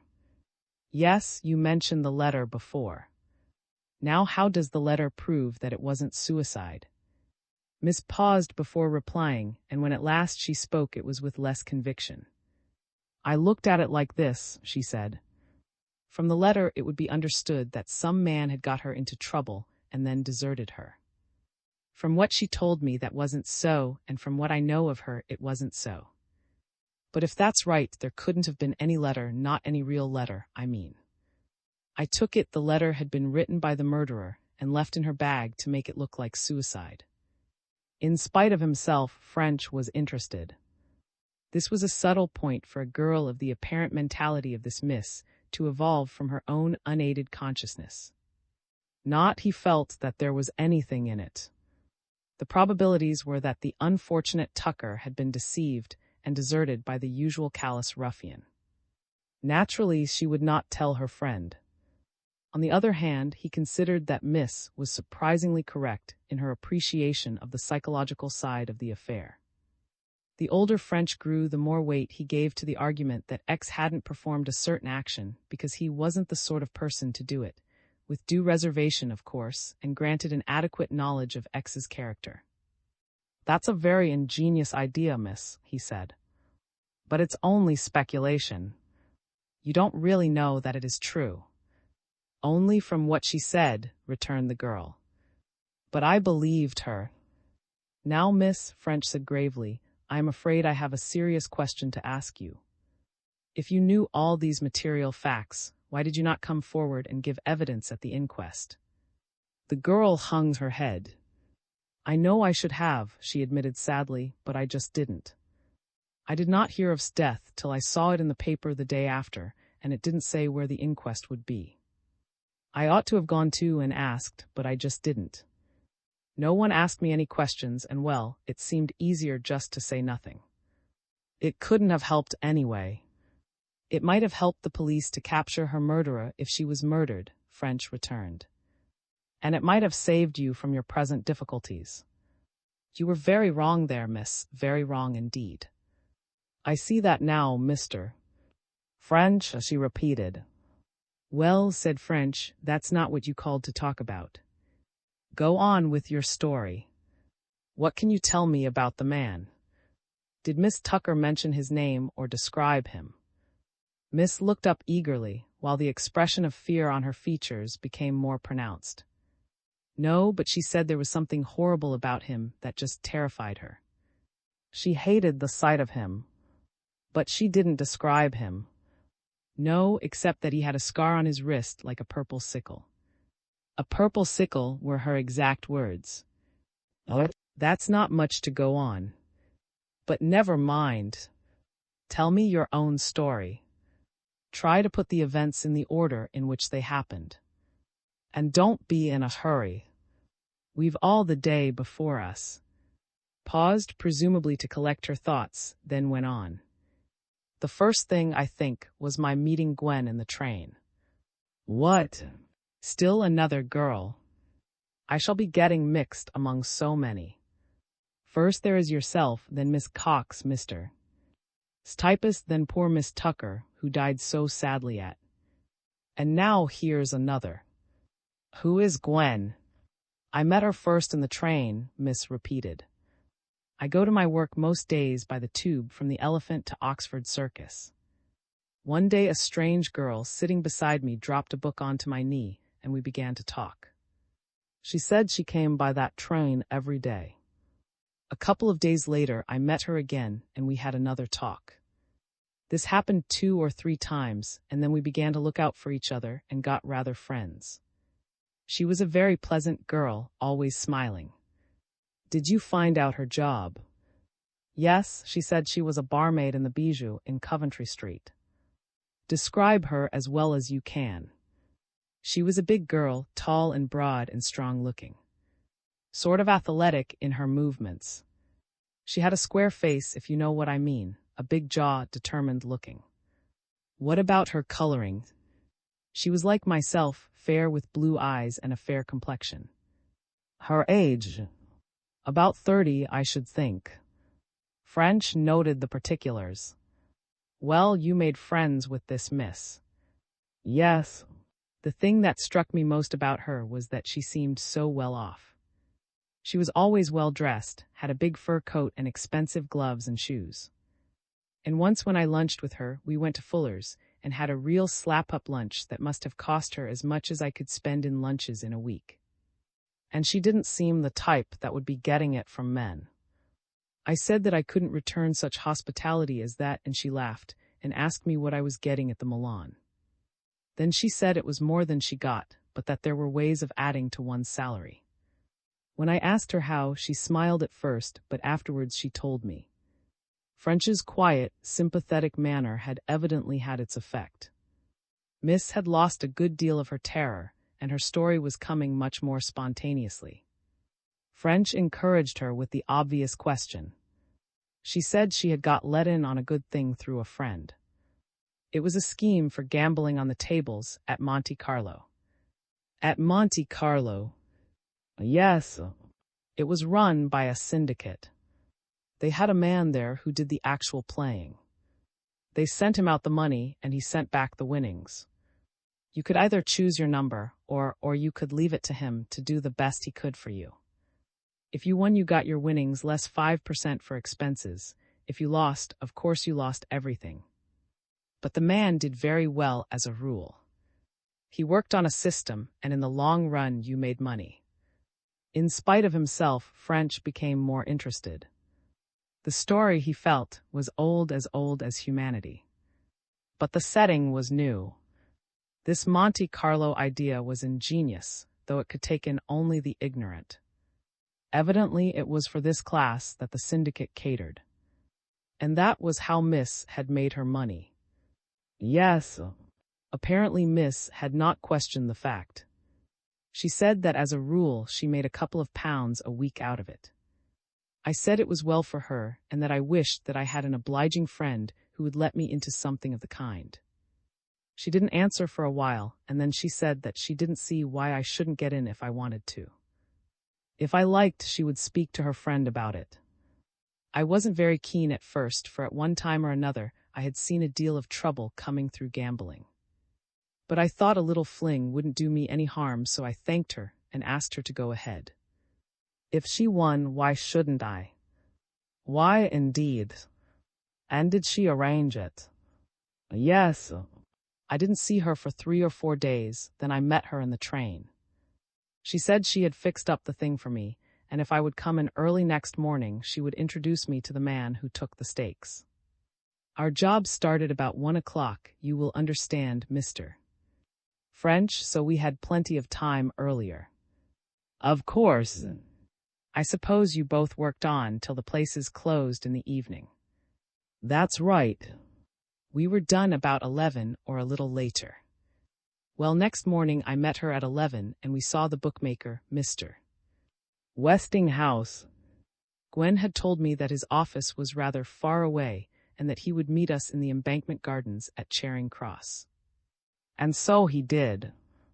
Now before you go on, you might describe Mr. Westinghouse. I can tell you just what he was like, the girl returned. You know those big American businessmen that you see on the films? Clean-shaven and square chins and very determined and all that. Well, he was like that. I know exactly. Right, miss. You met Mr. Westinghouse. Yes. Gwen introduced me, and he asked me my name and a lot of questions about myself, and he wrote down the answers in a notebook. Then he said he would agree to act for me, but that I was to promise not to mention the affair, as they wanted to keep it in the hands of a few. I promised, and he took my stake. It was only 5 shillings, but he took as much trouble over it as if it had been pounds. He wanted to know if I would like to choose my number, but I said I would leave it to the man on the ground. And what was the result? Mr. Westinghouse said that he couldn't undertake to let me know before the end of a week, on account of the time it took to write out and back again, and also because the man did not always play, but only when he felt he was going to win. He had a sort of sense for it, Mr. Westinghouse said. So I met him a week later. He said I had done well enough for a start.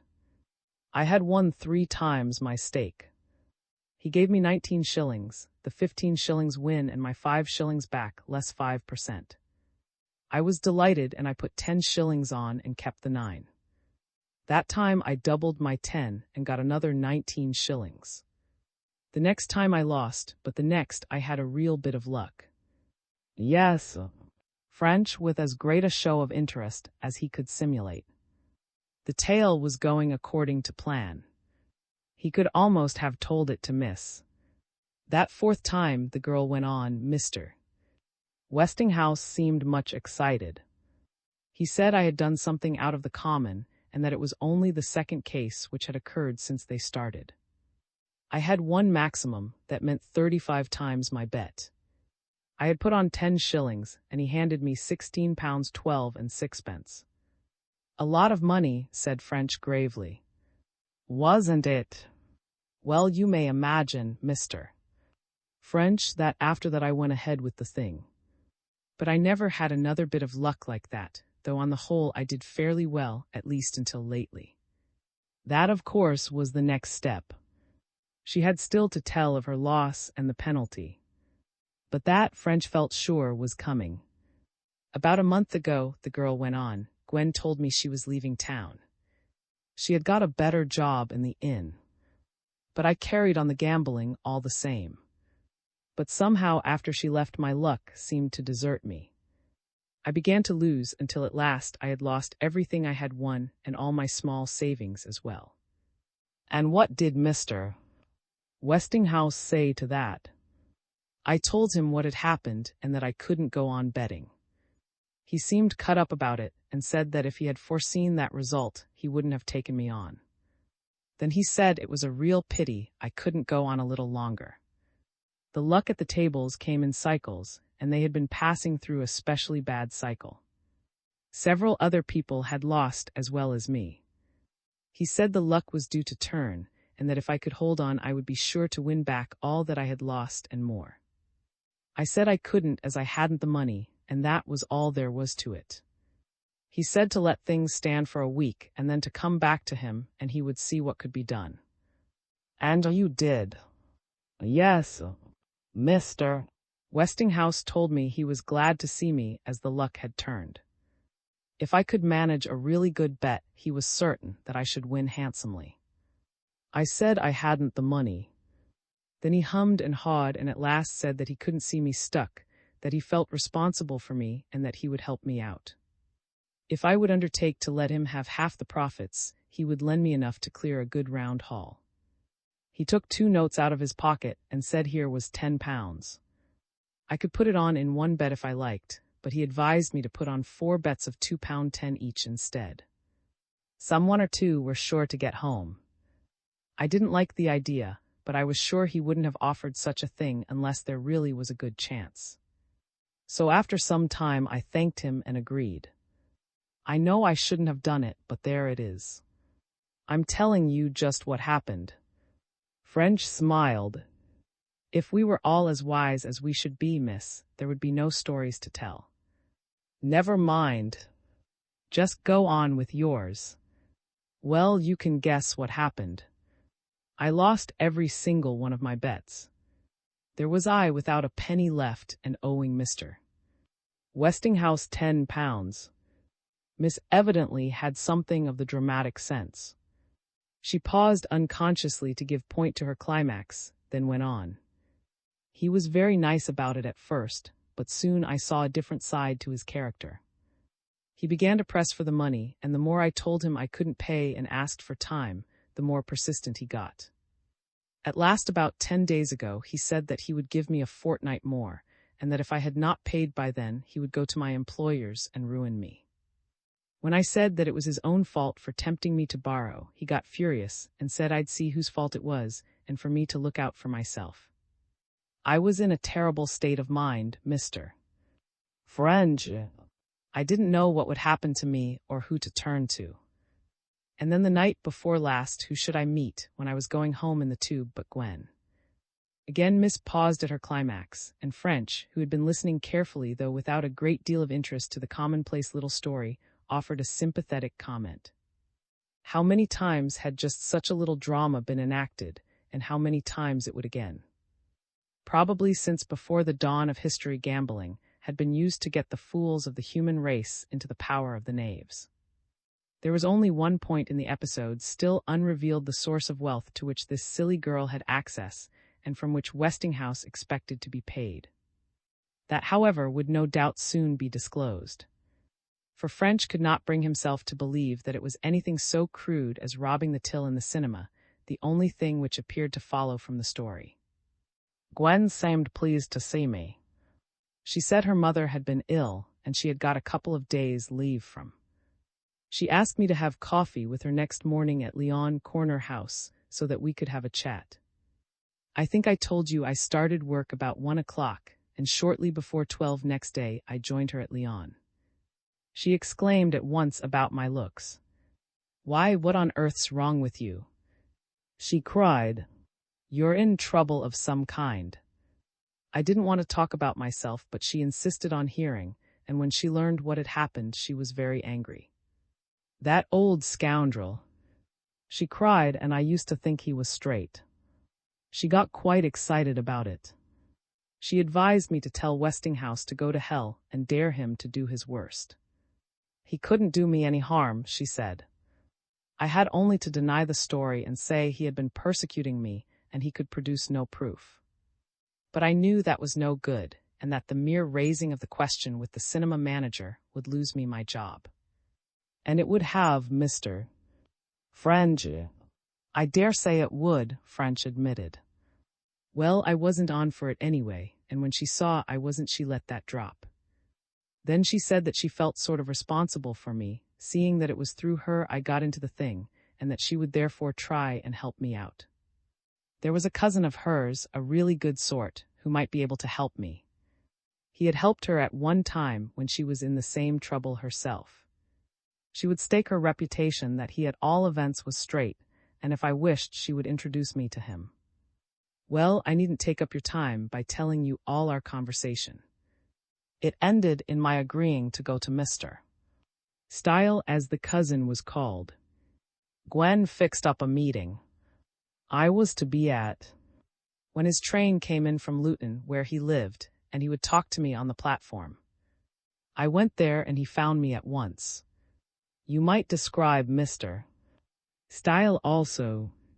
The girl shivered as if at an unpleasant memory. I can easily do that, she said, and her expression became almost that of horror. As long as I live, I'll remember his appearance. He was thin and tall and sallow, with a small, fair. But his eyes were what struck you. He had such queer, staring eyes that you would think they could see right into your mind. They made me feel quite queer. Sort of uncanny, if you understand what I mean.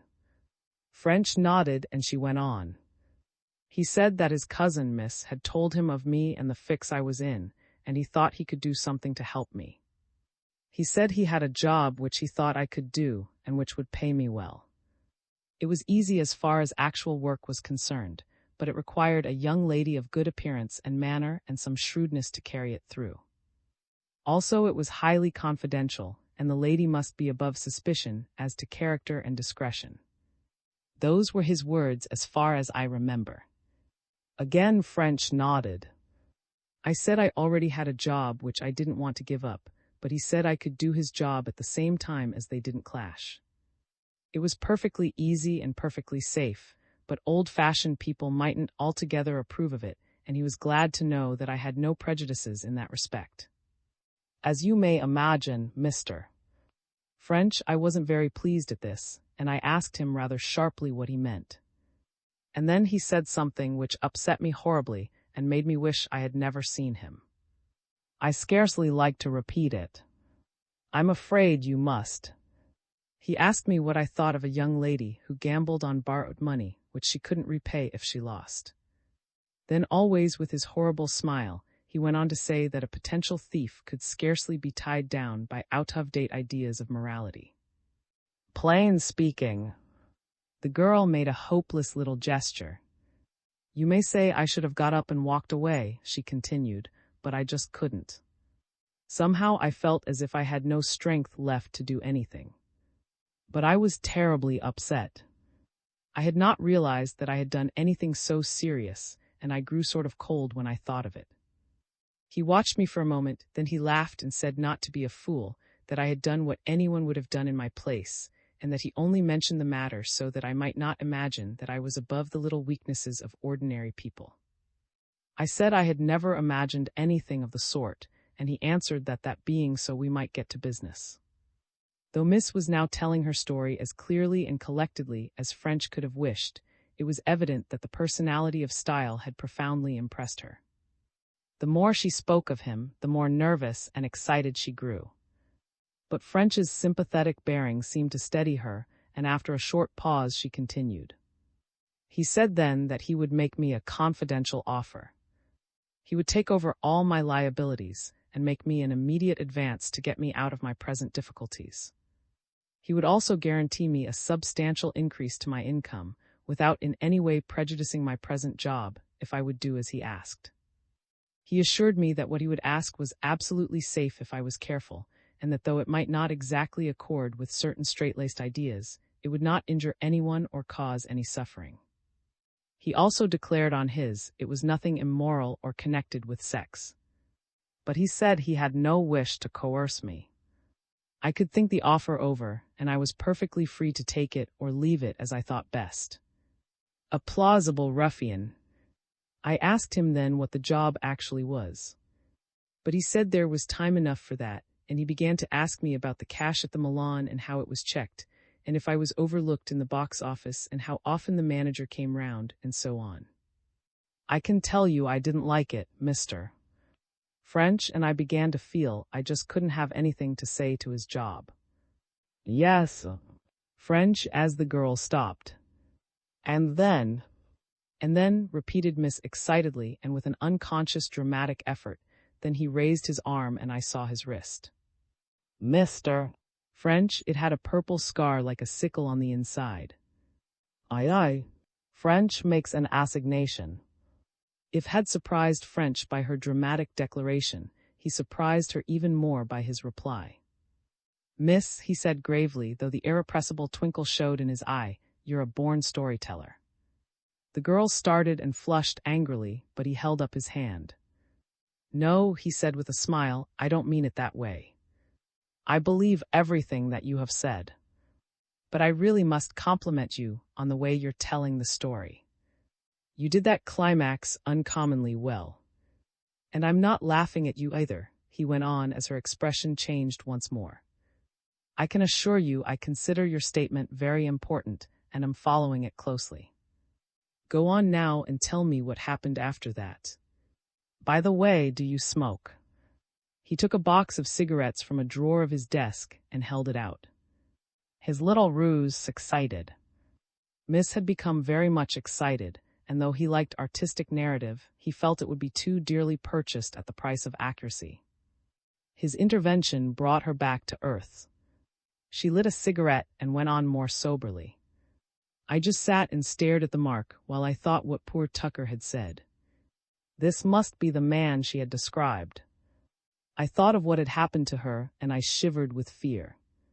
It was clear what her trouble had been. Well, now it's not so clear to me. Just what did you think it was? The girl looked at him in surprise. I supposed that style had made her rob the till of the Hammersmith Cinema, and I supposed he would try and make me rob the Milan. Not so easy as it sounds, French declared. But perhaps you are right. Yes, Mr. Style evidently saw me looking at the mark, for he seemed annoyed, and he covered it up with his sleeve. I felt I had been rude, and I looked away. But his manner was not so pleasant afterwards. Do you think he had any idea you had known Tucker? He asked me the question. That was afterwards, after we had talked for some time. Just as I was going away, he said, by the way, about a year ago I met a young lady in your line of business, a Miss Tucker. A very nice girl she was, too. I suppose you never came across her. Oh, and what did you say? At first I was going to say yes, then something came over me, and I thought it might be safer if I said nothing about it. So I said no, that the name was strange to me. Oh, do you think he believed you? Did you hesitate before you answered him? I don't think I hesitated, or not very much at all events. He seemed to believe me all right. Ugly, thought French. If this somewhat rambling statement were true, it looked distinctly ugly. Indeed's fears as to her personal safety might not be so misplaced after all. If this style had murdered Tucker's obvious recognition of the scar would give him a nasty jar. He would realize that she must have heard of it from herself, and the very fact that she had acquaintanceship with the deceased girl would tell him that she suspected him. For the first time, French began to think the matter might be serious. Before Style asked you if you knew Miss Tucker, you say you had talked for some time, he went on. Tell me what you said. Not very much, Mr. French. I didn't like his questions about the cash arrangements at the Milan, and he saw I didn't. He said he would like an answer from me, as if I didn't want the job he could find plenty of others glad of it. I mightn't like the feeling it was something I couldn't tell my friends about, but that was what the pay was for. The actual work was nothing. He made no secret that it was criminal. Miss seemed shocked. Such a thing never entered my mind, she declared. The worst I thought was that it wouldn't be quite straight. Well, what did you say? I said I didn't like it, and he replied that was perfectly all right, and that he respected people who said what they meant. Then he got up and said goodbye and began to walk off. But you didn't let him go. I didn't, Miss admitted. While I had been talking to him, I had almost forgotten about my debt to Mr. Westinghouse. But when I saw him going, the remembrance of it seemed to come down over me like a great cloud. I said to myself, if I do what Mr. Style wants, I may be ruined, but if I don't, I shall be ruined without any doubt. It seemed the lesser evil, and I called him back, intending to agree. And did you not agree? No. When it came to the point, I just couldn't, and I begged for a day or two to think it over. He said certainly, and for me to meet him at 12 o'clock on Friday, that's tomorrow, in the small room to the left of the Turner Room in the National Gallery. I could give him my answer then. Well, said French, there's one thing certain, and that is that you've done a wise thing by coming here and telling your story. And you've told it exceedingly well, if I may say so again. Go on, please. That's about all there is. I was in absolute misery all that day. In the evening, my friend at the boarding house, Cox, noticed that there was something wrong with me and pestered me so much about it that at last I told her everything. She said I should ask Mr. S advice, but I said I would do nothing of the kind. That was all last night. This morning, about 10:30, she came back to the boarding house and said that in spite of my objection she had told Mr. the whole story. At first I was real mad with her, then I saw that Mr. might help me out. So I went to his office with and told him everything, just as I have to you. French nodded. For a moment he remained silent, then leaning forward, he spoke with decision. Now, miss, I may tell you at once that you're not to be alarmed about yourself. We'll see you through. But you must do exactly what I tell you. You may trust me, Mr. French, the girl answered earnestly. Very well. Tomorrow you must go to the National Gallery, as Style asked you. You will tell him that you have thought over what he said, and that you have decided to do as he asked, provided he will give you an undertaking to pay you the money he promised. Don't show any hesitation so far as the moral side of the matter is concerned, but be stiff about the payment. You understand what I'm after. I want him to think he has got you. Finally agree to his terms and say you are willing to start at once.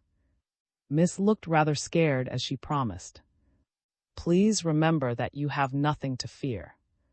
As a matter of fact, you will be watched at the National Gallery by one of our men, and you will be perfectly safe. But don't go away anywhere, either with Style or Westinghouse or Miss. Just do as I've said, and I'll look after the rest. Now I'll say good day, and again I congratulate you on your wisdom in coming to tell me your story. That he really was on to something serious, French was now inclined to believe. It was worth looking into at all events, and he determined he would not only follow up Miss' adventures, but also investigate the death of Tucker. His first inquiry could be made immediately. Picking up his telephone, he put through a call. That the Bijou in Coventry Street. Scotland Yard speaking. I am trying to trace the movements of a young lady called Gwen. She states she was barmaid with you up till about a month ago. Can you give me any information about her? Must be some mistake, came the reply. There never was anyone of the name here. She might have been with you under another name, French went on. She was tall and well-built and fair with blue eyes and a heavy chin.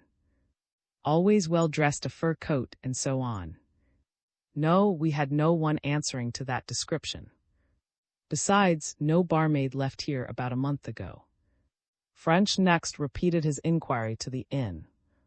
But no one of the name was known there either, nor had a new barmaid been employed within the last 4 months. It was what he had expected to hear. Methodically, he turned to the next obvious inquiry. Sending the descriptions of the 3 suspects to the record department, he asked if anything was known of them. But here again he drew blank. The gang was not known to the police, nor was any of the 3 an habitual criminal. So far as he could see, nothing more could be done till next day. He therefore put the affair out of his mind and took up routine matters. About 11:30 next morning, French, after an interview with his immediate superior, Chief Inspector Mitchell, left the yard and turned his steps in the direction of Square.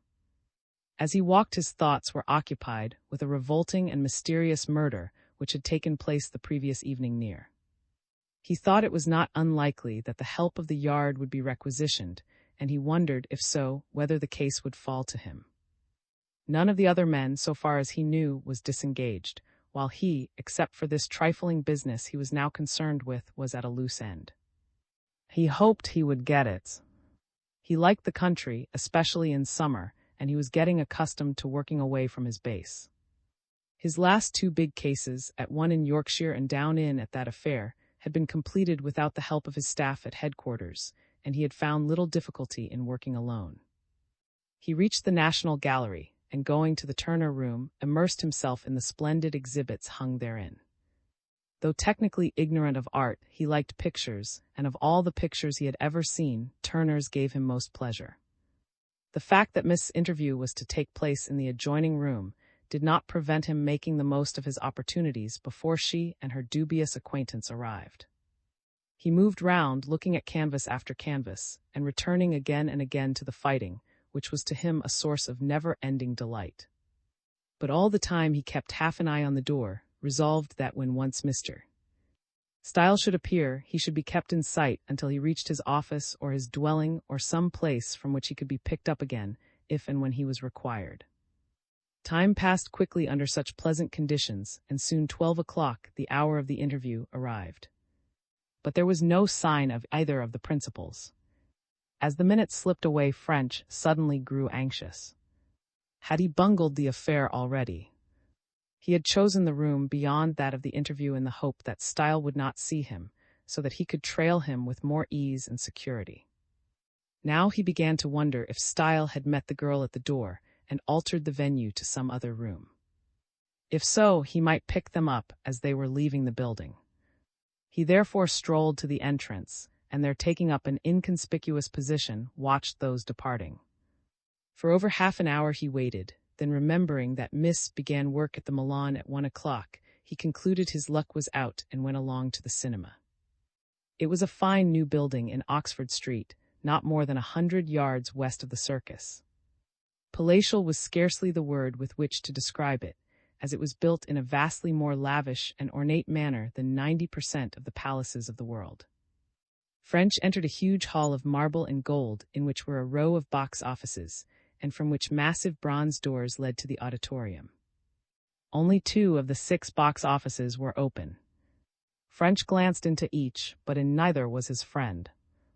Having learnt from an attendant that though the girl was due for duty, she had not yet arrived, he sat down to wait. Time crawled slowly on. 1:30 came, then 1:45, then 2, and still she did not appear. At 2 o'clock French could stand it no longer. He saw the manager, but from him he learnt nothing. Miss had no leave of absence, nor had she sent any apology. She was a reliable girl and had never before missed an attendance. The manager had no explanation to offer. "I should be obliged if you would let me know at the Yard if she turns up," said French as he took his leave. He was now acutely anxious. Fears of the worst filled his mind as he drove rapidly to the boarding house in Orlando Street. In a few minutes he was sitting with Mrs. Peters, the landlady. At once he obtained news. On the previous evening, about 11:30, an attendant had rung up from the Milan. He had explained that Miss had asked him to say that her sister had unexpectedly turned up from Manchester, and that she was going to spend the night with her at her hotel. As a matter of form, French rang up the Milan. But the reply was only what he expected. Miss had left at her usual time without giving any message to anyone. Sadly, French found himself forced to the conclusion that there could no longer be any doubt that the gang had got her. The thought of her disappearance profoundly upset him. It hurt like a personal affront. An appeal had been made to him for help. He had promised help, and he had not given it. They've been too much for her, he thought. That ruffian Style saw that she suspected him of Tucker's murder, and no doubt he shadowed her to the Yard. He's told his friends that she'll blow the gaff and they've done her in, or I'm a Dutchman. In accordance with his usual custom, he had added a description of his caller to the papers, which already formed the beginning of the dossier of the case. It was the work of a few seconds to call up the Yard and direct that an urgent call for 4 wanted persons should be circulated, those described under the names of Gwen, Westinghouse, and Style in the file in the top left-hand drawer in his desk. Then he turned back and, with the landlady's permission, made a detailed search of the missing girl's bedroom. But with the exception of a photograph of the girl herself, he found nothing useful. On his way back to the yard, he called at Mr. and interrogated Miss Cox, Miss Boardinghouse friend, once again without result. Nor did a visit to telephone headquarters, in the hope of tracing the mysterious call, lead to anything. By the time he had completed these inquiries, it was getting on towards 8 o'clock. As the hours passed, he had been growing more and more despondent. But there was nothing more he could do that night. By now the description would be in the hands of the police within at least 50 miles of London, and that he had not heard from any of them seemed to confirm his worst fears. He was just about to leave the yard when the telephone in his room rang. "Call through from Portsmouth about that case," said the officer in the yard private exchange. "Will you take it, Mr. French?"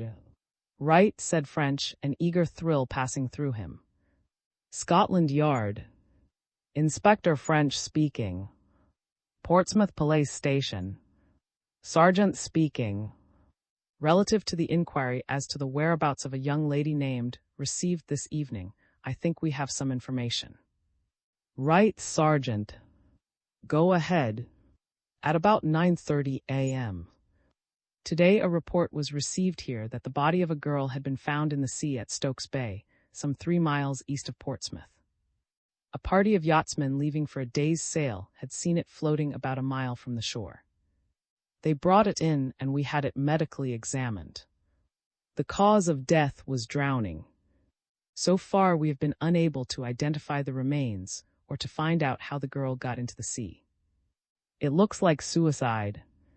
We had already issued a circular when we saw yours. The remains answer the description you give. Girl been in the water long. 6 or 7 hours, the doctor thought. Has the inquest taken place? It's arranged for 10 tomorrow morning. Right, Sergeant. I'll go down tonight, if possible. Wait a moment till I look up the trains. There's an 8 and a 9:50, sir, from Waterloo. French glanced at his watch. I'll get the 8. Can you meet me? Certainly, sir. The hands of the station clock were pointing to 10 minutes before 10 when French, armed with his emergency suitcase, left the train at Portsmouth. A smart-looking sergeant of police was waiting on the platform, and to him French introduced himself. The girl was in with me on the previous day, Sergeant, so I can identify her myself. Otherwise, I should have brought someone who knew her. Quite so, sir. The sergeant was deferential. We believe she was a stranger. At least, we haven't been able to hear of anyone missing from anywhere about this district. And your description just covers her. The body's lying at the station, so you'll know in a few minutes. Right, Sergeant. Let's walk if it's not too far. I'm tired sitting in that blessed train. French chatted pleasantly as they stepped along, true to his traditional policy of trying to make friends and allies of those with whom he came in contact. The sergeant was evidently curious as to what there might be in this girl's death, which so keenly interested the great yard.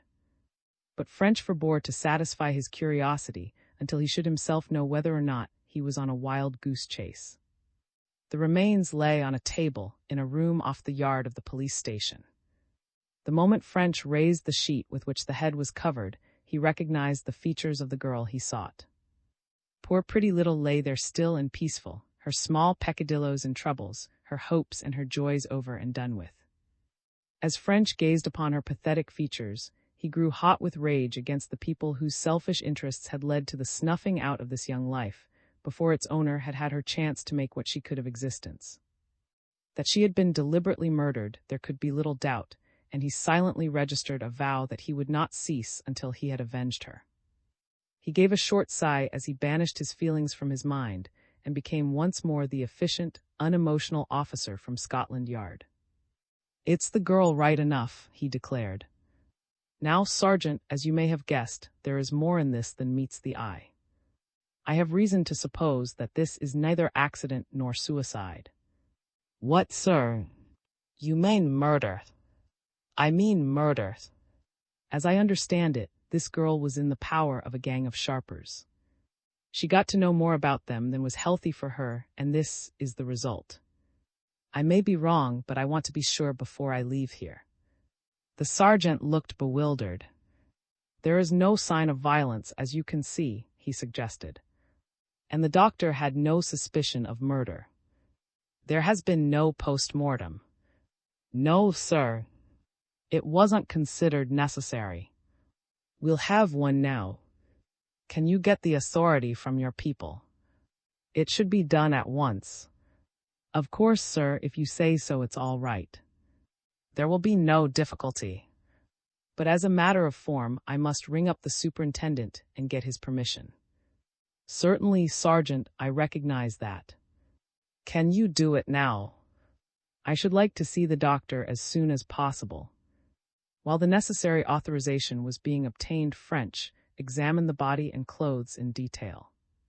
But except that a tiny bit of the skirt had been torn out, as if it had caught on a splinter or nail, he found nothing to interest him.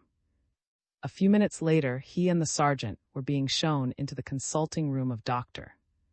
Hills, the police surgeon. The doctor was a short man with a pugnacious manner. To French's suave remarks, he interposed replies like the barks of a snapping. Murder, he ejaculated when French had put his views before him. Rubbish. There were no marks. No physical force. No resistance. Not likely at all. What you say, doctor, certainly makes my theory difficult, French admitted smoothly. But the antecedent circumstances are such that murder is possible, and I'm sure you will agree that the matter must be put beyond any doubt. No doubt now. Made my examination. What do you want next? A post-mortem, doctor. Awfully sorry to give you the trouble and all that, but Superintendent Hunt agrees that it is really necessary. The doctor was full of scorn at the idea. He had made an examination of the remains in his own way, and that should be sufficient for any layman. But it was not sufficient for French. He held to his point, and it was arranged that the post-mortem should take place immediately. A word in your ear, doctors. Hills, French added. Keep the idea of subtle murder before you. These are clever people, these three whom I suspect, and they'll not have adopted anything very obvious. Teach grandmothers suck eggs, barked the doctor, but there was a humorous twinkle in his eyes at which French could smile back with a feeling of confidence that the work would be done thoroughly and competently. He's always like that, the sergeant volunteered. He pretends to be annoyed at everything, but he's really one of the best and a damn good doctor too. He'll make that examination as carefully as the best London specialist, and you'll get as good an opinion when he's finished. If time was a criterion, the job was certainly being done well. French, sitting in the nearest approach to an easy chair that the sergeant's office boasted, had read the evening paper diligently, had smoked 3 pipes, and finally had indulged in a good many more than 40 winks before Dr. Hills returned. Kept you up, Inspector, he remarked, glancing at the clock, whose hands registered 3:30. Ah, well. Been worth it. Found something. You'll not guess. No sign of murder. No force applied. No resistance made. Death by drowning only. All as I said. But he paused in his stream of explosives and waited impressively. But water in lungs and stomach fresh, Inspector, fresh. What do you make of that? French was considerably impressed. What do you make of it yourself, doctor? He asked. Drowned in the sea. Fresh water in lungs. Pretty problem. Your funeral. He shrugged his shoulders, gave a quick, friendly smile, barked night. And was gone. Aye. The inquest. The problem with which Dr. Hills had presented French was not so difficult as it appeared at first sight. There could indeed be only one solution, but that solution carried with it the proof of what French had up to then only suspected, that death was the result of neither accident nor suicide, but definitely of murder. If the water which the poor girl had swallowed were fresh, it obviously followed that she had been drowned in fresh water, her body having afterwards been put into the sea. Why the three fiends had committed their revolting crime in this way French did not know, but it was clear that the placing of the body in the sea could have been done with but one object: to conceal the fact of murder by creating the appearance of accident. And had it not been for the special knowledge which French possessed, it was more than likely that the trick would have been successful. A further problem immediately arose, trifling in comparison to that of the girl's death, but still requiring a decision. Should the discovery be mentioned at the inquest? To allow the conspirators to suppose that their scheme had succeeded would have the obvious advantage of making them less careful. In the course of his career, French had many times experienced the value of lulling his adversary to complacency, if not to sleep. On the other hand, it would be difficult to keep the matter quiet. The doctor would certainly refuse to hold back such material evidence. This would involve confiding in the coroner and adjourning the inquiry on some technical ground, as that official would not allow a verdict inconsistent with the facts to be returned. But an adjournment would not have the effect desired by French. Until the case was finally disposed of and a verdict of accidental death returned, the murderers would remain on tenterhooks, alert and careful. Eventually, French came to the conclusion that it would be best to let matters take their own course. At the same time, he would try to keep out of the affair, so that Scotland Yard's interest in it might remain a secret. In this case, he would not give evidence of identity. His decision therefore plunged Sargent into an orgy of telephoning, in order that the inquest might be postponed until he could secure the attendance of Mrs. Peters, the deceased girl's landlady. The proceedings opened in the early afternoon. French had taken his seat amongst the crowd of loafers and other casuals who invariably attend such gatherings, and held no converse with the police. The room was crowded, the affair having produced a mild sensation. The first witness was a tall, bronzed man of about 30, named Austin. He deposed that he lived at Leon the Solent, and he was owner of the schooner yacht Thisbe. At about 6:30 on the previous morning, he and 3 yachting friends had started off in the Thisbe for a long day's sail. They were going east through Spithead and towards Brighton. When they were passing through Stokes Bay, some 3 or 4 miles from Leigh, he saw something in the water. He was at the tiller and he altered course to pass it closely. When they came near, they saw that it was the body of a young woman. They hove to immediately and brought it aboard. They tried artificial respiration for over an hour, though none of them thought it would be any good. The girl looked as if she had been dead for some hours. The body was that on which the inquest was being held. They turned into Portsmouth, and on arrival, one of his friends had gone to inform the police. The sergeant had come down at once and arranged for the removal of the remains. Sergeant stated that about 8:30 on the previous morning Mr. Lewis, one of Mr. S yachting party, reported that his yacht had picked up the body of a young woman when starting out for a cruise. He had gone down and taken charge of the remains. The deceased was dressed in a light fawn coat and skirt, with a white silk blouse, flesh stockings, and black patent shoes. She had no hat. On her left wrist was a watch which had stopped at 7 minutes past 1. She wore a necklace and earrings of imitation pearls. Her face was calm and peaceful. As a result of his inquiries, he had learnt that the deceased was a miss, an employee at the Milan Cinema in Oxford Street, London. She lodged in a boarding house inn, and the landlady was present and would give evidence of identity. He had been unable to find out how the body had reached the place in which it was found. Mrs. Peters was then called. She deposed that the remains were those of her late lodger. The girl had lived with her for nearly a year. She was quiet and well-conducted, prompt in payment, and popular with the other boarders. She, Mrs. Peters, had become quite fond of her, and this tragedy had come as a terrible shock. Further questions elicited the fact that the witness believed that her boarder had recently been in some serious trouble. For the last couple of weeks in particular, she had lost a good deal of her brightness and seemed to have some worry on her mind. But she had not said anything on the subject, and Mrs. Peters had not tried to force her confidence. The witness then told of the telephone call. Though this had surprised her, never having heard Miss mention any of her relations, she had not doubted its genuineness at the time. It was not till afterwards that she had learnt from the police that Miss had not sent it. The fat was then in the fire. When Mrs. Peters left the box, Sergeant was recalled and asked if he had made inquiries into the authorship of the message. His reply that he had ascertained that it had not been sent by any of the officials at the cinema was the first hint those present had received that the case might not be quite so straightforward as up to then it had seemed. Interest in the proceedings perceptibly quickened, and the spectators leant forward and fixed their eyes more intently on the witness.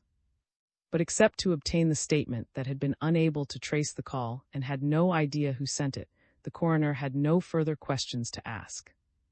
Dr. Hills was the next witness. He deposed that he had at first made an external examination of the remains, by means of which he had satisfied himself that the deceased had died from drowning. He gave technical details as to the condition of the body, stating that in his opinion death had taken place some 8 to 9 hours previous to his inspection. That had been made about 10 o'clock, and this, if he was correct in his opinion, would place the hour of death somewhere between 1 and 2 in the morning. That would agree with the time at which the watch stopped, the coroner remarked, turning over his notes. The hands were pointing to 1:07, Sergeant has told us. Now, Dr. Hills, you said that at first you made an external examination of the remains. What exactly did you mean by at first? Last night late police came to my house. Said they were not satisfied. Had an idea there might be foul play. Wanted a post-mortem. I made it with doctors. And did you find anything which might be taken to support their idea? The coroner asked, while the recently aroused interest intensified. The doctor hesitated. Found a peculiar fact, he answered. Outside my province to draw inferences. And the fact, water in the lungs and stomach was fresh. The statement produced something in the nature of a sensation. The faces of most of those present assumed an expression of bewilderment, but a few seemed instantly to grasp its significance. And what, went on the coroner smoothly, did this fact convey to you? Dr. Hills shrugged. Girl was drowned, he declared, but not in sea. Couldn't have put herself into sea. Body must have been put in by someone else. Least strikes me that way. Did the remains show any sign of force or compulsion? None. For a moment the coroner hesitated when he had written down this reply, his forehead wrinkled from thought. Now, doctor, he said at last, you know this country pretty well, I take it. Lived here all my life. Is there, so far as you know, any river or fresh water area into which this poor girl could have fallen, and from which her body could have been carried to the sea where it was found? Don't know of any. Again the coroner hesitated. It must be evident to you, Dr. Hills, that your evidence suggests at least the possibility of foul play. I want to ask you now, not only from a medical point of view, but also from your experience as a man of the world, whether you can suggest any explanation of the facts other than that of the murder of the deceased. At the ominous word, a little ripple of movement passed over the assembly, followed immediately by a silence as those present settled down to listen even more intently. Dr. Hills shrugged again. Utmost respect, scarcely my province. Since you ask private opinion, girl was murdered. But there is no definite medical evidence for that view. None. Girl was drowned in fresh water. That is all. The coroner looked round. Would any member of the jury like to ask the witness a question before he stands down? A small foxy-faced man like a tradesman or small shopkeeper rose to his feet. I would like to ask the doctor just what the police said to him about foul play, and then I would like to ask the sergeant just what made him say it. That is an important point and one I have already noted, the coroner replied. Dr. Hills stated he referred to his notes that he was asked to make a post-mortem, as the police had an idea there might be foul play. Have you anything further, Doctor? Hills to add to that statement. Nothing. That covers everything. The nature of the police suspicion was not revealed. No, not in detail. And was the doctor not curious? Did he not ask? Interjected the foxy-faced juror. The coroner frowned. The witness has said the nature of the suspicions was not revealed in detail, he said coldly, glancing at the juror. Were you told in a general way that murder was feared? In a general way, yes. No details. Who spoke to you on the subject? This was the question French was dreading. If the matter were pressed, there would be nothing for it but for him to give evidence. The doctor looked as if he were going to hedge, then he seemed to think better of it and answered. Sergeant and a representative, as I understood it, from Scotland Yard. At this, a little ripple of movement swept over the assembly. From the spectators' point of view, things were going better and better. And it was the Scotland Yard man, I presume, who promulgated the suspicion. That is so. You may stand down, Doctor, but please don't go away. Recall, Sergeant. You didn't tell us, Sergeant, that you had received a visit from an officer of Scotland Yard. You may rest assured, sir, that all the essential facts would have been put before the court. As you know, sir, it is not customary for the police to state the sources of their information.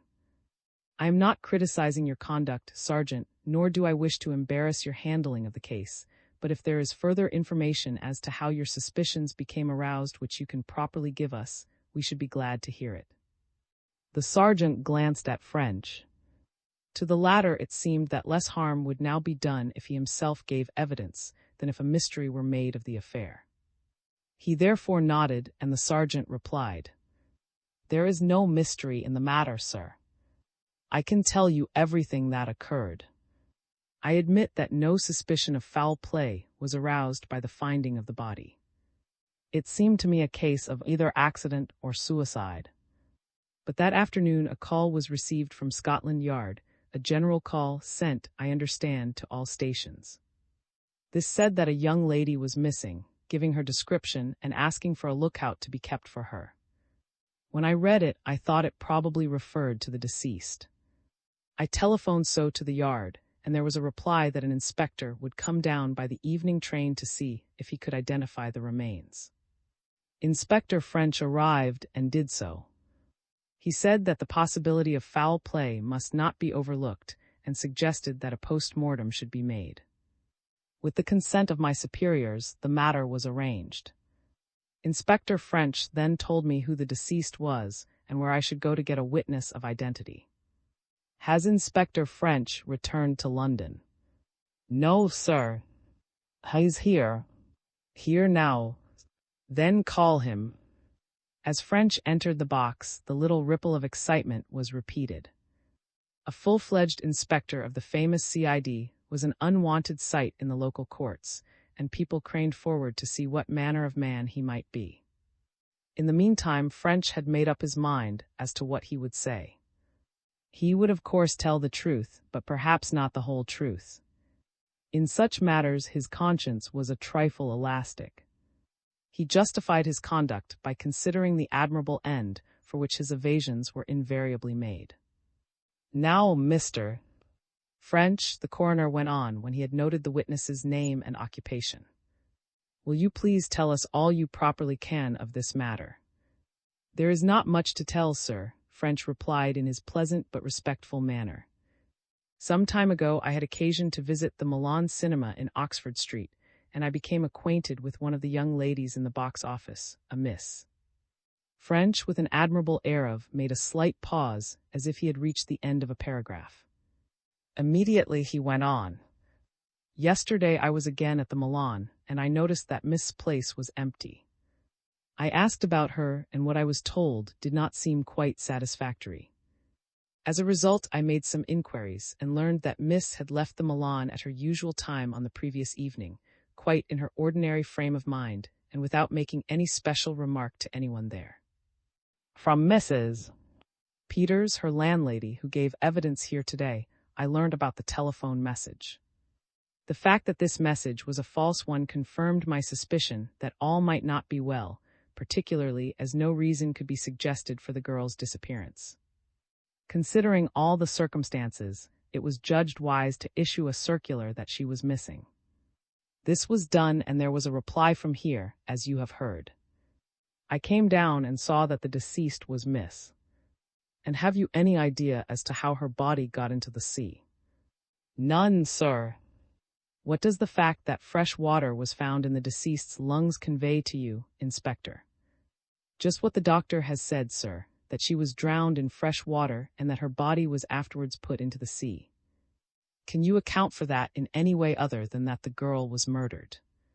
That is certainly the most probable explanation, though I think there are others. For instance, the girl might have been drowned accidentally or committed suicide, and her body might have been found by someone who feared that he might be accused of murder and therefore, in a moment of panic, tried to get rid of it in a way that he hoped would keep him from suspicion. That doesn't seem very probable. It does not, sir, but one has to consider all possibilities. The coroner continued asking questions, but without learning anything further of interest. Then he turned to the jury and made a short speech. Having surveyed the evidence, he continued, "The questions which you have now to consider are 3 in number. First, you have to find the cause of death, if in your opinion the evidence justifies you in doing so. Now, to my mind, there can be no doubt of this. Dr. Hills has told us definitely that it was drowning.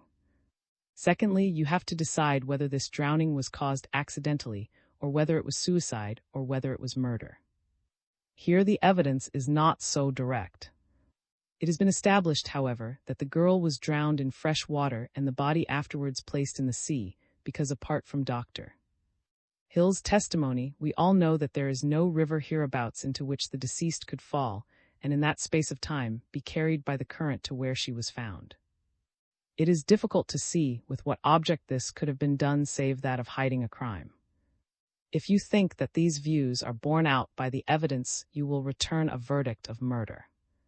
If, on the other hand, you consider some other explanation tenable, such as the ingenious one advanced by Inspector French, you may return that of accidental death. If you consider that the evidence points to suicide, you will find accordingly. Your third question follows from the answer you give to the second. If you find that murder has been committed, you must state, if you can, the guilty party or parties. As to this, it appears to me that no evidence of any kind has been placed before you. But here again you must form your own opinion. Contrary to French's opinion, the jury elected to retire. For half an hour they considered the matter, then at last brought in the verdict which had seemed to him self-evident murder by some person or persons unknown. IV. French makes a start. I should like to introduce you to Major, our chief constable, said Sergeant to French as they left the courthouse. The Major was a small dark man with a rather Jewish cast of countenance. French had noticed him come in late to the inquest and had imagined he was a police official. I was talking over this affair with the superintendent this morning, the Major began. He's knocked up at present and I went to his house. That's why you haven't met him. In the absence of complete knowledge, we rather took the view that the key to the matter lay in London and that Portsmouth came into it only as the result of an accidental selection. I should like to know, Inspector, if that's your view also. As a matter of fact, it is, sir. I have some further information which I didn't think it necessary to lay before the coroner, but which I should be pleased to give to you. It tends in that direction. The chief constable smiled. I rather imagined your evidence was, shall I say, bowdlerized. It occurred to me that you were mighty quick in assuming that the girl had disappeared. All the details strictly accurate. Strictly, sir. French smiled also. But if a meaning other than that I intended were taken from what I said, that would not be my fault, would it? Of course not. Naturally, the energies of the police must be directed towards hoodwinking the courts, eh? French laughed outright. It has its uses, he admitted, glancing with amusement at the sergeant's scandalized countenance. But this time I fear our adversaries are too wide awake to be taken in by it. That's so. Well, come along, will you, to the sergeant's office and let's have our chat. When they were seated and had lit up 3 of the chief constable's Egyptian cigarettes, French told in detail about his interview with the dead girl and the inquiries he had already made. Both men listened with keen attention and without interrupting. What's it all about, Inspector? Major asked when he had finished. Those 3 ruffians get these girls into their power, or try to. But what for? Have you any theory? I've not, French admitted. At first it looked like an attempt to rob the tills of the cinemas, but all they'd get from that wouldn't be worth their while. It might, of course, be for immoral purposes, but somehow I don't think so. In any case, the motive for this second murder is clear. This style believed that the girl connected him with the first crime, the murder of Tucker. Possibly they found out that she had gone to the yard and thought she had given them away. That's my view. Probably they shadowed her. If so, they would see that her ability to identify 3 of their members would make her so dangerous that their only policy would be to make away with her. Quite. That's clear enough. But it doesn't explain the first murder. It does not, sir. It looks as if there was some game going on to get the cash out of those cinemas, but how it would be done I can't see. Nor I, the chief constable shrugged his shoulders. Well, that's all very interesting, but the point about which I really wanted to consult you is this. If the key to the matter lies in London, as I think we are agreed that it must, the matter is one for you and not for us. The body was found here, sir. It is technically a matter for you. I know, but that is a detail which can easily be put right. If we apply for help from the yard, you can sail ahead without delay. That's true, sir, or at least the yard can. I should have to report and wait for orders. But as I'm mixed up with the case already, and as I have no other job on hand, I am sure I should be the man sent. Shall I get on the phone to the yard? I think you should. Tell them we're applying to the Home Office for help from them, and that I've suggested that as you're here you might carry on. Right, sir. I'll do it now. But when French got through to Chief Inspector Mitchell, he was surprised by receiving a recall. Come and see me first, French, at all events, said his chief. We'll fix it up then. French traveled to Waterloo by the 8:06 p.m. From Portsmouth, and early next morning knocked at the chief inspector's door. Morning, French, Mitchell greeted him. I was a good deal interested by the summary of those proceedings down at Portsmouth. I fancy there's more in this thing than we've got down to yet. Just start in and give me details of what took place at the inquest. French obeyed. Mitchell listened without interrupting and nodded his head when his subordinate had finished. I sat here, he said slowly, last night for a solid hour after I had received your telephone, trying to remember a name. At last I got it. Does convey anything to you? French repeated. Near that is, isn't it? Your grandmother. It's 10 miles east of and some 4 miles from the coast. That help you? French slowly shook his head. Afraid not, sir. Well, I'll tell you. Past that little town there flows a river, and in that river one day last October was found the body of a young woman. The medical evidence was that she had been drowned, and as there were no signs of violence or other suspicious circumstances, a verdict of accidental death was returned. But French Mitchell leaned forward and became very impressive. She was employed in the box office of a big London cinema. French stared. Good Lord, sir. Another one. Well, what do you think? And there's more in it than that. This girl was alone in the world, at least no relatives could be discovered. She was living in a boarding house, and the landlady stated that she had seemed very depressed for some 10 days before her death. It's another case of the same, French declared with an oath. As sure as we're alive, it is. Don't you think so, sir? It's certainly suggestive. It looks to me like the last time your friends wanted a recruit for their little scheme, whatever it is. That's what I think. It's going to be a big case, this. The further you go into it, the bigger it grows. That's 3 girls we believe they've murdered, and goodness knows how many more there may be that we haven't got onto yet. I have a man on that, Mitchell declared. He's looking up the files. I told him to go for any cases of the death of girls in box offices of places of amusement, including accidents, suicides, and murders. That should cover it. That'll cover it all right. But there's another point, sir. We believe they murdered because they found out that she had been at the yard and they suspected she was going to give them away. Had this other girl been to the yard? Quite right, French, Mitchell approved. I have a man on that too. He's making a list of girls who lodged complaints which might apply. There's this girl and also that other, Tucker, to start with.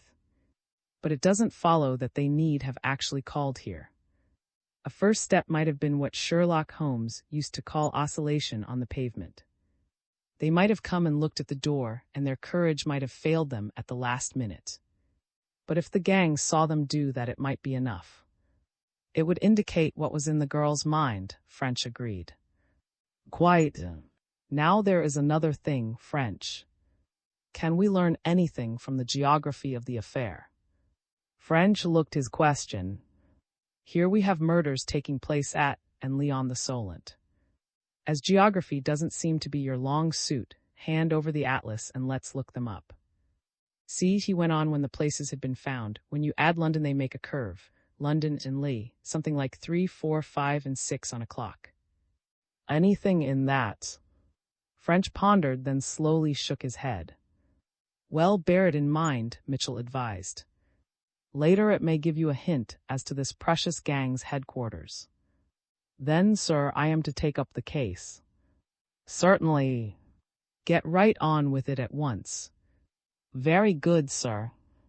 I'll go round to the cinema and sporting house again now I'm here, but I fancy my best hopes are at Portsmouth. There's quite a chance that they may have left traces when they were getting the body into the sea. Quite. It shouldn't take you long to bring them in. You've plenty to go on. You have the descriptions of at least 3 of the gang, and you have these 3 murders to go into, for I think we may take it this affair was part of it. I'll get at it immediately. I suppose, French hesitated, you've no idea what they might be up to. I'm afraid not. Some way of robbing the cinemas occurs to one at once, but I don't see how it could be done on a big enough scale to be worthwhile. That's what I thought. In fact, I don't see how it could be done at all. You'll get an idea before long, I fancy. Well, get ahead, French. If you get tied up at Portsmouth, you can try, and if you make a mess of that, you can move on to. Between them, all you should pull the job off. French felt a small glow of appreciation for his chief as he left the room. Mitchell was certainly a man to work for. He knew his job from A to Z, and his power of getting straight to the heart of things was little short of uncanny. He was as straight as they are made, and when he could legitimately do so, he always supported his men. Moreover, he made allowances for human weakness, and beneath his somewhat short manner there was a very real vein of kindliness. French had never met anyone whom he would rather serve under. He lost no time in getting to work. Beginning with the boarding house, he interviewed not only Mrs. Peters but the servants and some of the boarders with whom the deceased girl had been on specially intimate terms. Unfortunately, from them he learnt nothing. Nor did a meticulous search of Mrs. belongings give better results. Then he drove to Mr. his office and interrogated the typist, Cox. From her he obtained a good deal of information as to the dead girl's life, but again none of it threw light on his present problem. By the time he had finished with Miss Cox, the Milan was open, and after lunch he went there to continue his inquiries. Here, after considerable trouble, he learned one new fact, not indeed an important one, but still something. An attendant whom he had not seen on his previous visit had been on duty in the entrance hall on the night on which Miss had disappeared. About 11:15, a young lady had come in. As the show was nearly over, he had wondered what she wanted and had watched her particularly. She had gone to Miss Spock's, and a short but animated conversation had taken place between the two ladies. He had overheard the stranger say as she was leaving, "Cheerio, then. I'll wait for you at the corner." She was a tall, good-looking girl, stylishly dressed with a fur coat, and she seemed eager and excited and as if pleased about something. The attendant had noticed also that Miss had hurried away as soon as she could. In spite of the man's somewhat meager description, French had little doubt of the visitor's identity. That she was Gwen, he would have bet long odds. He immediately set to work on the clue. After examining the remainder of the cinema staff, he arranged for the interrogation of the police who had been on duty in the immediate neighborhood on the night in question, and circulated an inquiry among the of the district in the hope that the girls might have engaged a vehicle. The great machine of the CID having thus been set in motion in London, he returned at 8 o'clock to Portsmouth. Smoking a meditative after-dinner pipe in the train, he set himself to take stock of the facts which he had already learnt, and to see if they would yield any deductions which might indicate the way in which he should go. He saw at once that the inquiry resolved itself into two separate and distinct problems. There was the immediate question of the identity of the trio who had murdered these poor girls. For French believed with his chief that all three crimes were the work of the same parties. But behind that there was the further problem of motive. What were these three people doing that should lead them to so terrible an expedient? It did not require much thought to show French that he must concentrate on the first of these questions. Until the criminals were discovered, the second question could scarcely be approached. Indeed, the establishment of their identity might lead directly to the discovery of their motive. Of the murder therefore, just what did he know? She had left the Milan at 11:15 in her usual health and spirits, and her dead body was found in the Solent at about 7:00 the next morning. The evidence of her watch tended to the belief that she was murdered at 1:07, and this was supported by the doctor's statement. French wondered if he could make a provisional timetable of the happenings on that tragic night.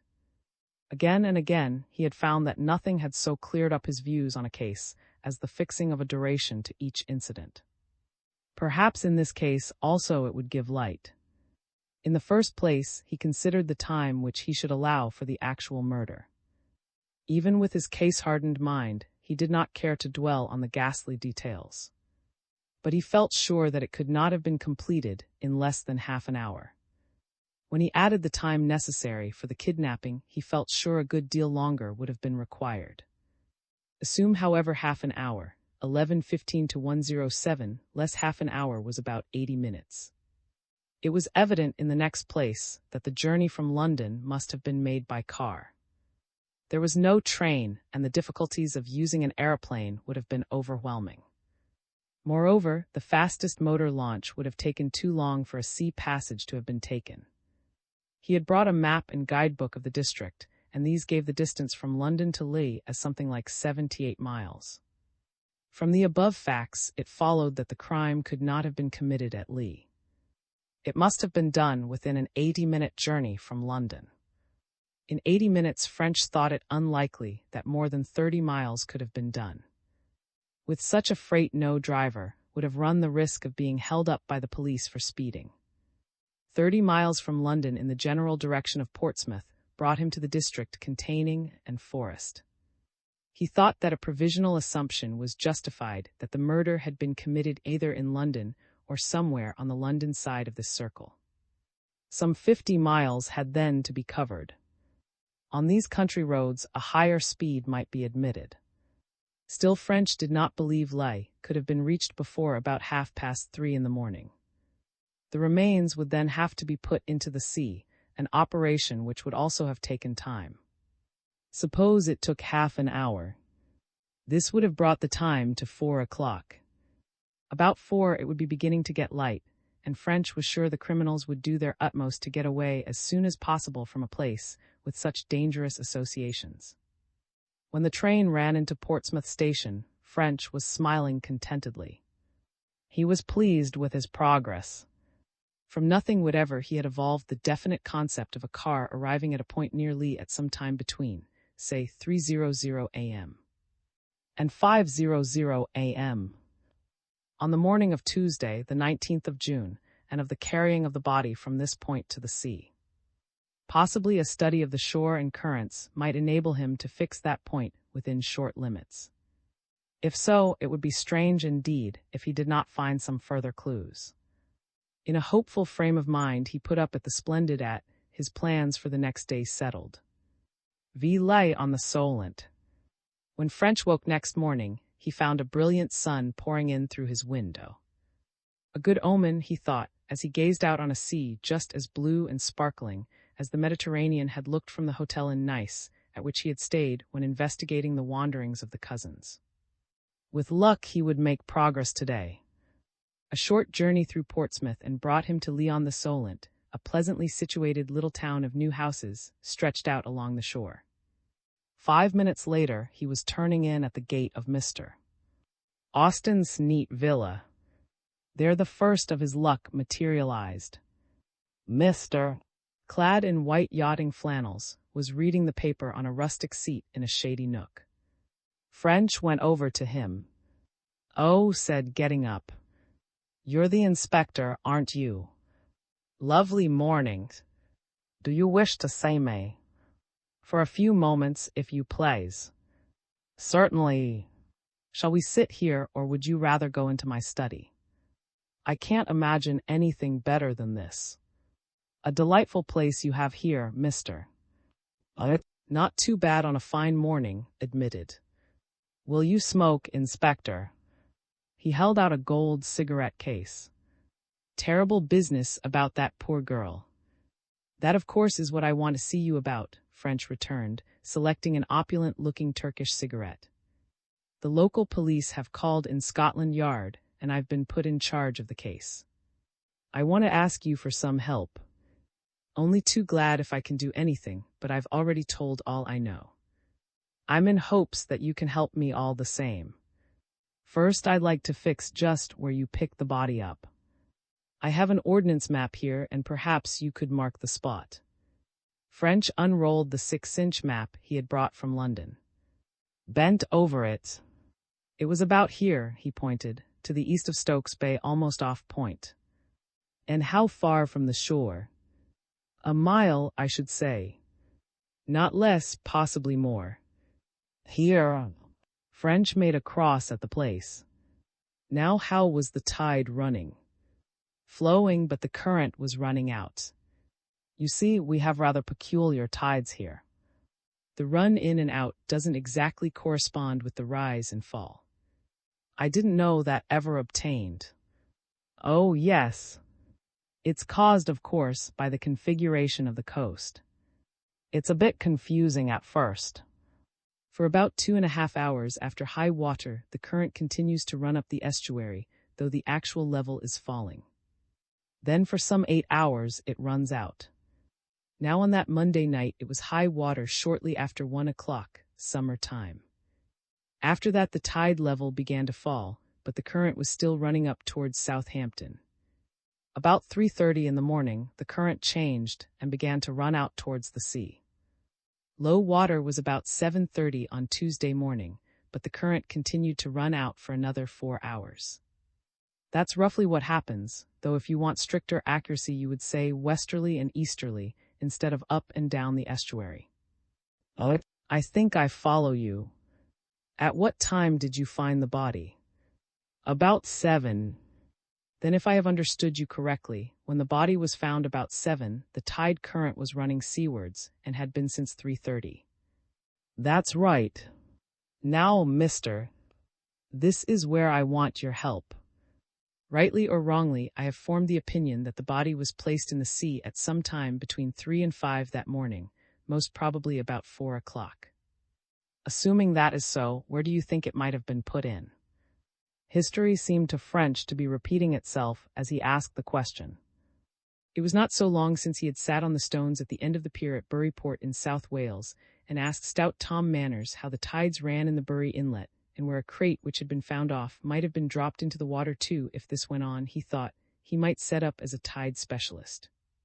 He only hoped that today's inquiries would have as satisfactory results as those on that former occasion. Like Tom Manners, hesitated over his answer, whistling the while under his breath. I should say, he replied at last, a short way above Lee. Perhaps at Lee, perhaps at Hill Head, probably somewhere between the two. It's not easy to say with any degree of accuracy. That's good enough, mister. You see what I'm after. If I search the coast, where you suggest I may find some kind of clue. Shook his head. I rather question it, he answered slowly. French's eyes narrowed. Now just why do you say that? I'll tell you. It hadn't occurred to me before, but your questions suggested it. I don't believe the body was put in from the shore at all. But I think it was too far out, went on. I don't mean that the tide runs exactly parallel to the shore. It doesn't. But an object put in at the shore near Hill Head or Leigh would not have got so far out from the land as the distance to Stokes Bay. French nodded. I follow you.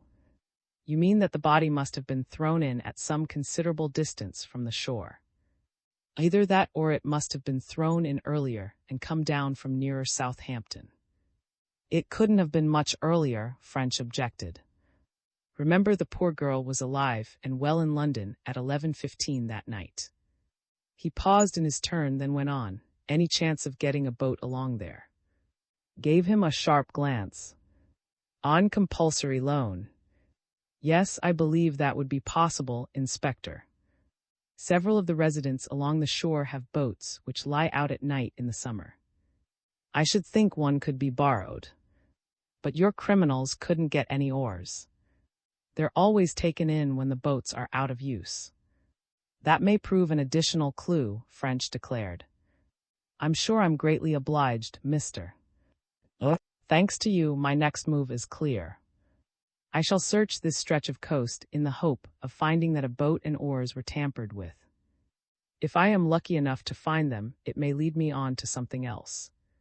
The day was living up to its early promise as he took leave of and set off on foot along the shore. The prospect was charming. Across the blue, sparkling waters of the Solent Lake House, peeping out behind the woods, while upstream, on the opposite side of Southampton Water, the long, low coastline rose dark and tree-clad from shore to serrated horizon. The sea was dotted with the white sails of pleasure craft, and close under the island a great liner moved rapidly up towards Southampton. At intervals along the road were villas, opposite many of which were boats. To borrow one of these during the hours of darkness should certainly be easy. But how was he to find out whether or not it had been done? He could see but one way, and that long and tedious. He must make house-to-house inquiries as to whether, first, any trace had been found of the taking out of a boat, and second, anyone had been heard or seen on the shore about the time in question. Soon he found his premonition justified. A longer or more tedious job he had seldom tackled. At house after house he called, waited interminably until some responsible person could see him, talked that person into a sympathetic frame of mind, and then put his questions. With one inquisitive and voluble householder after another, he searched boats, investigated the hiding places of oars, and questioned servants. All to no purpose. Nothing helpful was to be learnt.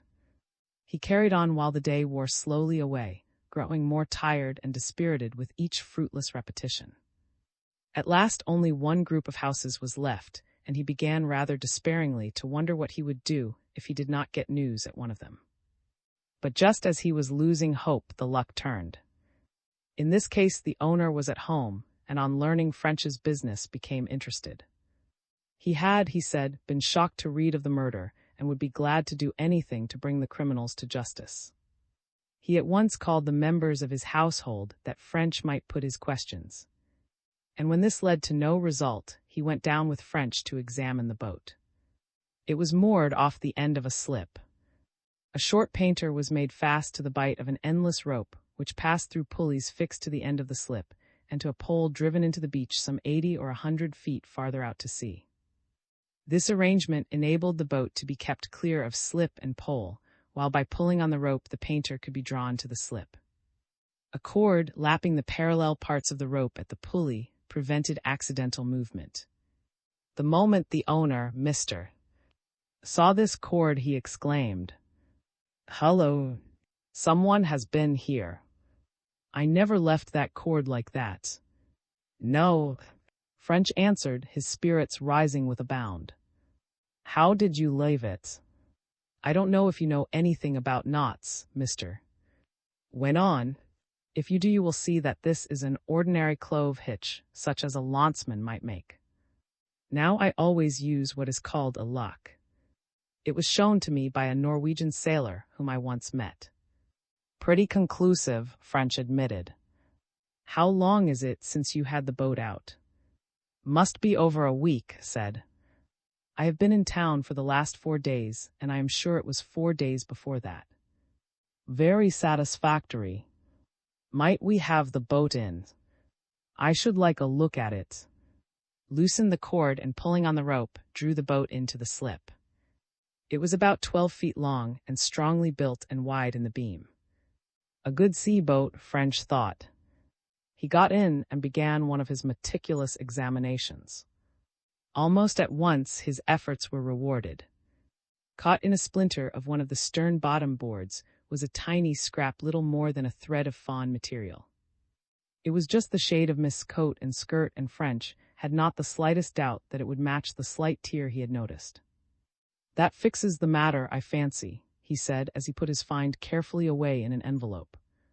"Part of the dead girl's skirt. I noticed it had been torn. Now let's see if there is anything else." Never since it had left the builder's hands, if then, had that boat had such an examination as it got that afternoon. But it contained nothing else which might form a clue, nor could French find any fingerprints. This matter of the boat seemed to him to supply the answer to a question which had puzzled him from the first.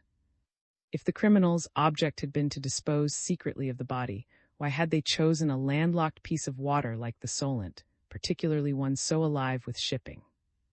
The answer was evident: the boat.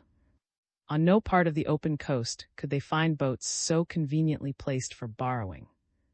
The ease of getting the boat would clearly outweigh the increased risk that the body might be found. He rejoined on the slip. "That's really excellent," he said with ill-repressed delight. "It shows that I am on the right track. But I don't see how finding this will help you. There is nothing here to indicate who used the boat." French did not feel called on to deliver a dissertation on the science of detection. "It may be a help. You never can tell," was his summary of the situation. "By the way, what about oars? Where do you keep yours?" "They couldn't have got the oars. They are never left in the boat. We take them up to the house when we've finished with them. The criminals must have stolen oars elsewhere or brought their own." "One other question. You've told me you didn't see anyone about on that Monday night or hear a car. Now can you suggest anyone who might possibly have been out?" Shrugged. "How could I?" "Well, who are the doctors in this part of the world? Was there a dance in the neighborhood? You see what I mean." Saw but couldn't help. He gave the names of 4 medical men, any one of whom might have been called in by residents in the district. But he didn't know of anyone who had been. And then suddenly he slapped his thigh. "But I do though, after all," he exclaimed. "Finley's wife had a son that morning. You bet Finley was out for the doctor. You should go and see him, he's an architect in Portsmouth. Or if you like, you can come back to the house and ring him up. I'll introduce you." French accepted gratefully, and in a few minutes the call was put through. Finley was equally ready to help. Yes, his wife had been confined on the night in question, and he had gone for the doctor shortly before 4 of late. But he had met no one on the road, nor had he seen a car. "A call on doctor seems to be indicated," French declared as he once again thanked for his help. Well, said the latter with a sidelong look, since you mention it, do you know why I told you about Finley? Why? For this reason. I know something about the police, and I may tell you that you're the first officer who has ever come to ask me a question in what I may call a really civil way. It is generally, tell me or it'll be the worse for you. But when you treated me as a friend who might be able to help you, why, I thought I'd do it. I don't think our people are as bad as you make out, mister. But I'm much obliged to you all the same. After a hurriedly snatched cup of tea, French presented himself at Dr. S door. The doctor was just going out, but he turned back with his visitor. Yes, he agreed, I left here shortly after 4. It is about 5 minutes, run to Mr. Finley's, and I should say that I got there about 4:15. And did you notice a car? As a matter of fact, I did. Now let me see where it was. Yes, I remember it distinctly. It was about half a mile on the hillhead side of the wireless station, where the road turns inland. I can show you the very place if you wish me to. It passed you there. I passed it. It was standing at the side of the road, and the driver was working at the engine. He had the lid of the bonnet raised and was bending over it. I slowed up and called out to know if there was anything wrong, but he replied only a dirty plug and that he had got it right. This was good news. French felt that he was on the trail once more. With his interest aroused to the keenest pitch, he went on with his questions. There was only one man there. I saw only one. The car was a fairly large one, a saloon. It was not lighted up, and there might have been others inside, but I didn't see anyone. Was there a moon? No, but dawn was breaking. I could see objects fairly clearly, but no more. Now, what about the man outside? Could you describe him? Not well. He was muffled up in a coat and had a soft hat pulled down over his eyes. As far as I could see, he was a tallish, thin man with a pale face and small. But I couldn't be sure of that. Anything peculiar about his accent? It occurred to me that he had a sort of inflection in his voice, such as you hear in Ireland or South Wales. I don't know about North Wales, as I've never been there. High-pitched or low? Rather high of the two. Better and better. If this was not style, French would, so he said to himself, eat his hat. I see. Now, doctor, can you describe the car more fully? I really don't think I can, except that it was a middle-sized saloon. Possibly though really I have no right to give such an opinion. But it seemed rather that shape. Of course that's the shape of a lot of other makes as well. But I saw the number. The number? Why, sir, you did well. What was it? The doctor smiled thinly. I'm afraid I don't deserve as much credit as you seem to think, he protested. It happened to be the number of my own car, less one figure. Mine is 7385, and this one was 7395, one figure different, you see. But whereas my car is registered in Hampshire, this one had a Surrey initial. This is valuable information, doctor. French declared. Now before I go, do you think there is anything else that you can tell me? You didn't see anyone on the road, for instance. But doctor had not noticed anyone. The facts he had mentioned he was sure of, but he knew no others. When he had returned about 7, the car was gone. He promised French to give any evidence that might be required, and that in the meantime he would say nothing of what he knew. On his return to Portsmouth, French drafted a police circular. It was believed that a middle-sized saloon car, possibly registered in Surrey and numbered 7395, had traveled from London to Leigh and back during the night of the 18th 19. Had anyone seen or heard of such a vehicle? 3 persons were believed to have been in the car. Here followed descriptions of Westinghouse, Style, and Gwen. Had these persons been noticed? Had anyone been seen taking out or replacing a boat between Leigh and Hill Head during the same night? From the police station, French went to interview but unfortunately without result. Delighted with the result of his first day's work, he went early to bed and slept the sleep of the weary. VI. The Supreme Appeal Court.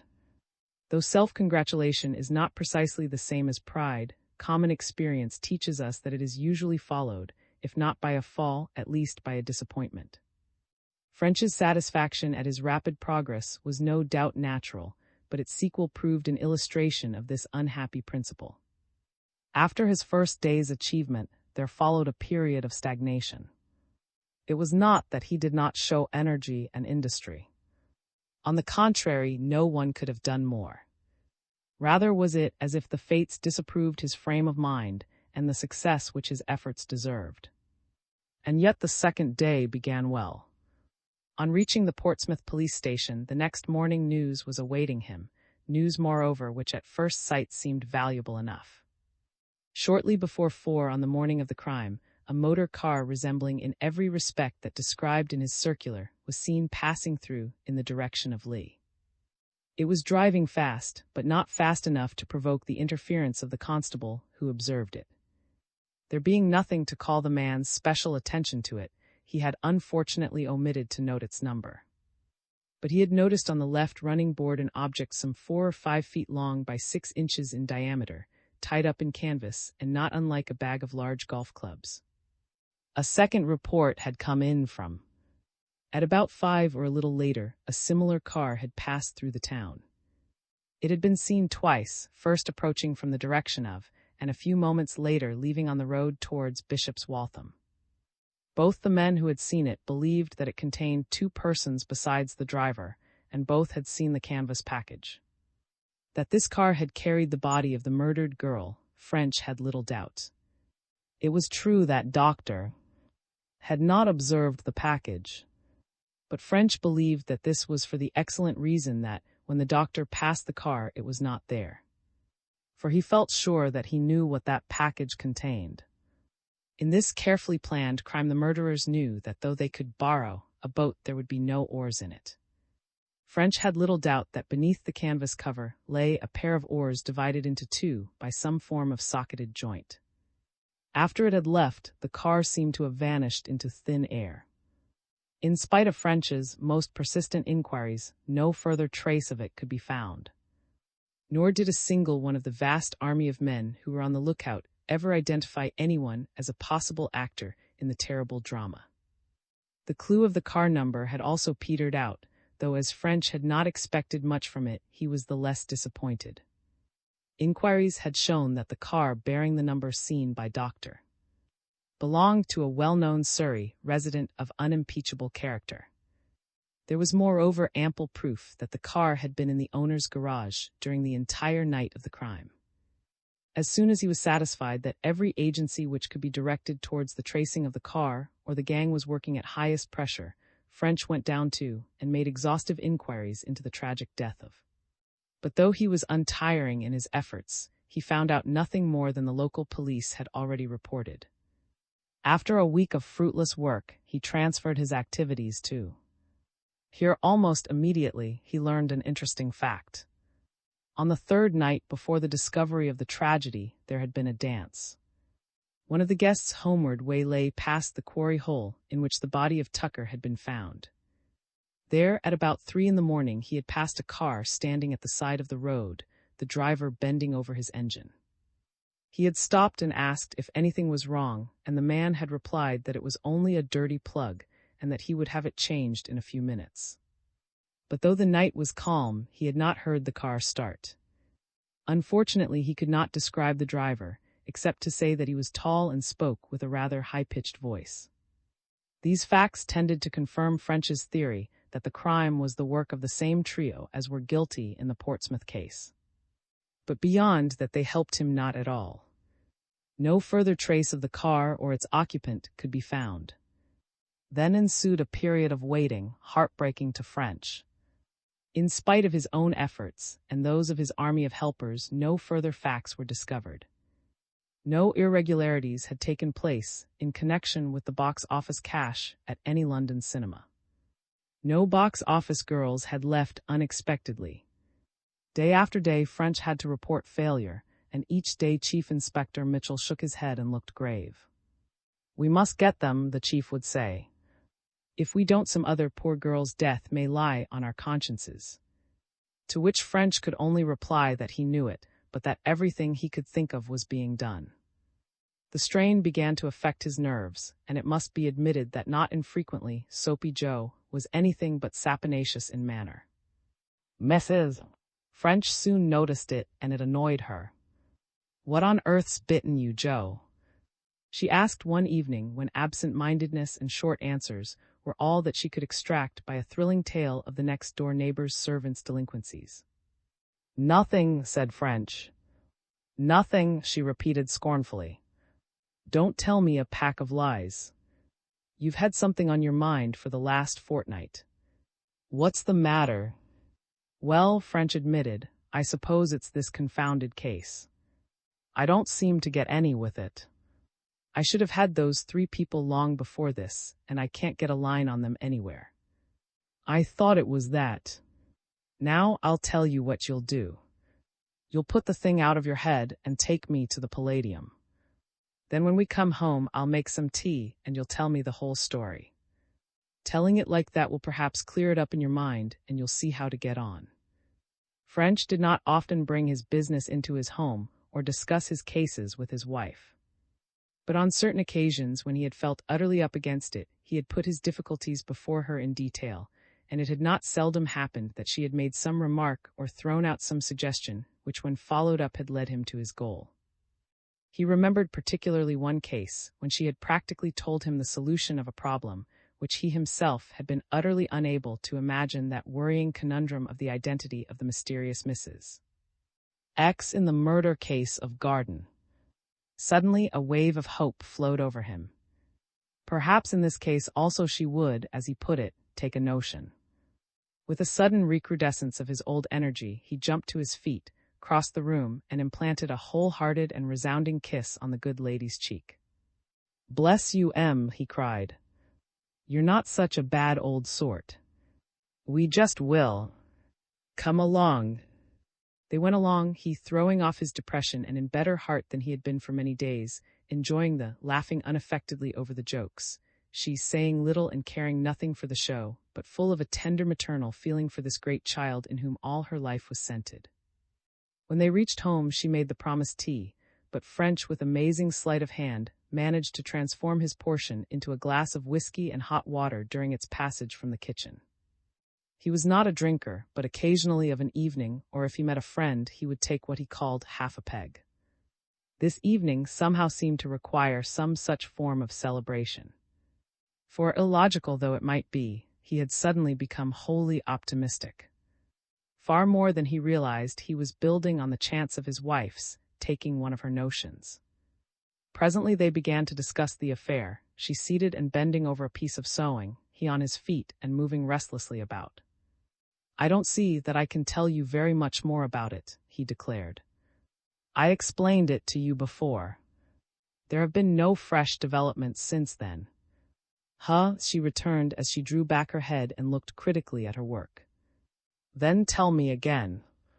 Pacing slowly up and down the room, French retold the whole story. The call from the interview, with the checking up of the girl's story, the appointment in the National Gallery which she failed to keep, the search for her and its tragic end at Portsmouth, the crimes at and lastly the means which were still in operation to find the criminals. To all this she seemed to pay but scant attention, eyes and fingers being concentrated on her work. From her manner, French never could tell whether she was really listening to him or not, though afterwards he usually found she had grasped every detail. When he had finished, he waited eagerly for her comment. But she still remained silent, folding and tacking the corners of her work with apparently no thought for anything else in the world. At last, however, she spoke, and as her remark took the form of a question, his hopes bounded up. "You think those 3 poor girls were all murdered by the same people?" she said slowly. "Well, don't you?" he answered. "All 3 were employed. And Mr. Mitchell thinks so too." "Certainly he does." "You say if. And both you and Mr. Mitchell think that they were murdered because they got hold of the secret of this gang. To all intents and purposes, yes. We can't tell whether the girls actually knew the secret, but they knew enough to be dangerous. We think may have been followed to the yard. Mrs. French slowly threaded her needle, giving to the operation immense thought and care. Then, as if once again able to attend to trifles, she went on. If you're right in that, it follows that these three are up to some pretty serious business. If they would sacrifice 3 lives to preserve their secret, it must be a pretty dangerous or a pretty valuable one. Well, of course. There can't surely be any doubt of that. French was feeling slightly disappointed and a trifle irritated. This was not like his wife. He had hoped for something more illuminating. But he was not prepared for her next question. Have they stopped it? She asked abruptly. He returned. Stopped it. Why, that's just it. We have no reason to think so. And that's what's bothering us most of all. If some other poor girl. Because if they haven't stopped it, it must still be going on. Of course it's going on, or at least we think so, he said impatiently. What did she mean by harping on with these obvious facts? What's in your mind?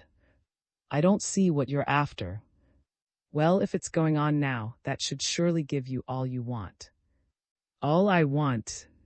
He stared at her with a sudden thrill. Something was going to come out of this after all. For heaven's sake, what do you mean? But Mrs. French was not to be hurried. Deliberately, she rearranged her work and started on a new corner. Wasn't that girl upset when you saw her? She went on slowly. Very much so. She thought and she had been upset for some time before you saw her. Yes. She thought those ruffians Westinghouse and Style were. And those other 2 girls. They were upset too before they disappeared. Yes, I found that both had evidently had something on their minds for a considerable time. The people at their boarding houses and at the cinemas had noticed it. But how does that help? It only means that all 3 knew they were in a tight place. It means far more than that. It gives you all you want so far as I see. French swung round in his walk with a gesture of impatience. For the love of heaven, can't you say what's in your mind? How does it give me anything?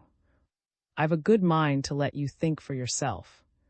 You're not shining just at present, Joseph French. He recognized her way. Exasperated by it, but thrilled by the possibility of some light really coming, he answered eagerly, Don't worry about me, old lady. Get on and let's have the big idea. Surely it's simple enough. Cinema box office girls are necessary to this thing, whatever it is. All the girls whom you found mixed up in it showed unmistakable signs of being upset. The thing is still going on. Other girls will therefore be mixed up in it. These girls will therefore be upset. Well, find them. For the second time that evening, French strode over to his wife and implanted a hearty kiss on her cheek. By Jove, old girl, but you lick creation. It's an idea, that is. Quite an idea. He swung up and down the room, enthusiastic, then hesitated as a wave of misgiving swept over him. Well, what is it? The phrase about marriage being the domestication of the recording angel passed inconsequently through his mind. He hoped his didn't always read his thoughts as he answered. When those first 2 girls were put away, some crisis in the gang's affairs must surely have arisen. When the business is running normally, they may not be upset at all. It may be running normally now. Well, if it's running normally, there won't be any more murders, which is what you say you want to guard against, she answered. If murder is threatened, the girls will be upset, and that'll give you warning. Don't go out of your way to make difficulties. It was his only chance. As he lay awake that night thinking over the conversation and viewing his wife's suggestion more soberly than in his first flush of delight, he felt that, while unpromising, it offered at least a possibility of progress. At all events, he decided that next morning he would begin to work on the idea. He found his new quest a more difficult job than he had anticipated. There was no use in asking the managers of the various London cinemas whether any of the girls under their charge had lately displayed signs of hidden anxiety. So long as the work was done, the managers would neither know nor care. He must in some way observe the girls themselves. But this was no more easy. It was out of the question for him to scrape acquaintance with all the cinema box office girls in London. It would take him a year. There must be some quicker way.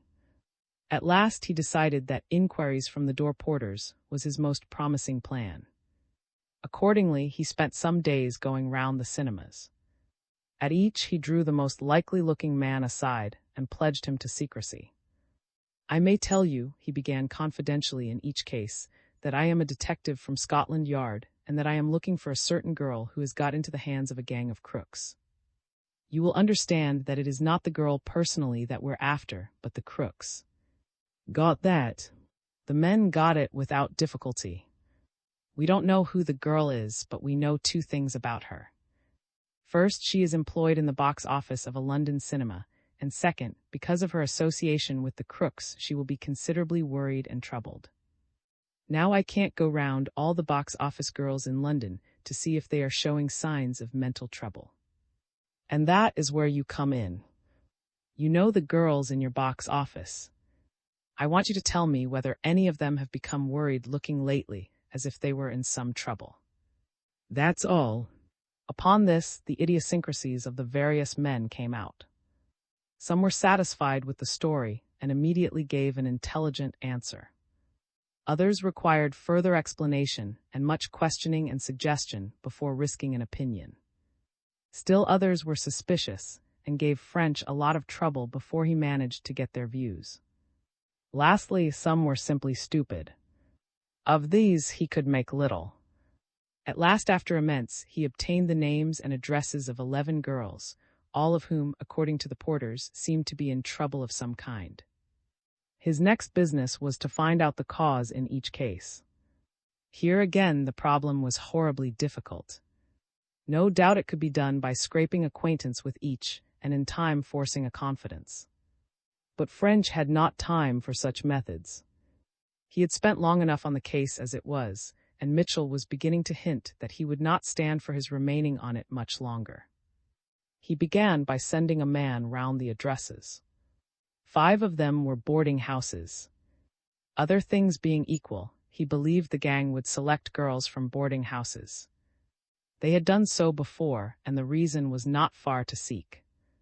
Girls who were alone in the world were more defenseless and easier prey than those who had a family behind them. Therefore, it would be wise to start with these 5 girls. Calling at the boarding houses in turn when the girls would be on duty, he asked to see the landladies. "I'm sorry to trouble you," he began in each case, "but I am making some inquiries about Miss Dash, who, I understand, lives here and is employed in the Asterisk Cinema.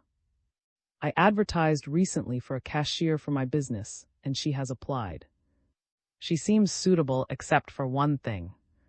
She gives me the impression of being very depressed and melancholy, as if something were preying on her mind. Now I would not care for a girl of that kind. I called therefore to ask whether you could tell me if her depression is temperamental, or whether it is caused by some passing trouble from which she is likely to recover." Like the porters, the landladies reacted differently to this stimulus. One accepted French's statement without hesitation and replied volubly that Miss Dash was the best and of girls, but that owing to the recent death of her young man she was temporarily below her usual form.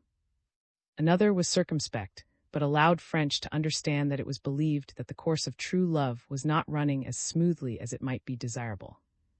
A third was even more discreet, regretting that she was not in the confidence of her young ladies, while the remaining 2 evidently assumed sinister designs on French's part and would give nothing away. He realized that he had not gained much from his visits. Even the first 2 girls were not out of the running, as were they in the clutches of the gang. They might easily have invented the stories told by their landladies in order to prevent suspicion attaching to their manner. But this was not likely, and French decided that he would first investigate the lives of the other three, those about whose depression their respective landladies would not talk. These were Miss Burgess of the Cosmopolitan Cinema in the, Miss Molly Moran of the Panopticon in Leicester Square, and Miss Esther Isaacs of the Venetian in the Strand. It wasn't perhaps very likely, but from one of these he might learn something. VII. Fair passengers. Once he had decided his course of action, French was not the man to let the grass grow under his feet. On that very same evening on which he had learnt of the existence of the three-box office girls, he began his investigation into their lives. His first move was to warn his helpers, Sergeants Carter, and for duty at 9 o'clock. Promptly at the hour the trio forth from the yard and turned their steps in the direction of the. "It's in connection with that Portsmouth murder," French explained as they walked. "I want 3 girls shadowed. We'll do 1 each. But I want each of you to recognize all 3, so we'll go round first and I'll point them out." The of the Cosmopolitan blazed with coruscations of flaming lights as they ascended the marble steps to its doors. Just inside stood French's friend, the porter. A word from French, and he pointed to the pay box over which Miss Burgess presided. "Girl in this box is number 1, French whispered, then going to the window he put down £1. 3 stalls, please." The girl dropped out the 3 metal disc tickets and rapidly laid a 10-shilling note and a shilling on the ledge. "Could you spare me silver?" French asked her. "I'm short of change." Without replying, Miss Burgess took back the note and replaced it with a small pile of coins. The whole transaction was a matter of seconds, yet in the time each member of the trio had carefully observed the young woman and impressed her features on his memory. As they passed into the auditorium and out again into the street via the bar, each could have creditably passed an examination as to her face, dress, and to some extent manners. "Now for number 2, said French. They repeated their proceedings at the gorgeous Panopticon in Leicester Square, where, unknown to the lady herself, they made the acquaintance of Miss Molly Moran. Then they went down to the Strand and similarly met Miss Esther Isaacs at the Venetian. "That's all right until shortly before 11, French declared. "I want each of these girls followed home. If they meet anyone, get his or her description. I'll do the Cosmopolitan, Carter the Panopticon, and this place. Here are the girls' addresses. As soon as they get home, you may drop it for the night. But I'll want you at 8:30 in the morning at the yard. We're carrying on tomorrow." The 3 men separated, suggested that as they were in the cinema they might as well see the, and settled down to enjoy himself. Carter was not on for pictures and went to look up a friend who lived close by, while French, feeling restless and unsettled, set off for a stroll through the crowded streets. Though a Londoner, French could never get over his wonder at the streets, especially at night. The blazing lights, the flashing sky signs, the endless streams of vehicles on the polished asphalt surface of the roadway, the sauntering or hurrying crowds on the pavements, the life and movement, and yet the orderliness, the surprising silence of it all, struck him afresh as one of the wonders of the world. In Paris and other cities he had visited they had the life and the movement, but compared with London the streets were filled with the blare of 1,000 noises, while the traffic seemed to rush chaotically in every direction. But here it was as if some great machine were functioning, quietly, efficiently, inexorably. The air was mild and pleasant as he crossed the square and reached the comparative solitude of the Mall. He sat down on one of the seats to rest after the fatigue of the day, smoking placidly until time, acting through the hands of his watch, called him back once more from refreshment too. Then knocking out his pipe, he returned to the, and took up his stand behind one of the great vestibule pillars of the Cosmopolitan. From here he had a good view of the door by which, according to the porter, Miss Burgess invariably left. Soon he saw her. She tripped out and ran rapidly down the steps in the direction of Piccadilly Circus. French, hurrying after her, was just in time to see her disappearing into the tube station. He sprinted forward, picking her up among the crowd, and kept behind her as she took a southbound train. From the next compartment he kept her in view, and when she passed out of the Elephant Station he was within 20 feet of her. She led the way down New Kent Road, straight to her address and street. As far as that evening was concerned, therefore, he had drawn blank. He did not think she would reappear that night, so after waiting on chance for a few minutes, he went home. After interviews with Carter and next morning, at which he learned that their experiences had been precisely similar to his own, the shadowing was resumed. As the three girls did not begin work until 1 o'clock and were kept late at night, it was unlikely that they would be early risers. Nevertheless, French was leaving nothing to chance, and before 9 he and his lieutenants were at the scenes of their various.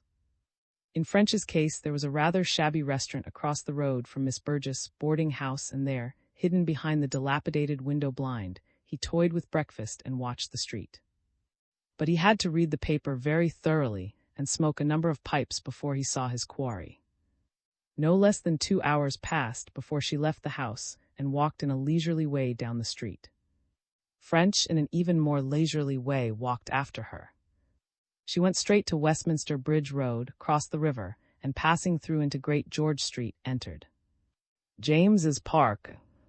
At a steady pace, she crossed the Mall and the Green Park and reached Park. There she went up one side of the Serpentine, round the top of the road, and down the other side to Park Corner. French had fallen far behind, but when he saw her start off along Piccadilly, he closed up and kept about 20 feet off. She led him along Piccadilly to the Circus, then turning down she disappeared into the Cosmopolitan. In spite of the fact that he had been expecting some such, French swore. There was his whole morning gone, and nothing to show for it. He had an accurate knowledge of where the young lady had taken her morning exercise, but that was all he had learnt. It looked as if he was on the wrong track, and that this girl at least had no connection with the gang. But such had not been proved. It would require a much longer and more detailed investigation to set the point at rest. Shrugging his shoulders, he went back to the yard to hear how Carter had fared. He was at the door. Miss Isaacs had spent her morning in a very similar way to Miss Burgess. She had left her boarding house about 11 and gone for a walk. Had kept her in sight during the whole period, and was satisfied that she had not communicated with any other person. In a few minutes Carter came in. Molly Moran had left her boarding house in Nelson Street, a small street running between High Street and Arlington Road, at 11:30. She had taken a train at Crescent Station and had travelled to Charing Cross. On emerging from the station, she had strolled slowly about, first under the Southern Railway Bridge and then up and down Craven Street. Carter had had considerable difficulty in keeping her under observation without revealing his objective. But he had imagined that she was waiting for someone and had not let her out of his sight for a moment. After about 10 minutes, a saloon car had come quickly down the street and, pulling into the pavement, had stopped beside Miss Moran. She had immediately jumped in, and the car had swung off towards the Strand. Carter had raced for a taxi. By a stroke of luck, he had got one without having to go to the rank under the bridge, and when he had reached the Strand, the car was still in sight, circling square. But his luck had then given out. In the press of traffic, his taxi had been held back, and by the time it had got free, the quarry had disappeared up Cockspur Street. After fruitless attempts to find it, Carter had driven to Leicester Square and taken up a position from which he could watch the doors of the Panopticon. In some 40 minutes, Miss Moran had arrived, walking slowly. As it was then 20 minutes to 1, Carter had assumed that she would not again leave the building, and had returned to the yard. What was the number of the car? French asked. MX 1382. As far as I could see, it answered the description of the one you heard of in Hampshire. French nodded. I was going to ask you that. Did you see anyone in it? Only the driver. I couldn't see him clearly through the glass, but he seemed a big, stout, clean-shaven man. He wore a soft felt hat, looked like, but I couldn't be sure of the. Did the girl get in beside him? No. She didn't seem to speak to him, but jumped in behind, and he drove off at once. The thing seemed arranged, and they hurried it through as quickly as possible. This hurry seemed significant to French. Moreover, the driver was suggestively like his description of Westinghouse. Same thing tonight and tomorrow morning, he said to his satellites, only that we'll change round. We don't want those girls to spot that they're being shadowed. You, Carter, can take the Isaacs girl and Miss Burgess, and I'll shadow this Molly Moran.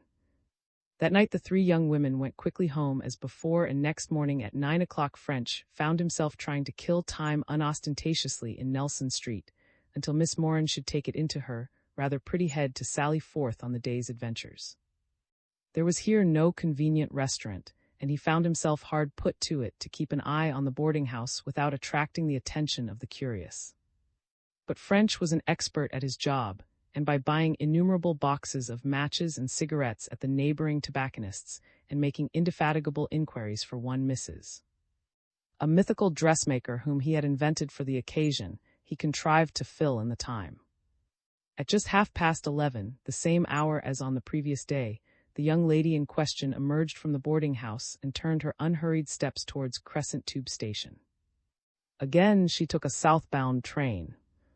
French expected that she would alight at Charing Cross as before, but she nearly gave him the slip by jumping out of the train just before it started from the Strand. However, he managed to follow her, and when she reached the courtyard of the main line station, he was not more than 10 yards behind. Determining that he should not be left in the lurch like Carter, he engaged a taxi, telling the driver to follow the young lady in blue. The man, allowing himself the suspicion of a wink, started off as if the following of pretty young women was a matter in which he had considerable experience. Whether or not this was so, he performed his task with skill, stopping at times to adjust his engine or ask a direction or to allow French to buy a paper, so as to keep his speed down to that of his quarry. The chase led across the Strand and up Street, and there, at the quiet end next Bedford Street, the previous day's performance was repeated. Miss Moran walked slowly up and down until suddenly a saloon car appeared, drew into the footpath beside her, and stopped. It was driven by an elderly, clean-shaven man of the successful American business type. So far as French could see, it contained no one else. Miss Moran stepped quickly forward and got into the tonneau, and immediately the vehicle slid away. "Follow the car," French told the driver. The journey was short. From Street, the saloon turned up Bedford Street and into Street. There it stopped and Miss Moran got out. Immediately it drove quickly away. "After the car," cried French. "Never mind the girls." But just as Carter had been held up on the previous day, so now French's luck deserted him. The car, passing along Street, just crossed Charing Cross Road when the officer on point duty closed the road and French was held up. Seeing that to follow the car was out of the question, he was about to shout to his man to try to find the girl again, when glancing through the back window, he saw her approaching. He therefore paid his man off, and when she had passed, slipped out of the taxi and followed her. But she merely walked on aimlessly through the streets, evidently killing time, until some 40 minutes later she reached Leicester Square and turned into the Panopticon. French walked slowly back to the yard, pondering over what he had seen. The whole proceeding was certainly very suggestive. He didn't believe there could be any innocent explanation. Something shady, he felt sure, was in progress. Next morning he had another try. This time he waited at Crescent and picked up Miss Moran as she was entering the train.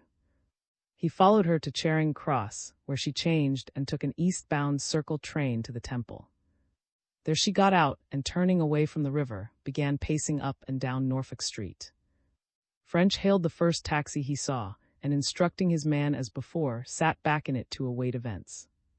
In about 5 minutes, he saw the proceedings of the previous day repeated. The car appeared, driven, as far as he could see, by the same man. It picked Miss Moran up, crossed the Strand, and passed up and into.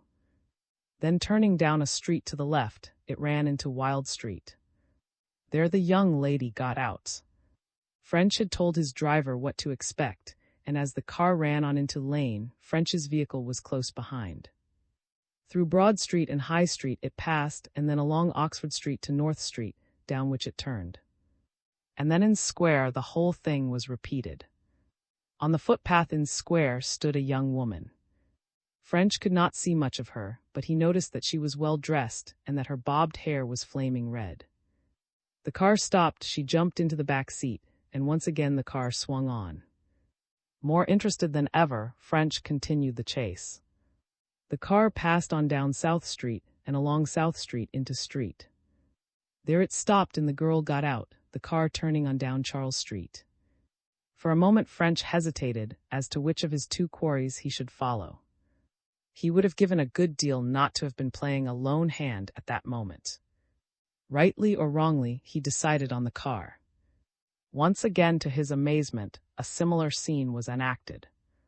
From Charles Street, the car ran by Berkeley Street, Piccadilly, Place, and Bridge Road to Street. There another girl was waiting, who in her turn jumped into the back of the car. She was driven through Street to Road and set down at the end of Page Street. Still another time French followed the car, and still another time the same thing happened. A fourth girl was picked up in Street, off the old Kent Road and near Bricklayers' Armsgoods Station. She was taken to Long Lane Inn and there set down, while the car went on to Causeway. French began to wonder if the whole day was to be spent in giving rides to girls. It was now nearly 1, the hour at which most of the cinemas opened, and if the girls picked up were engaged in cinema box offices, there would scarcely be time to deal with any more. With keen interest, he settled back in his taxi, anxious to learn the next development. But this fourth girl, it turned out, was the last. The car ran on westwards till it reached Waterloo. Then it turned to the left into York Road and again to the right into a narrow street, Tate's Lane, disappearing finally into a gateway about halfway down the street. French's car ran on past the gateway and turning into the cross street at the end of Tate's Lane, stopped. Telling his driver to keep him in sight, French walked back to the corner and watched the gateway. He had noticed as he came past that the latter was surmounted by a signboard bearing the legend, "Those. Coach Builder." A glimpse through the open gate revealed a dilapidated yard in which stood a number of carts and lorries. Evidently Mr. Those was not in too successful a way of business. French wondered if the man he had shadowed was himself. At first he thought not. That untidy, ineffective-looking yard did not accord with the forceful, decided face of the driver of the car. Then he saw that if the business with the girls was the serious factor in the man's life, coach building might be merely a blind to mask his other activities. For 15 minutes or more French hung about the corner. Then the man appeared, well-dressed and prosperous-looking, and set off striding with assured steps down the lane to York Road. He turned to the right into Waterloo Road, and French had to sprint at his highest speed to avoid losing him at the corner. He was just in time to see him disappearing into the station, and with a rapidly increasing sense of satisfaction, he followed him to the restaurant. At opposite ends of the big room French and his quarry lunched, then the chase was once more resumed. This time the trail led down Waterloo Road, past the Old and into Street, where the man vanished into a doorway. French hung back until he thought the coast was clear, then lounged forward and entered also. The doorway led into a dilapidated passage, with a flight of stairs rising at the end to offices above. On the jambs were the names of the occupants. 7 persons or firms French counted. There were 2 solicitors, an estate agent, an engineer and architect, a commission agent, a wholesale tea merchant, and a firm of electrical suppliers. Having noted the names, French passed back to the street and took up a position from which he could keep the entrance in view. For the best part of an hour he waited, sitting in his taxi for the most part, while the driver himself with his engine. Then suddenly the quarry reappeared and strode off in the same forceful and determined way. French shadowed him to Waterloo and down to the Tube. Booking 2, which he thought should cover any journey that the unknown might make, French followed him to the platform. The man took a northbound train and French, slipping in his usual way into the next carriage, settled down to await developments. At Harrow the man got out. French noted that he was evidently a season and a man of some standing, for the ticket collector touched his cap respectfully. He turned out of the station on the downside of the line and set off towards the hill. "Can you tell me if that is Mr. Pointer?" French asked the collector as he gave up his own ticket. "No, sir." Mr. is his name. Commission agent was one of the names on the office door and street. So far, so good. On these comparatively deserted roads, shadowing was no easy task. French had to drop a long way behind to avoid attracting his quarry's attention. Every time the man turned a corner, French was therefore at a disadvantage and had to run to reach the crossroad before the other disappeared from view. This again brought him too close, and he had suddenly to loiter until the necessary distance again intervened a by no means unobtrusive mode of progression. The last turn led into a recently made road. Its end, in fact, vanished into the fields, and fresh earthwork showed that it was in process of being extended. The houses along it were all quite new. Several were unfinished, while a few vacant building lots still remained. About halfway down on the right were a couple of small semi-detached houses, mere bungalows. Into one of these the man turned, letting himself in with a latchkey. French was approaching a cross lane, and down this he immediately turned. So far he felt satisfied with his progress. The man, he was sure, had not seen him. Now he must find some cover from which he could keep the house under observation. Right at the end of the unfinished portion of the road, a couple of 100 yards beyond the house, he had noticed a small clump of low-growing trees. He thought if he could reach this it would suit his purpose. Passing down the cross lane to the back of the row of houses, he came into open fields. These were separated by thorn hedges, one of which ran parallel to the street. French crept along behind the hedge until he came to the clump. There he found that, while himself completely hidden from view, he had an excellent view of the house. He lay down at his ease on the soft grass, and taking out his pipe, began a leisurely smoke. It was a perfect summer's day, warm and balmy, with a bright sun, a brilliantly blue sky, and in the distance a few faint, fairy-like streaks of cirrus cloud. The meadow behind him had recently been cut, and the soft breeze bore a delightful scent of fresh hay. The air was quivering with the songs of birds, with as a petal bass the hum of innumerable insects. It was all so peaceful and soporific that after a few minutes, French deliberately sat up in a somewhat strained position, lest he should fall asleep and miss his quarry. Up to the present he had been too busy to think over what he had seen, but now he began to turn the facts over in his mind. That he was on to some very peculiar happenings there could be no doubt, but as yet there was no evidence to show that these were criminal. Still less was there proof that they were connected with the murders. But he was at least satisfied that the affair was sufficiently suspicious to warrant further investigation. What, he wondered, could be going on? It looked as if the unknown man had an interview each day with each of these 4 girls. This, of course, was not proved, as you could not argue to the general from 2 days' experience. But it seemed likely, and if so, what could be the object of these interviews? It was improbable, he thought, that the man could be interested in the girls themselves. Rather, he imagined that they must represent channels by which something was passed between the man and still other unknowns. Whether that something was material, such as stolen goods or money, or whether information was being conveyed between the members of some organization and headquarters, he could not imagine. In any case, it was desirable that Scotland Yard should know more about it. It would not be his fault, he resolved grimly, if before long Scotland Yard did not know all there was to be known. The cars round. The remainder of that day came to French as a sort of anticlimax. He put in a wearisome afternoon's work with, so far as he could see, no result whatever. After some half-hour in the clump of trees, he suddenly saw his man appear at the door of the house, wearing +4s and with a bag of golf clubs over his shoulder. He turned towards French, and when he reached the end of the road, struck off along a footpath across the fields.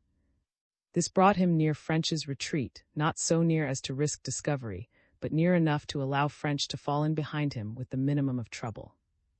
The chase lasted for nearly a mile, the unknown striding easily along as if he enjoyed the walk. At last they reached the links for which the other had been aiming. Disappeared into the clubhouse, emerging a few minutes later with a companion. The two strolled to an adjoining green, teed off, and in a leisurely way followed the balls. That a round of golf offered an opportunity for the interchange of small objects or of confidences between conspirators French was well aware. He therefore hesitated as to whether he should try to keep the men in view with the object of seeing whether they acted suspiciously and of learning the identity of the partner. Eventually, he decided that the game would probably prove to be a side issue and that he would be better employed in finding out as much about as he could. Returning to Harrow, he called at the police station and asked the sergeant for information. "I can't give you much, I'm afraid, sir," the man answered, "but if you can wait a little I'll make a few inquiries." He called a subordinate. "Here's, you know that man, of 39 Acacia Avenue. Isn't his housekeeper a local?" "Yes, sir. Sister of the confectioner." "I thought so." "Then go down to and pick up anything you can about. Quietly, you understand. Or would you rather go yourself, mister?" "French." "No," said French, "I'm supposed to be shadowing the man himself. I left him on the links and I'll get back there." "Very good, sir." "Nothing wrong, I hope?" "I don't know yet. He's been acting suspiciously, but it may not amount to anything." "Well, Sergeant, I'll call in later on for your man's news." Arming himself with a packet of raisins and chocolate, French returned to the approach road to the golf links and settled down to wait his man's appearance. It was nearly 7 before he saw him, and then the earlier proceedings were reversed. French shadowed him back to his house along the path over the fields. Once more French hid in the clump of trees, and once more he settled down to watch. Fortunately, the magnificent day had turned into an equally delightful evening, or French's lot would have been less pleasant than it actually proved. Hour passed after hour and made no sign. Hungrily French consumed the last fragments of his raisins and chocolate and slowly smoked pipe after pipe. As it grew dark, he left his retreat and drew nearer and nearer the house. But his man remained hidden, and when 10:30 arrived, he decided that nothing more was to be learned that night and gave up his vigil. On his way back to town, he called at the police station to learn the result of the pumping of. It had not proved very successful. All that the sergeant had discovered was that had come to the neighborhood some 12 months previously, buying the house in which he lived. He was believed to be well-to-do, for though he had some job in town and went in every day, he was able to get home early and to play a lot of golf. Apparently he was unmarried. At least no woman other than his elderly housekeeper had been seen about the place. He lived a retired life, going out but little in the evenings and doing practically no entertaining. He took no part in the public life of the place, but was understood to be popular among the golfing set and to be generous in the matter of subscriptions to charity. So far as the sergeant knew, he was not connected with any church or other local organizations. He went to town daily by the 9:17 train and usually returned about 4. With this French had to be content. Admittedly, it did not back up his suspicion that the man was a criminal. But he reminded himself that if a criminal were wishing to lie low, he would comport himself in just such a way. Next morning French had 3 helpers, Carter, and a 3rd man called. At 9:17 they boarded the train at Harrow, having first seen Mr. Seat himself in a first-class carriage. They were close behind him when he left the train at Waterloo and separately followed him to his office in Street. There he disappeared while the 4 made themselves as inconspicuous as possible, French engaging a taxi to wait within call. About 11 their man appeared and strode off in his slightly important, prosperous-looking way. He followed the route he had covered on the previous evening until he reached York Road and Tate's Lane. The coachbuilder's yard gate was open, and he turned in and was lost to view. French and his helpers thereupon got into their taxi and, making a circuit through the neighboring street, drew up at the far end of Tate's Lane, ready to follow the saloon car should it make its appearance. For half an hour they waited, which suggested to French that did his own chauffeuring. Then the car came slowly out of the yard and turned towards York Street. Immediately the taxi followed. The chase led northwards. Over Waterloo Bridge it passed into the Strand, and turning to the right through King William Street led into Orange Street. There the proceedings of the previous day were repeated. On the footpath stood Molly Moran. The car drew in opposite her, she stepped into the tonneau and the car drove off. It turned into street, crossed Coventry Street, and in street stopped. Miss Moran got out and it drove on. French's bewilderment was reflected in the faces of his companions as the taxi followed. This thing, whatever it was, happened day after day and was apparently carried out on a definite system. For 4 consecutive days had picked this girl up in his car, carried her for a few hundred yards and set her down again. Each day it was in the same part of London, but in a different street. What could the object be? As on the previous day, the car now drove westward. Its second stop had then been in Square. This time it stopped in Berkeley Square, 5 minutes' walk away. There the girl with the red hair was waiting. She jumped in and 2 minutes later in street jumped out again, while once more the car drove off. Now, Carter, you're shot. Follow her, French directed, and Carter, slipping out of the taxi, vanished. The third girl, who had been picked up in street on the previous day, was waiting in Rochester Row, scarcely 5 minutes away. She had a 3-minute run, alighting in Regency Street. As she walked off, slouched after her.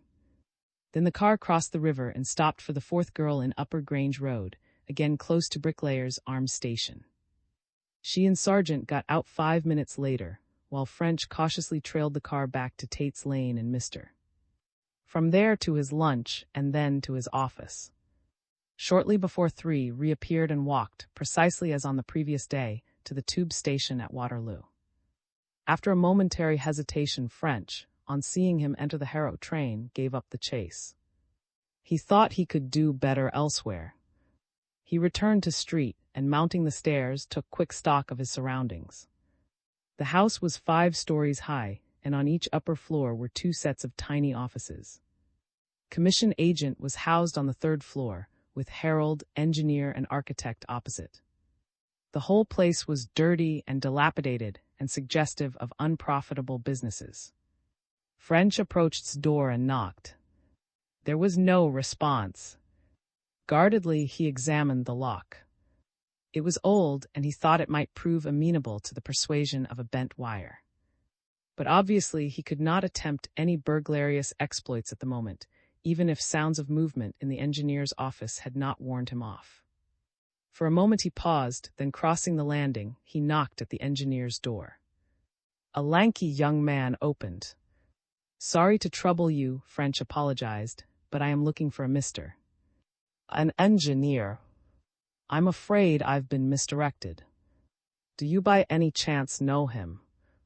"No," said the young man, "there's no one of that name here." "Sorry, I can't help you." French replied conventionally and retreated downstairs. He had obtained the look at the occupant of the engineer's office which he had wanted. Moreover, he had seen enough to convince him that the young man was alone.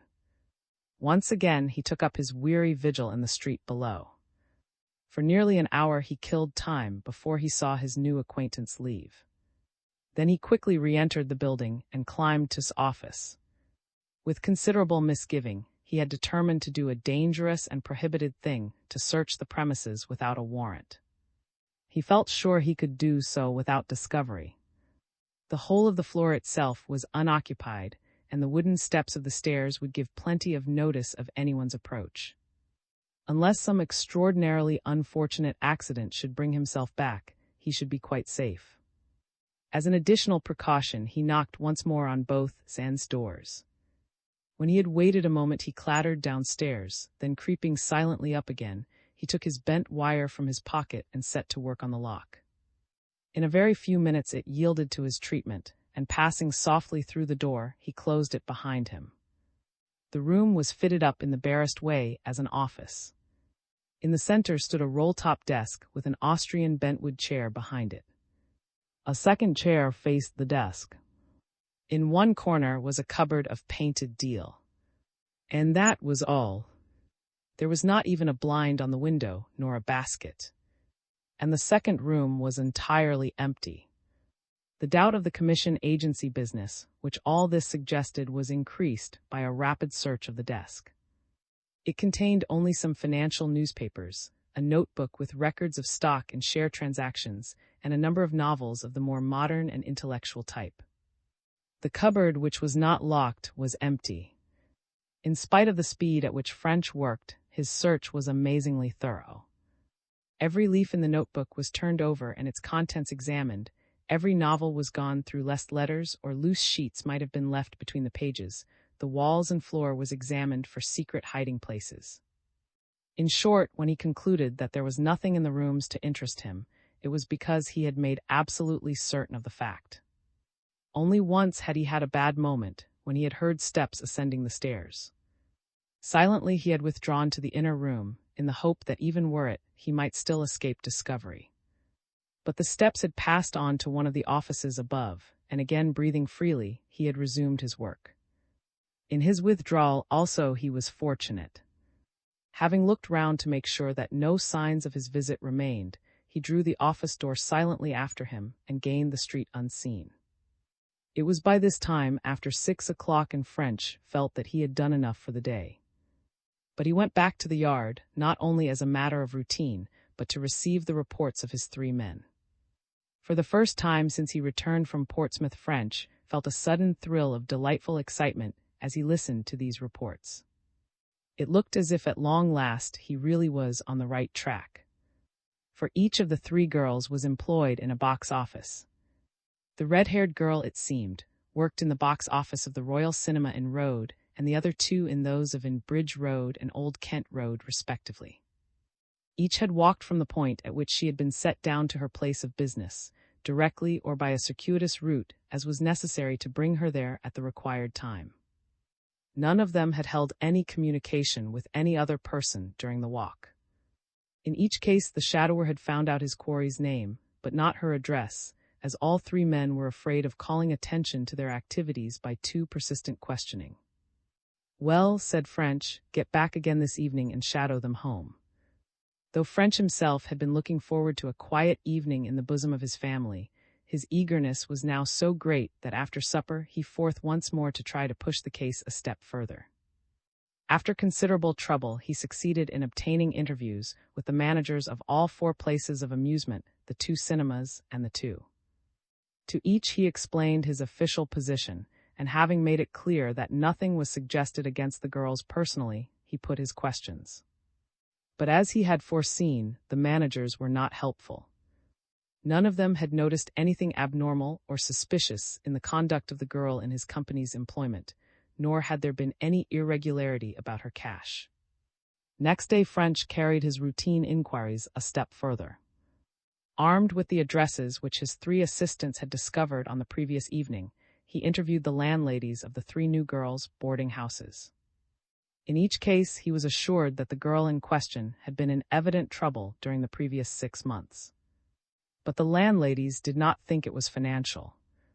At least none of the girls had shown a difficulty in meeting her bill. The result of these inquiries left French more than ever determined to probe the affair to the bottom. But when he came to consider this next step, he found it was not so obvious. At last he decided to get hold of the girls one by one and try to force a confidence. This, of course, had the serious drawback of being a virtual warning to the gang that the police were on their track, but he could see no other way that held out so promising a result. IX. French makes a second assignation. About 10 o'clock the next day French knocked at the door of No. 27 Nelson Street, and sending in a card inscribed Mr. Joseph French, asked if he could see Miss Molly Moran. He sat waiting in the plain, somewhat comfortless sitting room until after some minutes the girl he had shadowed entered. "Miss Moran," he asked with his smile, "my business will not take long. Will you sit down, please?" She was a prettier girl than he had realized. Rather below middle height, she had a graceful figure, with small shapely hands and feet. Her hair and eyes were dark, her nose tilted delightfully, while a stubborn little chin showed she had no lack of character. First, French went on in low tones, glancing at the door, I must tell you that I am a detective officer from Scotland Yard," and he handed her his official card. He was accustomed to seeing apprehension appear in the faces of those to whom he made this announcement, both innocent and guilty, but he was not prepared for its effect upon Miss Moran. For a moment an expression of absolute terror twisted her features. Her eyes dilated and her face became a chalky white. Then with an obvious effort she pulled herself together and murmured, "Yes. You were expecting a visit of this kind, were you not?" French went on. "You felt that sooner or later it must come." "Oh, no, no, no," she cried hoarsely, but with delightful suggestion of an Irish brogue. "Whatever do you mean? I think you know. If you didn't, why should my visit terrify you?" "I am not terrified," she declared in tremulous tones which belied her words. "Why should you think a thing like that anyway?" "How can I think anything else, Miss Moran? There is no use in your taking that line. Your manner leaves no doubt of your feelings." She made a determined effort to pull herself together. "Well," she retorted with more confidence, "and can't you understand that the very appearance of a detective gentleman like yourself would be enough to frighten anyone?" French shook his head. "It won't do, Miss Moran," he said, not unkindly. "You apprehend danger to yourself from my call. You cannot deny anything so obvious. But I want you to understand I'm not here to harm you. You have some information that I require. That is all." She waited without speaking, evidently in no way reassured. "First," went on French, still speaking in low tones, "my business is private. Are you sure we shall not be overheard? If there is any chance of that, I shall ask you to come out with me, and we can discuss the matter on a seat in one of the parks." She nodded quickly. "That be better," she agreed. "If you go on, I'll follow." French rose. "Right then. What about the Charing Cross Gardens near the street entrance?" He remembered that this was where Poor had met Westinghouse.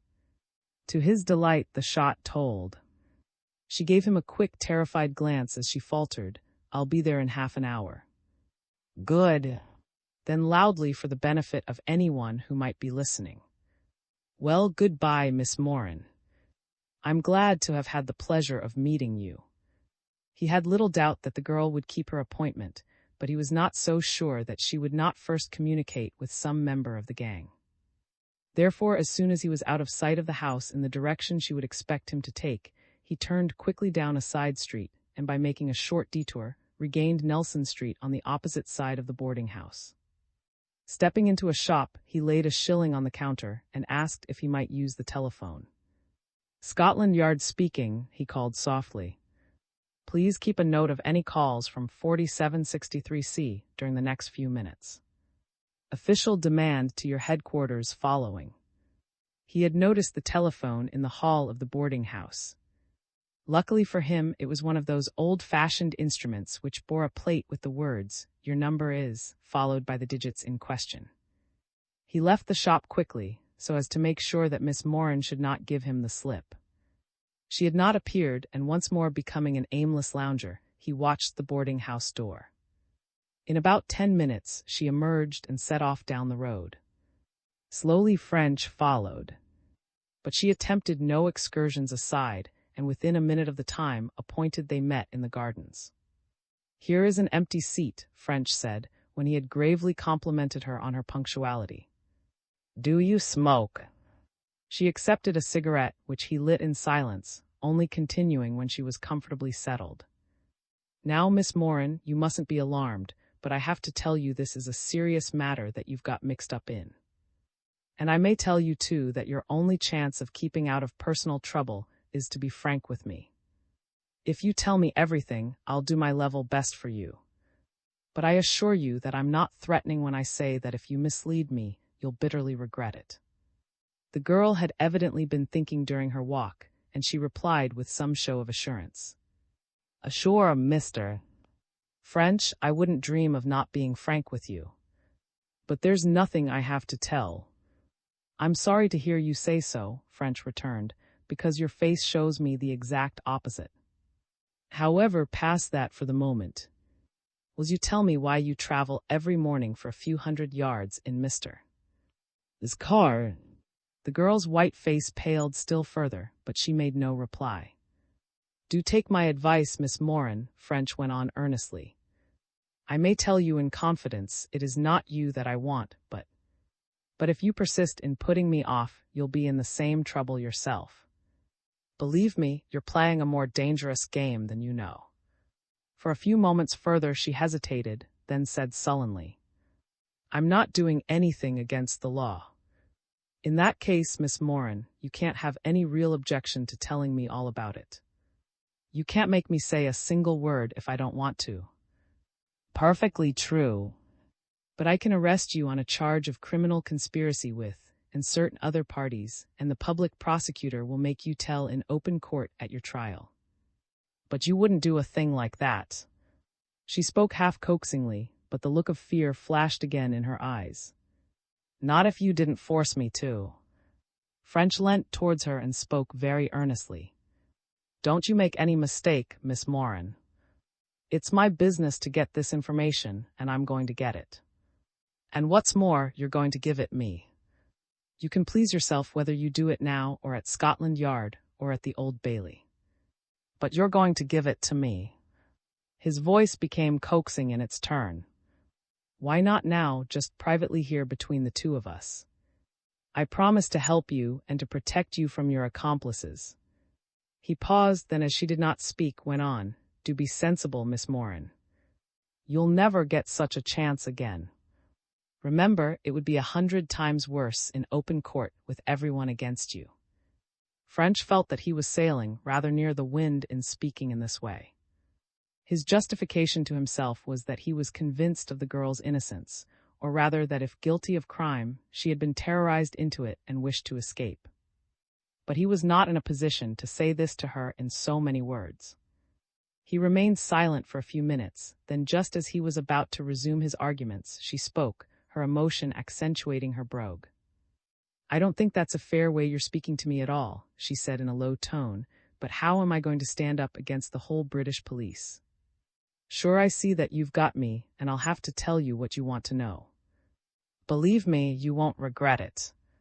Well then, if you must know, it's about money, she began with a rush, as if, having decided to speak, she was now only anxious to get her recital over. I've been hard up for money, and you'll be saying it's very wrong and foolish of me, but I've taken to gambling to raise the wind. That mister is a bookmaker. He has a scheme by which you can stake on the tables at Monte Carlo, and you hear in London all the time. A girl I met told me about it. That's what I'm doing in the car. Mister said it was against the law to bet in the street and that his office was too far away, so he would lift me for a moment in his car while he took the money. French could scarcely restrain a chuckle of sheer delight as he listened to this statement. It was even more gratifying news than that the girls with whom was dealing were employed in box offices. For here was actual proof that he really was on the right track. The scheme for betting on the Monte Carlo tables connected the cases. When therefore he was investigating the affairs of, he was on the way to learning who murdered and her fellow victims. For the second time in 2 days, he experienced that delightful feeling of enthusiasm which came from progress and success. At the same time, he was puzzled by the girl's manner. Experience told him that a true confession produced symptoms of relief. But Miss Moran had shown no such failing. Indeed, she seemed more uneasy and apprehensive than ever. Gradually an opinion crystallized in French's mind. He had not heard the truths. This story was an invention, and the girl was terrified lest he should see through it. A small test, however, should settle the matter. Gambling may or may not be wise, Miss Moran, he said gravely, but it is certainly not illegal, and you have nothing to fear from the police because of it. There surely must be something else. Has your betting tempted you towards the till of the Panopticon? For a moment an indignant denial seemed imminent, then a fresh idea appeared to dawn on the girl's mind, and she checked herself. Maybe there was something of the kind, she said, averting her face as if from shame. But French was certain she was now feeling relief. So the little test had worked, and out of her own mouth the girl stood convicted. French's previous inquiries had proved that she was not stealing from the till. But she had seen that her story lacked motive, and to bolster it up she had admitted a theft of which she was innocent. The business, then, was even more serious than he had supposed. This girl was willing to risk arrest rather than reveal it.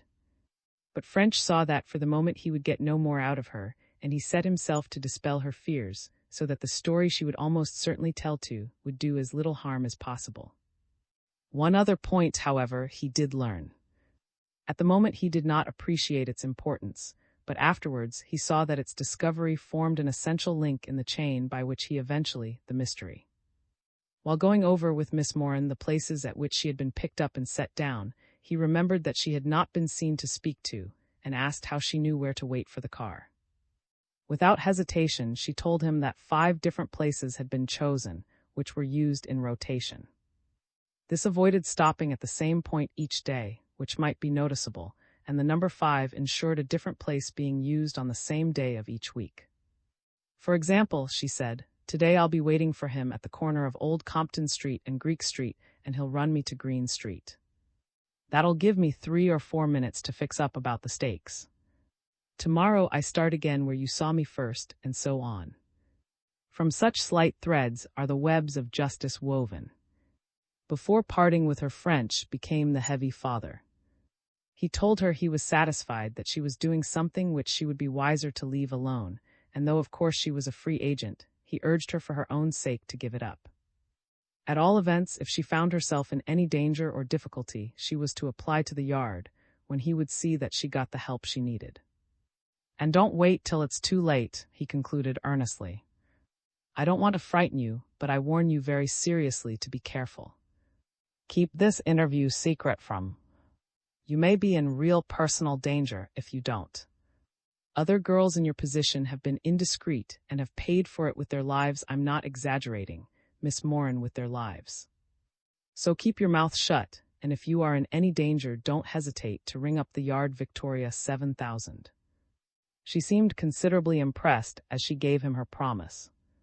But she had kept her secret, and French, despondent over his failure, told himself that his efforts had done nothing more than to put the conspirators on their guard. He wished her good day and returned to the Yard. There he sent for no less than 5 men. "3 of you men get yourselves up as," he told them, "and take out cars. The other 2 and myself will be your passengers. You will stop in sight of the corner of Old Compton Street and Greek Street and watch for a saloon car lifting a girl. All of you follow this car. Drive as near it as possible and watch every motion that the girl makes. See if she speaks to the driver and, if possible, what she says. After she is set down in Green Street, you are finished and can come back to the Yard." This was carried out. When Molly Moran appeared at the end of Greek Street, 3 cars were standing before offices in different parts of the street. On the appearance of car, they started up their engines, and as he moved off they followed. One was slightly in front, with its occupant watching out of the back window by means of a periscope.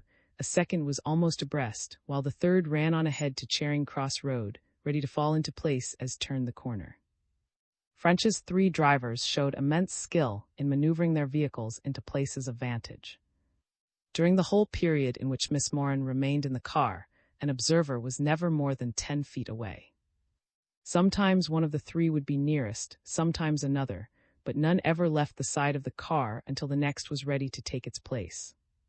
The result both pleased and puzzled French.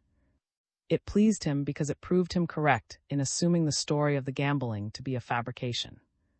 After a brief good morning by Carter, the girl did not speak to during the whole trip, nor did money or letters pass between them. But French was puzzled by what she did. For at least a minute she leant forward and appeared to feel at something at her feet. He pondered over this for some time, but could think of no explanation but the obvious one that the girl was putting something into or taking something out of a hidden receptacle. If so, he must inspect the car and find it. Should this be his next step? He thought so, except for one point. Would it not be better to see first if he could get anything out of the other 3 girls? Eventually, he decided that it would. If his inquiries were reported to it, could scarcely matter whether it was by 1 girl or 4. If he, French, knew as much as he evidently did know about the movements of Molly, would recognize that he must know of the other girls also. Next morning, therefore, he made his 3 calls, in every case unfortunately without result. All the girls showed signs of anxiety, amounting almost to terror, on learning his business. But all, after the application of a varying amount of pressure, told the story of the gambling. He was satisfied that each was lying and that the story had been rehearsed beforehand for use in just such an emergency. There remained then the search of the car. To arrange an opportunity was not an easy proposition. For a time he considered means of getting it to the yard, such as the arrest of by error, followed by an apology and an immediate release.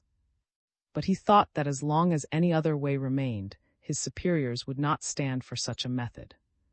Besides, if by some remote chance the girls had not reported his activities to, it would put the man on his guard. At last he decided that there was nothing for it but for him once again to play the burglar. He must somehow get into the garage at night, when he would have plenty of time to make an exhaustive examination. Though he did not see just how he was going to manage it, he decided that the very next day he would make the attempt.